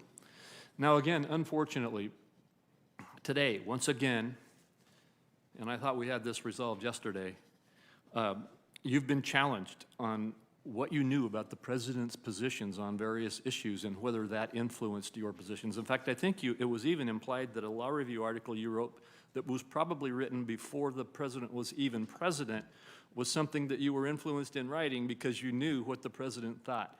In any event, we're going to have to go back again and ask you these questions about, you've already said yesterday that the president didn't talk to you, his staff didn't talk to you, no one talked to you about Roe versus Wade, Obergefell, or California v. Texas, and you made no commitments on those 3 cases. I made no commitments on any of those cases or on any other case. That was my next question. Because today it's been implied that you've basically just been following the president's statements, his tweets, even things that he may have felt or believed before he was president, and trying to make your decisions consistent with that. So once again, has the president or his team or anyone talked to you about any case or received a commitment from you about how you would rule on any case? No, Senator Crapo. All right. I hope that we can once again put that one to rest. And could you also once again restate, is anybody above the law in the United States? No one is above the law in the United States. All right. Thank you very much. I told you yesterday before I quit that I was going to ask you a few softballs. Sometimes softballs turn out not to be softballs. Go ahead. Well, I think this will. I just want to ask you, I'm going to go, these are some of my hard balls. I'm going to leave those because I've only got 3 minutes left. I just want to talk to you for a minute about academia. What led you to your decision to move out of practice into academia? Well, when I was in law school, I thought I might like to teach someday because I really like teaching. I considered being a teacher. I mean, being a secondary school teacher was actually one of the things I thought about too in college. As I said in my speech at the announcement of my nomination that my mom was a teacher and my dad was a lawyer, and so combined, that might explain how I wound up being a law professor. So I loved the idea of teaching students. I liked the idea of communicating with clarity, complicated doctrines to them to help them. I have very much enjoyed, teaching the 2,000 students that I've taught and mentoring them as young adults just embarking on their careers, and in many cases for those who have not had much time between undergrad and law school, even kind of launching their lives. It's been a really rewarding experience. Well, you've obviously been very influential in that because so many of your students and your colleagues speak so highly of you. You actually also anticipated two of my other questions about it, so I only have one more to ask, and that is, what was your favorite class to teach? Oh, it's hard to pick a favorite. It's like asking what's your favorite child, who's your favorite child. I really enjoyed teaching so many classes. I mean, constitutional law and federal courts overlapped directly with the things I was writing about. I taught evidence mostly just because they needed somebody to do it. And what's funny about that is, I didn't do scholarship. I didn't write scholarship about evidence. It wasn't part of my scholarly interest, and I was doing it as service. It's called a service class just because you need someone, everyone wants to take it. It turned out to be really fun to teach just because it was fun to be able to engage students in interactive exercises, and I could use movie clips to do it, and it turned out to be a very fun class to teach, even though it didn't overlap with the things I was writing about. Well, thank you very much, Judge Barrett, and it is an honor for me to be able to support you for this nomination. Thank you, Senator. Thank you. Senator Harris, are you? I'm here. Can you see me and hear me? Yes, ma'am. The floor is yours. Thank you, Mr. Chairman. Judge Barrett, earlier today you described the Voting Rights Act as, quote, a triumph of the civil rights movement. But as you know, the Voting Rights Act was not an inevitable triumph. So I think it's important for us to acknowledge some of its history. This year, our nation has mourned the loss of a great American hero, Congressman John Lewis. He was one of our country's greatest leaders because he inspired us to fight for a more perfect union. Every year, John Lewis would invite a bunch of us, members of Congress, faith leaders, others, to join him in Selma, Alabama, for a walk across the Edmund Pettus Bridge. And it was there that he would remind everyone of America's history and the history of the fact that for generations, Black Americans were denied their constitutional right to vote. He also reminded us of the brutality that so many Americans faced when fighting for the voting rights of Black people and all people. And history reminds us that some states, as a condition of voting, require Black Americans to answer impossible questions, like take a look at that jar of jelly beans, and if you're going to vote, you need to tell us how many jelly beans are in the jar. There were questions asked of folks. In order for them to vote, they would have to tell the official how many bubbles are in a bar of soap. Impossible questions, obviously. Some states required Black people who had been systemically and systematically denied access to equal educational opportunities to answer questions like, how often is the federal census taken? Or when is inauguration day? And when one of these malicious questions was asked, they were challenged, as you can imagine, and many were struck down. But when that happened, those states and municipalities would just put up new restrictions and new obstacles for folks to vote. In other cases, Black Americans were beaten when they tried to vote or register to vote, including Congressman Lewis and others who memorably shed blood on the Edmund Pettus Bridge. That's why after so much pressure and the marching, the peaceful protest from civil rights activists, that in 1965 Congress finally passed the Voting Rights Act to end discriminatory voting practices. The Voting Rights Act, as you know, requires states and counties who had a history, this is very important, who had a history of denying Black Americans and other minorities the right to vote, to get approval from the federal government before they changed their voting laws. And for almost 50 years, the Voting Rights Act did what Congress intended. It allowed the federal government to monitor and guard against racial discrimination in states with a long history of voter suppression.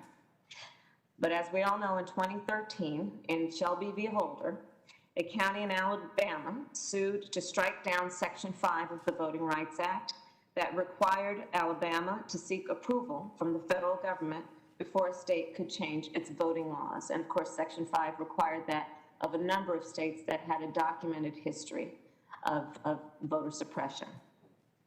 Now, Judge Barrett, I know many of my colleagues have asked you about this case, but I think it's important we revisit it. By a 5-4 vote, the court gutted the Voting Rights Act and ended the requirement that states and localities with a history of discrimination get federal approval before changing their voting laws.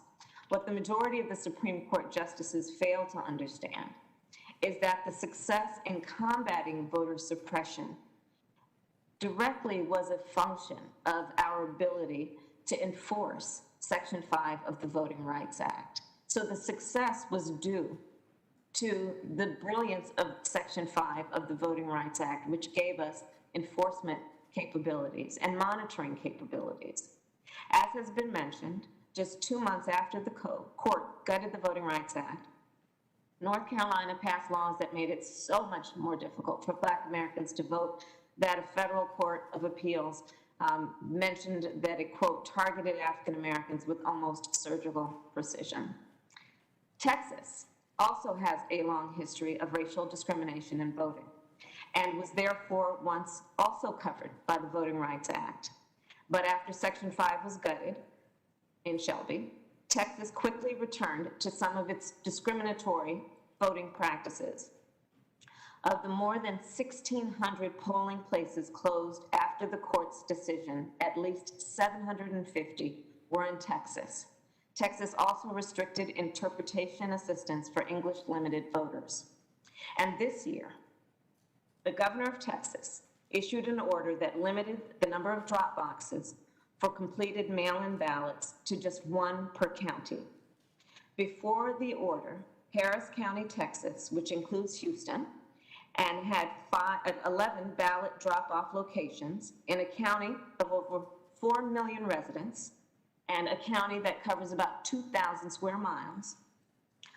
Many people would say that it is just common sense that going from 11 drop boxes to what it did, which is to reduce it to 1 single drop box, has made it more difficult for people to vote. The Supreme Court has long recognized that our right to vote is fundamental because it preserves and protects all other rights. No right is more precious in our democracy. Any nominee to the Supreme Court must understand the effect and the fact of ongoing efforts to discriminate against Black Americans, Latino Americans, Native Americans, students, and other communities of color. Since the Supreme Court's decision in Shelby, at least 23 states have passed restrictive voting laws and have attempted to also close polling places, stop early voting, and take people's names off the voter rolls that should not have been removed. So Judge Barrett, in Shelby County, Chief Justice Roberts wrote, voting, and quote, voting discrimination still exists. No one doubts that. And my question to you is, do you agree with Justice Roberts' statement?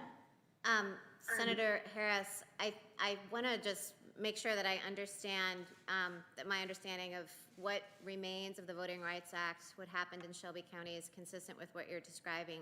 The pre-clearance requirement, as I understand Shelby County, remains in place, and what the Supreme Court held unconstitutional was the coverage formula. So some states, which in 1965 had a history of discrimination, had to get pre-clearance whenever they changed anything having to do with their voting procedures, and other states didn't. And I think Shelby County said that Congress can still pass a new coverage formula now, articulating the criteria for jurisdictions that are discriminating and requiring pre-clearance.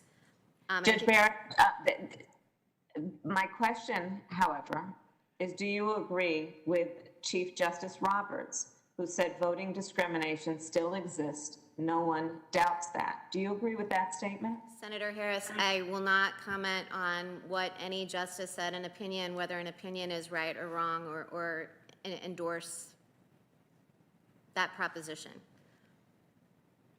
Well, I'm asking you, do you call it a proposition or a fact? Are you saying you do not agree with a fact? Senator, I'm not going to make a comment. I'm not going to say that I endorse either the majority or the dissent in the case of Shelby County. Well, I just want to understand, are you saying that you will, you refuse to dispute a known fact, or that you refuse to agree with a known fact? Senator, I'm not exactly sure what you're getting at with asking me to endorse the fact or whether any particular practice constitutes voter discrimination. I'm very happy to say that I think racial discrimination still exists in the United States, and I think we've seen evidence of that this summer. But as Do to you believe that engaging, voting discrimination exists based on race in America in any form? Senator Harris, there have been cases, we've talked in this hearing about the Wisconsin case that went up to the court involving voting. I think any opinion that I would express, and I don't mean to signal that I disagree with the statement either. What I mean to say is I'm not going to express an opinion because these are very charged issues. They have been litigated in the courts, and so I will not engage on that question. During his confirmation hearing in 2005, Chief Justice Roberts was asked about the constitutionality of Section 2, which I think you were referring to earlier, of the Voting Rights Act. He testified, quote, "I have no basis for viewing Section 2 as constitutionally suspect, and I don't." Judge Barrett, do you agree that Section 2 of the Voting Rights Act is constitutional? I think that Chief Justice Roberts' statement, "I have no basis for viewing it as constitutionally suspect," would be the same as mine. I'm not aware of any constitutional law existing that would create a question about it. Thank you. As Senator Verona mentioned yesterday, in a 2018 case before the Supreme Court, a group of workers were denied overtime pay and joined together to file a lawsuit against their employer. The corporation argued that workers didn't have a right to go to court as a group and could only raise disputes in arbitration individually. Unlike a court proceeding, arbitration is private. The process is hidden from the public and generally cannot be reviewed for fairness by a court. And in many cases, people are forced to agree to arbitration if they want to get the job. In 2018, because of a forced arbitration clause, the workers could not go to a court to fight for overtime and instead were forced to fight for overtime pay behind closed doors in a private arbitration. Justice Ginsburg in dissent noted that the workers faced, quote, "a Hobson's choice, accept arbitration or on their employer's terms or give up their jobs." She went on to explain that, quote, "employees must have the capacity to act collectively in order to match their employer's clout in setting terms and conditions of employment." She urged the court to consider the, quote, "extreme imbalance," unquote, "of power in our nation's workplaces and avoid further undermining Congress's passage of labor laws to protect workers and place them on equal footing. Do you recognize Justice Ginsburg's point that there is, quote, "extreme imbalance of power between large corporations and individual workers"? Senator Harris, I'm going to give you the same answer that I gave you with respect to the sentence that you quoted me from Chief Justice Roberts' opinion in Shelby County, that I'm not going to engage in critiquing or embracing portions of opinions, especially opinions that have been recently decided and are contentious from the court. And, you know, you've been on the bench a short time, but I'm going to just point out that I do believe, and commentators have noted, a pattern that you've had of ruling against workers and in favor of corporations. For example, in Berlocka v. Contact Transportation Services, you ruled against long-haul truckers seeking overtime pay for additional work. In Wallace v. Grubhub Holdings, you ruled against delivery drivers seeking overtime pay, forcing them out of court and into private arbitration.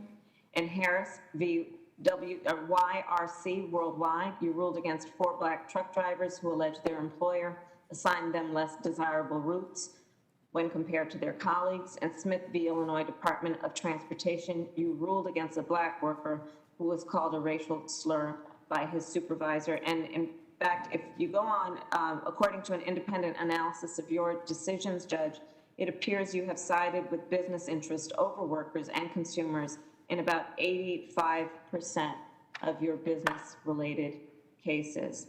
Moving on, climate change, as many have mentioned, is an existential threat, and its effects are all around us. In California, we've had 5 of the 6 largest wildfires in the state's history. 31 people have been killed by wildfires in California since August alone, including at least 2 firefighters and a helicopter pilot. Across the state, over 9,000 homes and structures have been burned, and Californians have been forced to breathe dangerous smoke. All of this, obviously, during a pandemic which attacks the respiratory system.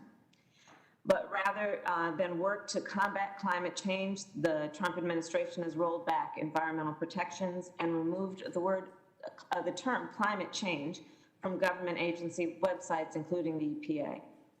In 2007, in Massachusetts versus EPA, the Supreme Court decided by a 5-4 ruling that states could sue the EPA for its failure to combat climate change during the Bush administration.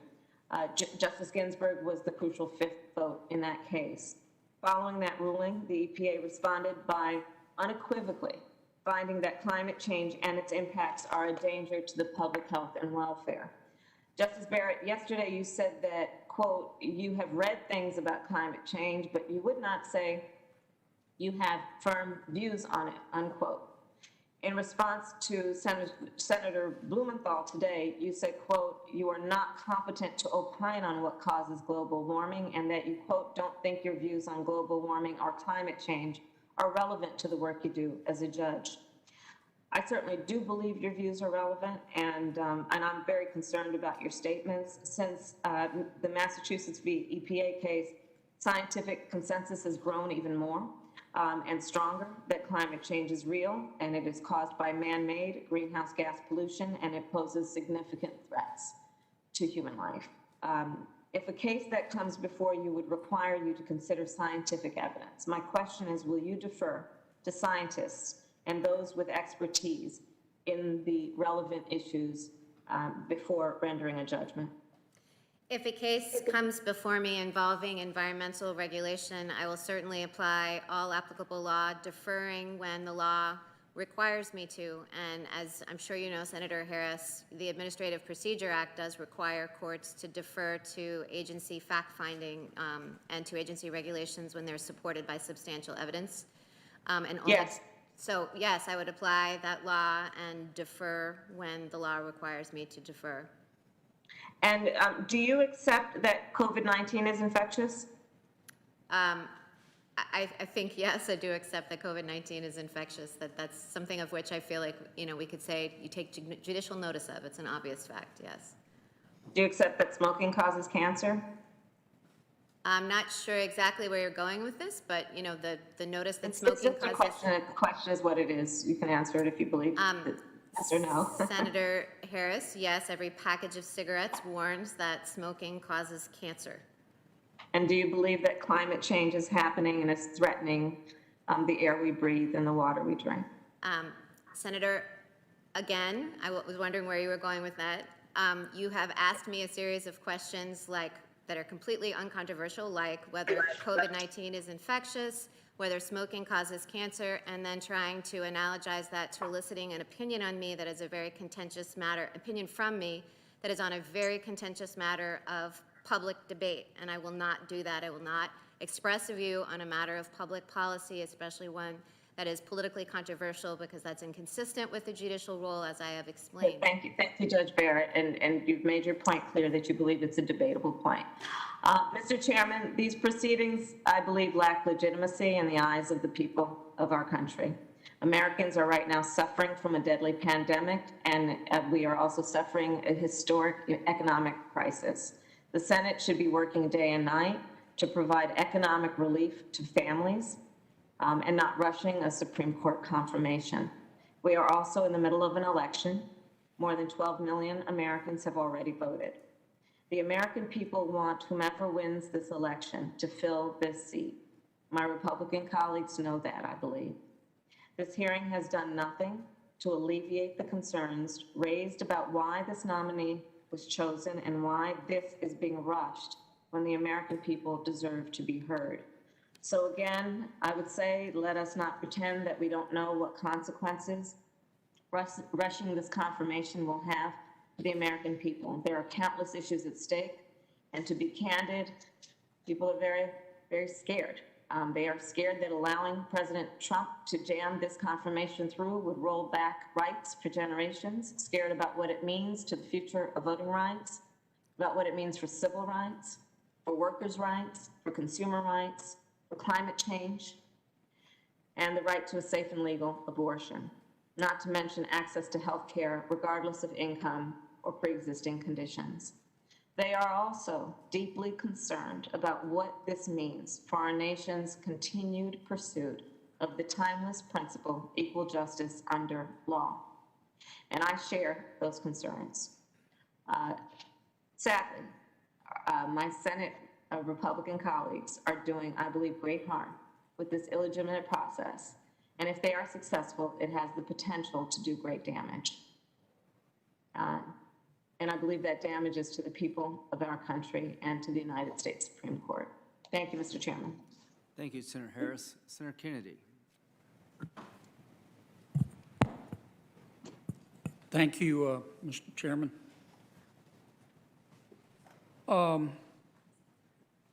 Judge, let's try to answer some of Senator Harris's accusations.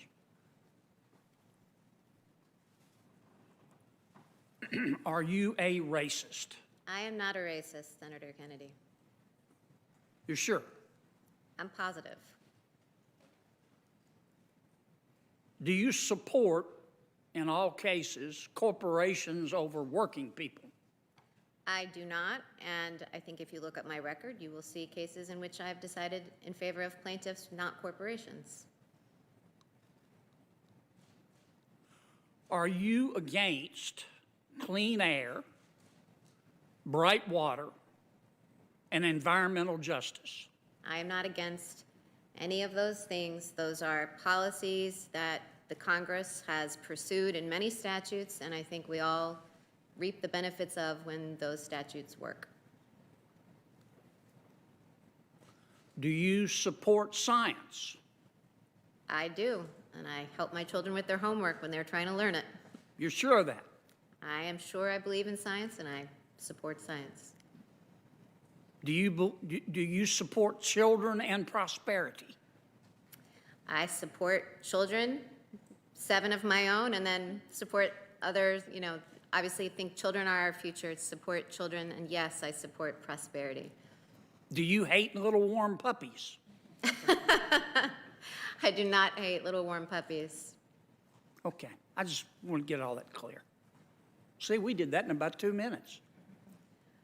I think that my daughter Juliet, who's 10, would want me to put in a plug right now to say I do not hate chinchillas, because we don't have a puppy in the Barrett house, but we do have a very fluffy chinchilla, and so I don't hate chinchillas either. Duly noted. Look, Senator Harris is my friend, and I get it. She's running for vice president. But I want to address these voting rights allegations. Senator Harris has implied that some states are pristine and other states aren't in terms of discriminating against people on the basis of gender or race or ethnicity. We disagree. She thinks America is systemically racist. I don't. I think our history is the best evidence of that. I don't think we're a racist country. I think we're a country that has some racists in it. But I'm very proud of the fact that our country has gone from, in 150 years, which in the grand scheme of life, death, and the resurrection is the blink of an eye, we've gone from institutionalized slavery to an African-American president. we've passed, I'll miss some of these dates, but we've passed civil rights laws in, I think 1869, 1871, 1957, 1961, 1965, 1990, 1991. I'm pretty proud of that. But let me get back to my point. My good friend, Senator Harrison, she is my friend. I have an enormous amount of respect for Kamala. She suggested that some states are wicked and other states are pristine. And I would gently remind her that California, a state I love, I love visiting California. You got to keep moving because they'll tax you if you stand still. But I love California. But California has a deep history of discrimination against Asian Americans. California has a deep history of discrimination against Hispanics. And I'm not saying this is true, but there have been serious allegations made against Senator Harris that as Attorney General of the wonderful state of California, that she participated in racial disparities in prosecution. Now let me jump subjects again.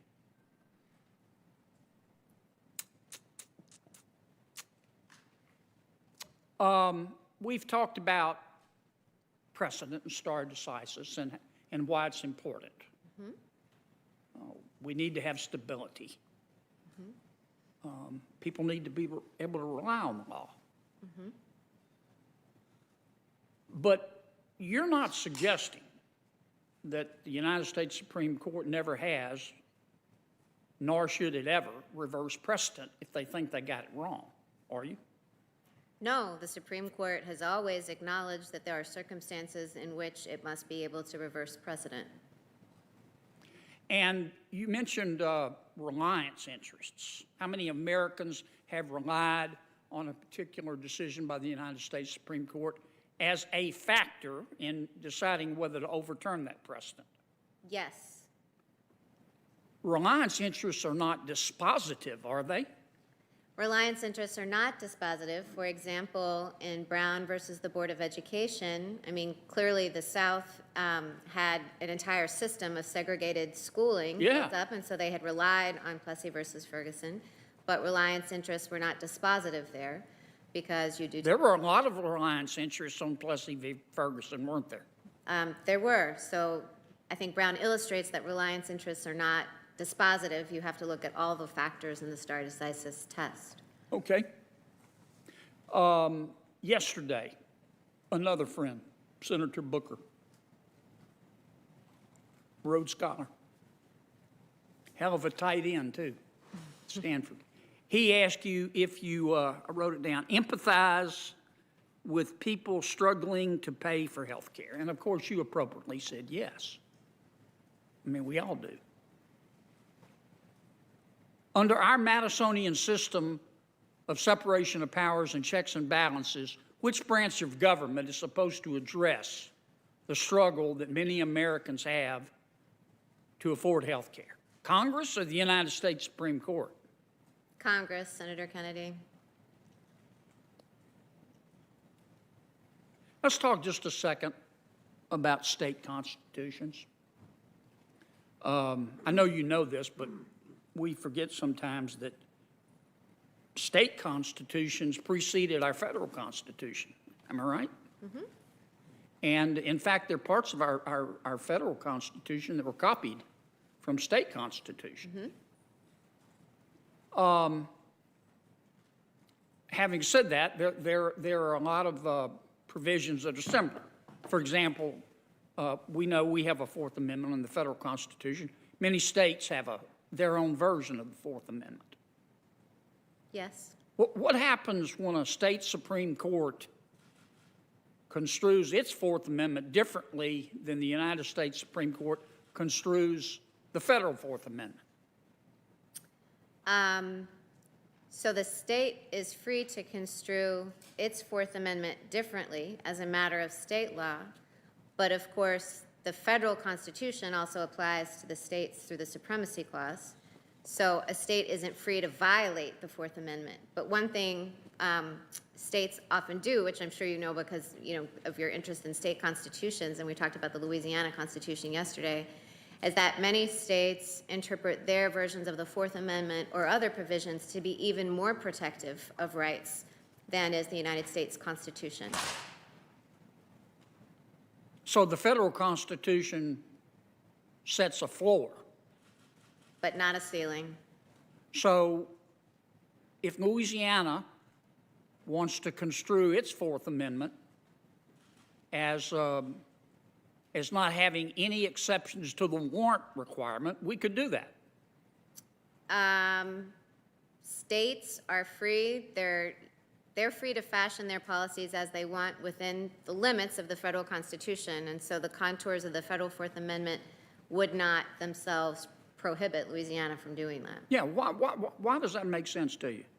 Well, that's federalism. So my friend Judge Jeff Sutton on the Sixth Circuit has written a book called 51 Imperfect Solutions. And his point is that, we have all these laboratories of democracy, as they're called, the states, and it's federalism. Different states have different preferences.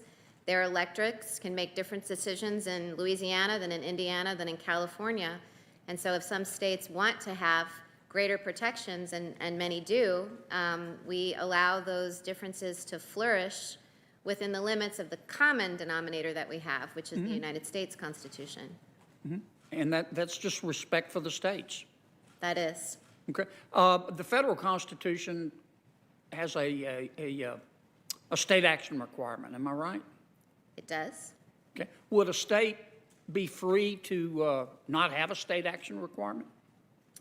I am not aware of any principle that would prevent a state from, in a statute or a constitutional provision. I mean, states can be the master of their own constitutions, right? And what do I mean when I'm talking about state action? State action requirement, so the only constitutional provision, I think, in our Constitution that applies directly to individuals is the 13th Amendment, which prohibits slavery.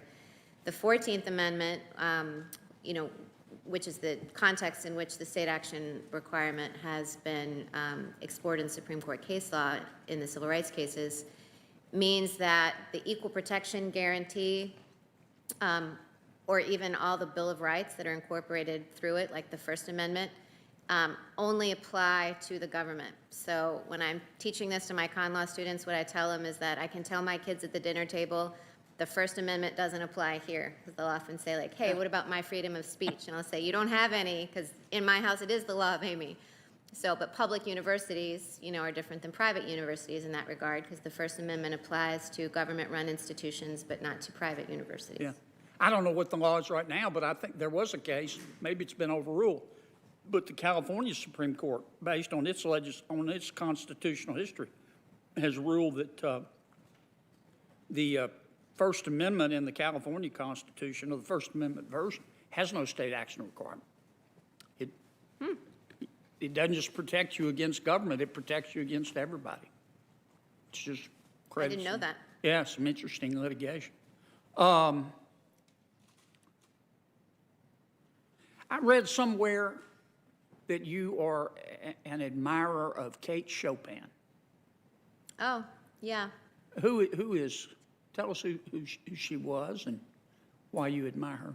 Well, when I was in college, back in my English major days. She's Louisiana, wasn't Louisiana, That right? is, that's right. And she wrote a book focused on Louisiana and a woman who comes to Louisiana from, now I can't remember what part of the South she was from, and talked about her becoming accustomed to New Orleans and its particular culture. And I very much appreciated that because, it, especially, as a New Orleanian, I thought it was an insightful look into what the history of New Orleans is like. And my family, my great-great-grandparents Came to New Orleans from France, and my family's been in New Orleans for generations, and so its history is important to me.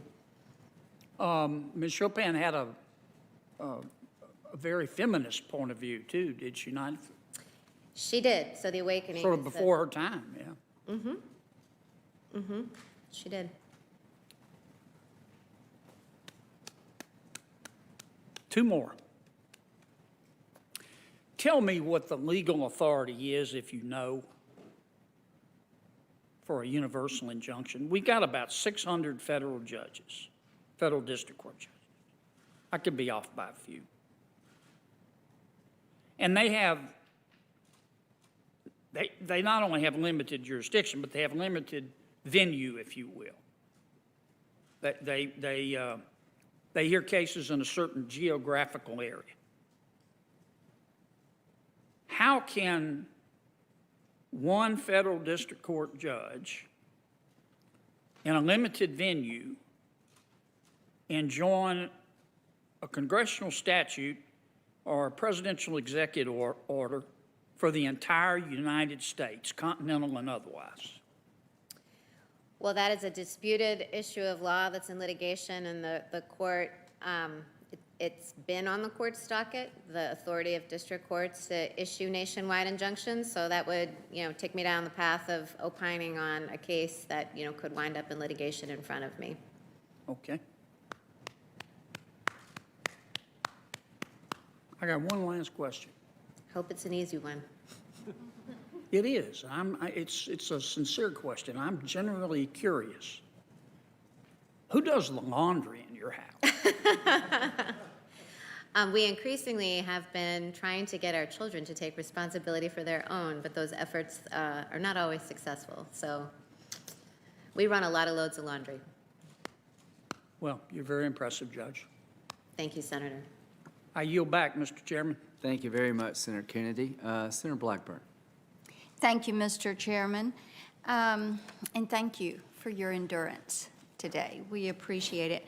I have a couple of things for the record.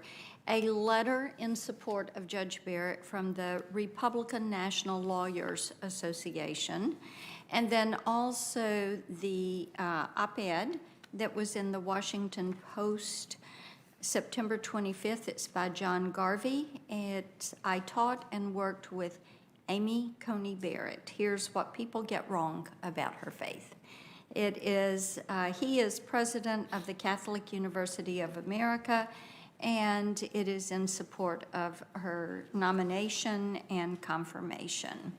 Without objection, while I have it on my mind, thank you for reminding me. I have a letter from Reverend Franklin Graham supporting your nomination, and Jack Goldsmith, a professor of law from Harvard.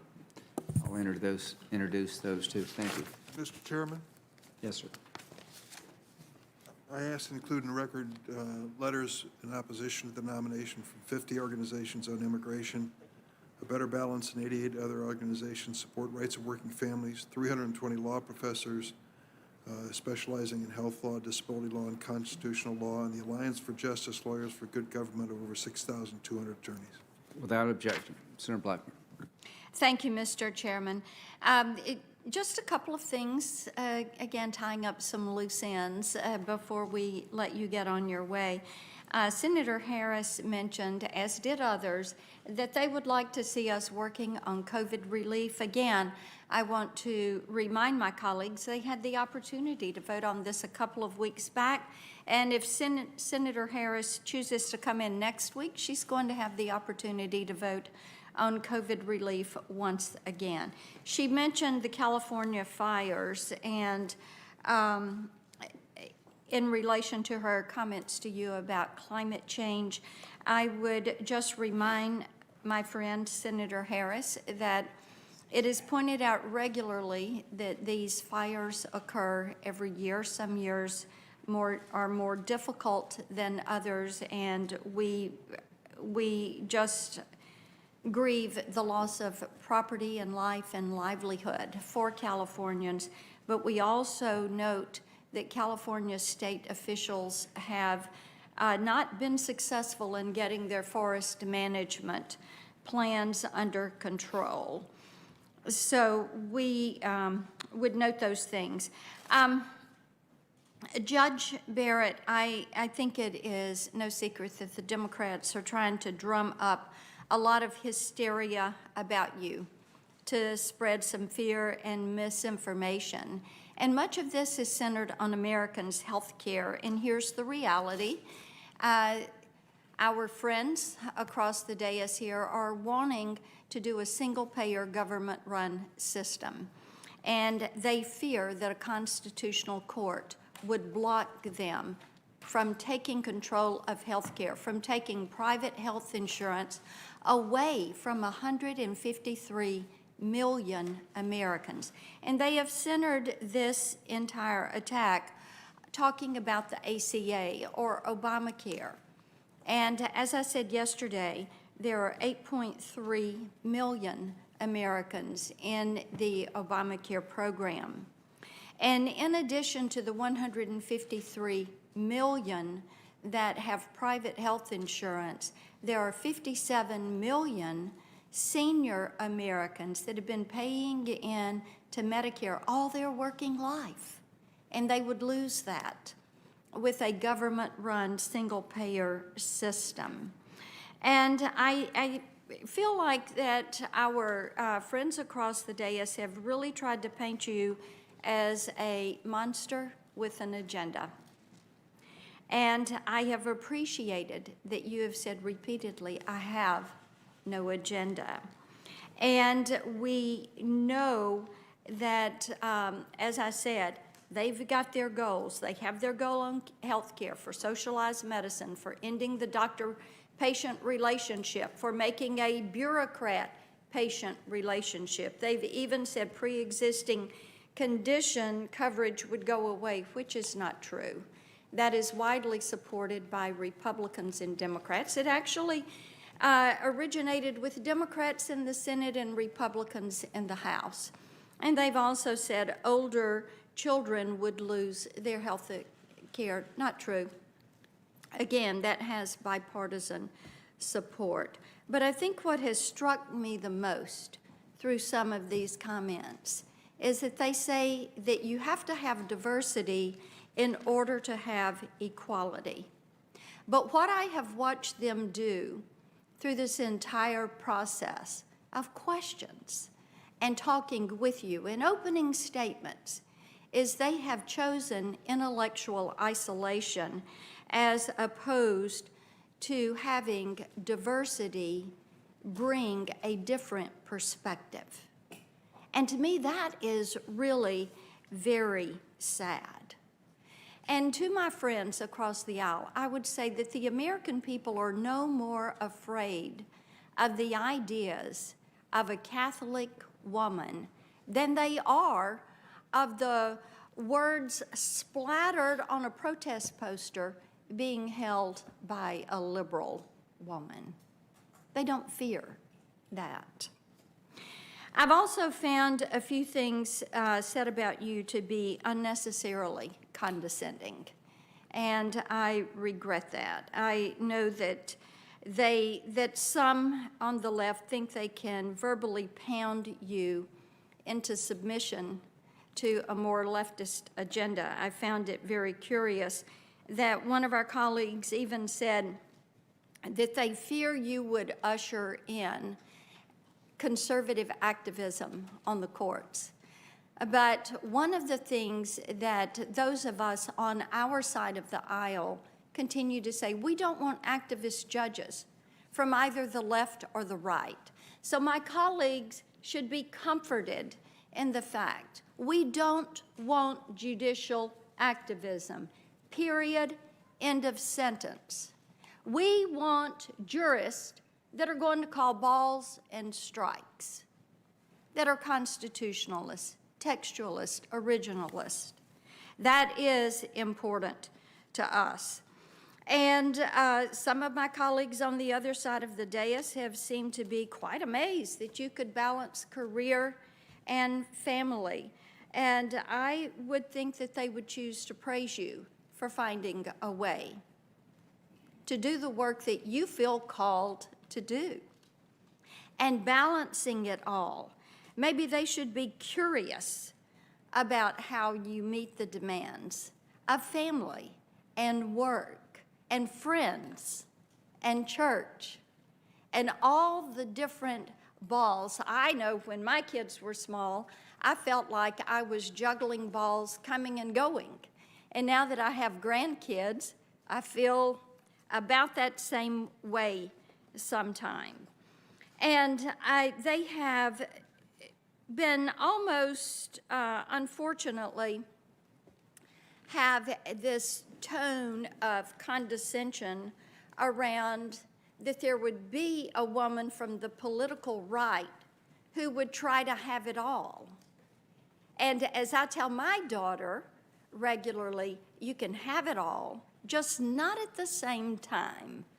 Things have to get spaced out, and you take these tasks as they come. And we see that what they have done is to continue to project their thoughts, their desires, their concerns onto the American people, using words about malicious, fear, terrified, scared. The American people are not afraid of you. They wanted to lecture you. I found it condescending the way they accused you of not understanding recusal rules. I appreciated that you were quite able to defend yourself on that point. When my team and I were talking about this, I told them, yesterday I sat here, now Senator Kennedy talked to you about a Louisiana author. I thought about a Nashville songwriter. In Nashville, we say everything begins with a song, begins and ends with a song. Now, one of my old neighbors, the late, great Eddie Arnold, had this song that was a great song. It was a love song, but the title of that is very applicable here. The song was called You Don't Know Me. And in one of our visits one day, I asked him about the story behind the song, which many times is more interesting than the lyrics themselves. And he said the story behind the song, what he had shared with the songwriter who wrote it, was that many times we miss the richness of a relationship because we don't stop and take the time to get to know someone. And that, I think, is what my colleagues did to you. They made this all about the Affordable Care Act. They made it all about issues that they wanted to talk about because we are 20 days away from an election. And what they did was, in the projection that they did, of projecting their thoughts onto the American people, they projected stereotypes onto you. Those stereotypes are what they think about us as women on the political right. And they enjoy being able to mock and to ridicule and to diminish and to demean. To them, it is political sport. It is the politics of personal destruction, and it is wrong. It is wrong. I think one of the things that really gets them is this. You don't fit into their elitist format. You're a girl from the South, from New Orleans. You went to school at Rhodes in Memphis. I don't know if my colleagues have ever been to Memphis or ever been to Rhodes, which is a wonderful school. But you don't fit into their Harvard, Ivy League type group. You're not a part of the clique or the club. So you left Rhodes, you go to Notre Dame, and people look at you and say, exceptional. She is doing great work. We're going to help her to get to a different spot in her career. And they did. They opened doors. You came to D.C. You clerked. But, Judge, you messed up. You went back to Notre Dame. And you chose to teach and to have a family and to have friends and a sense of community. Right there in the middle of the heartland. And see, now they don't want to admit you got where you got. You earned it. Nobody gave you a shortcut. You earned it. And that is why we are so honored to support you. Thank you. I'd like to associate myself with those comments, Senator Blackburn. I'm going to tell you about where I grew up. I don't know why. It just seems to be a good way to end this thing. It's got nothing to do with anything. But I grew up in a small town called Central South Carolina. And the first of my family to go to college. My dad owned a bar, a pool room, and a liquor store. And my mom ran the bar, and my dad ran the liquor store, and when I was old enough, I ran the pool room. This is why I think I'm a good senator. It's good training for this job. But I remember, speaking about country music, we had a piccolo. You know what a piccolo is, Judge? I don't know what a piccolo is. Well, you're too young. Piccolo is something you put money in to listen to the song. And the one song that I remember to my dying day, talk about country music titles, was "My Wife Ran Off with My Best Friend and I Miss Him."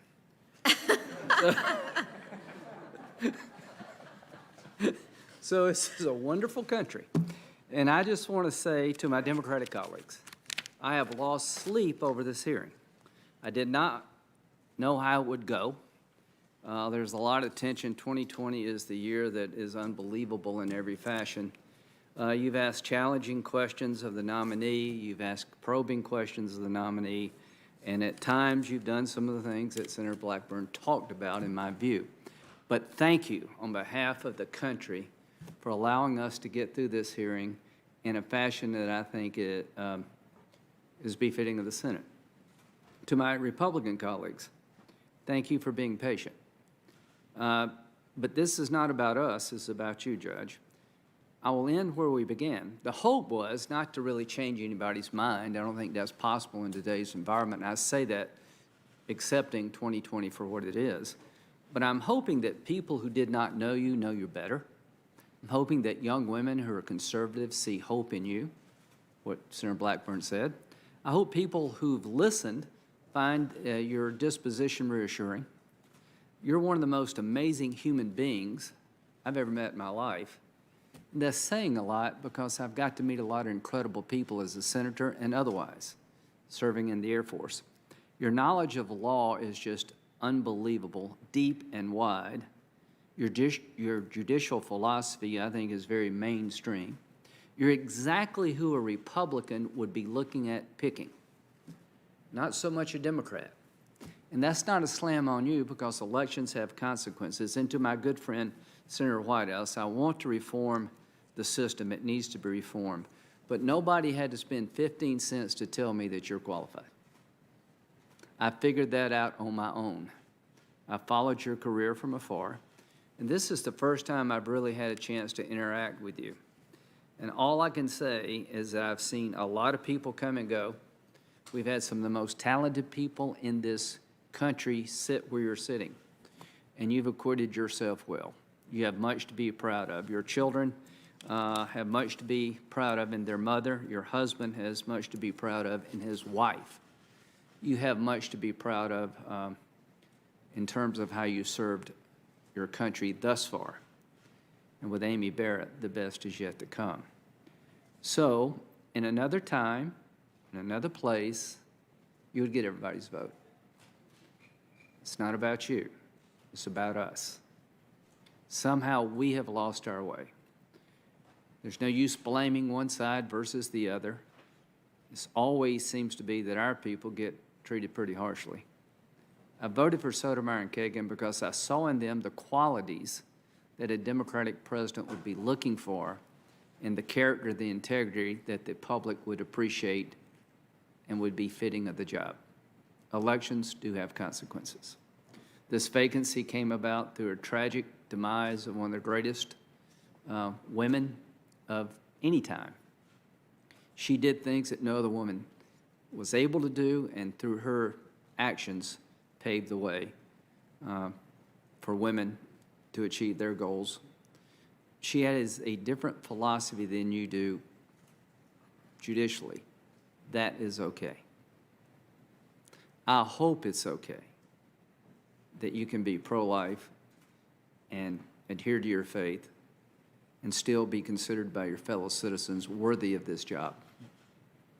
I think you have met every test that any reasonable person could impose in terms of qualifications. I think you made every test in terms of disposition and character that the public could hope for in terms of having somebody sit at the table at the Supreme Court. You will be confirmed, God willing. You will have my full support. I see in you someone who's not only highly qualified to be in the court in every way possible, but somebody that has broken new ground in a positive way for the country. So what we will be doing now is go in closed session. The FBI evaluation will be presented to the committee. That's standard practice for every nominee. We will meet again here just in, where's the room? Dirksen G50. You will be with us. We do this for every nominee, going back to Chairman Biden. And it is over. The hearing part is over. You can have 2 glasses of wine tonight if you like. Mr. Chairman, Yes. I'll defer to Senator Durbin if he wants to go first. Yes, I would just like to finish my thought, then we'll defer to Senator Durbin. The hearing part is over. You acquitted yourself well, but the journey you're about to take is going to be challenging, it's going to be rewarding, and may God bless you in this endeavor. Senator Durbin. Mr. Chairman, on behalf of the Democratic side, I won't speak for Senator Blumenthal. He can certainly add his own comments. Thank you for your fairness in this hearing. I heard no objection, nor will I, about the way you've conducted this. You've given everyone a chance to express themselves. You've been a little flexible on the time, and I thank you for that. It is a hallmark of what you've brought to this committee, and I hope it continues through the remainder of this negotiation and deliberation. To Judge Barrett, thank you for being here. This is an ordeal, and I've seen it from this side many, many times. And I want to thank your husband and your family for joining you in this effort. I'm sure they'll take away many memories, and some will be good, of this experience, which you can talk about for years to come. I do want to say one thing that was mentioned yesterday that always strikes me, and that is the impact of this experience on your children. I heard you or someone say that it was painful, there were painful moments for some of the kids. I'm sorry. I hope that I was not the cause and we were not the cause, but I will just tell you, they are innocent victims and they should not have to go through this, but each of us in public life can tell you back a story or two as well of our own family experiences. We put our names on the ballot, we're the targets, and when they go after my family, it just infuriates me, just drives me crazy. It happens, and sadly, it happens too often. But thank you for being here. Thank you for your kindness, Senator Durbin. Senator Blumenthal. Thanks, Mr. Chairman. I want to join in Senator Durbin's remarks, thanking you for being here. I also have additional remarks. I'm assuming, Mr. Chairman, that at the beginning of the session tomorrow, we'll be permitted opening statements. I am And glad- rather than taking time now, Yes. I will have comments on the process and on comments that have been made by others, President Trump, by some of our colleagues here today, and over the course of recent days. But I do thank you, Mr. Chairman, in giving us that opportunity first thing tomorrow before the markup begins. So, yeah, thank you very much. We're going to meet tomorrow at 9 o'clock. We'll have an executive business meeting. We're going to hold the nomination over consistent with the practice of the committee, and we'll talk among ourselves tomorrow and give everybody a chance to express themselves. We've got a panel, 4 and 4, 4 for, 4 against. We'll hear from them. We'll hear from the ABA, and we'll meet tomorrow at 9 o'clock, and we will gavel this part of the process to conclusion. We'll meet in Dirksen G50. God bless you. Judge Barrett, thank you very much. Thank you, Chairman.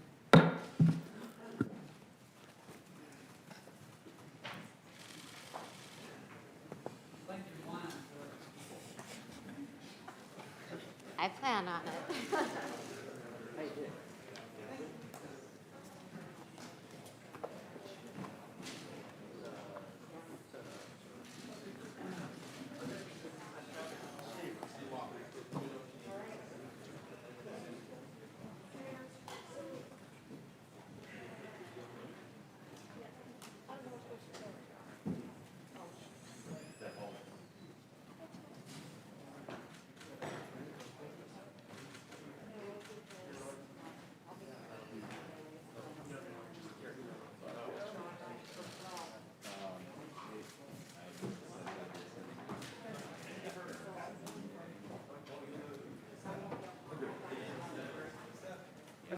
They were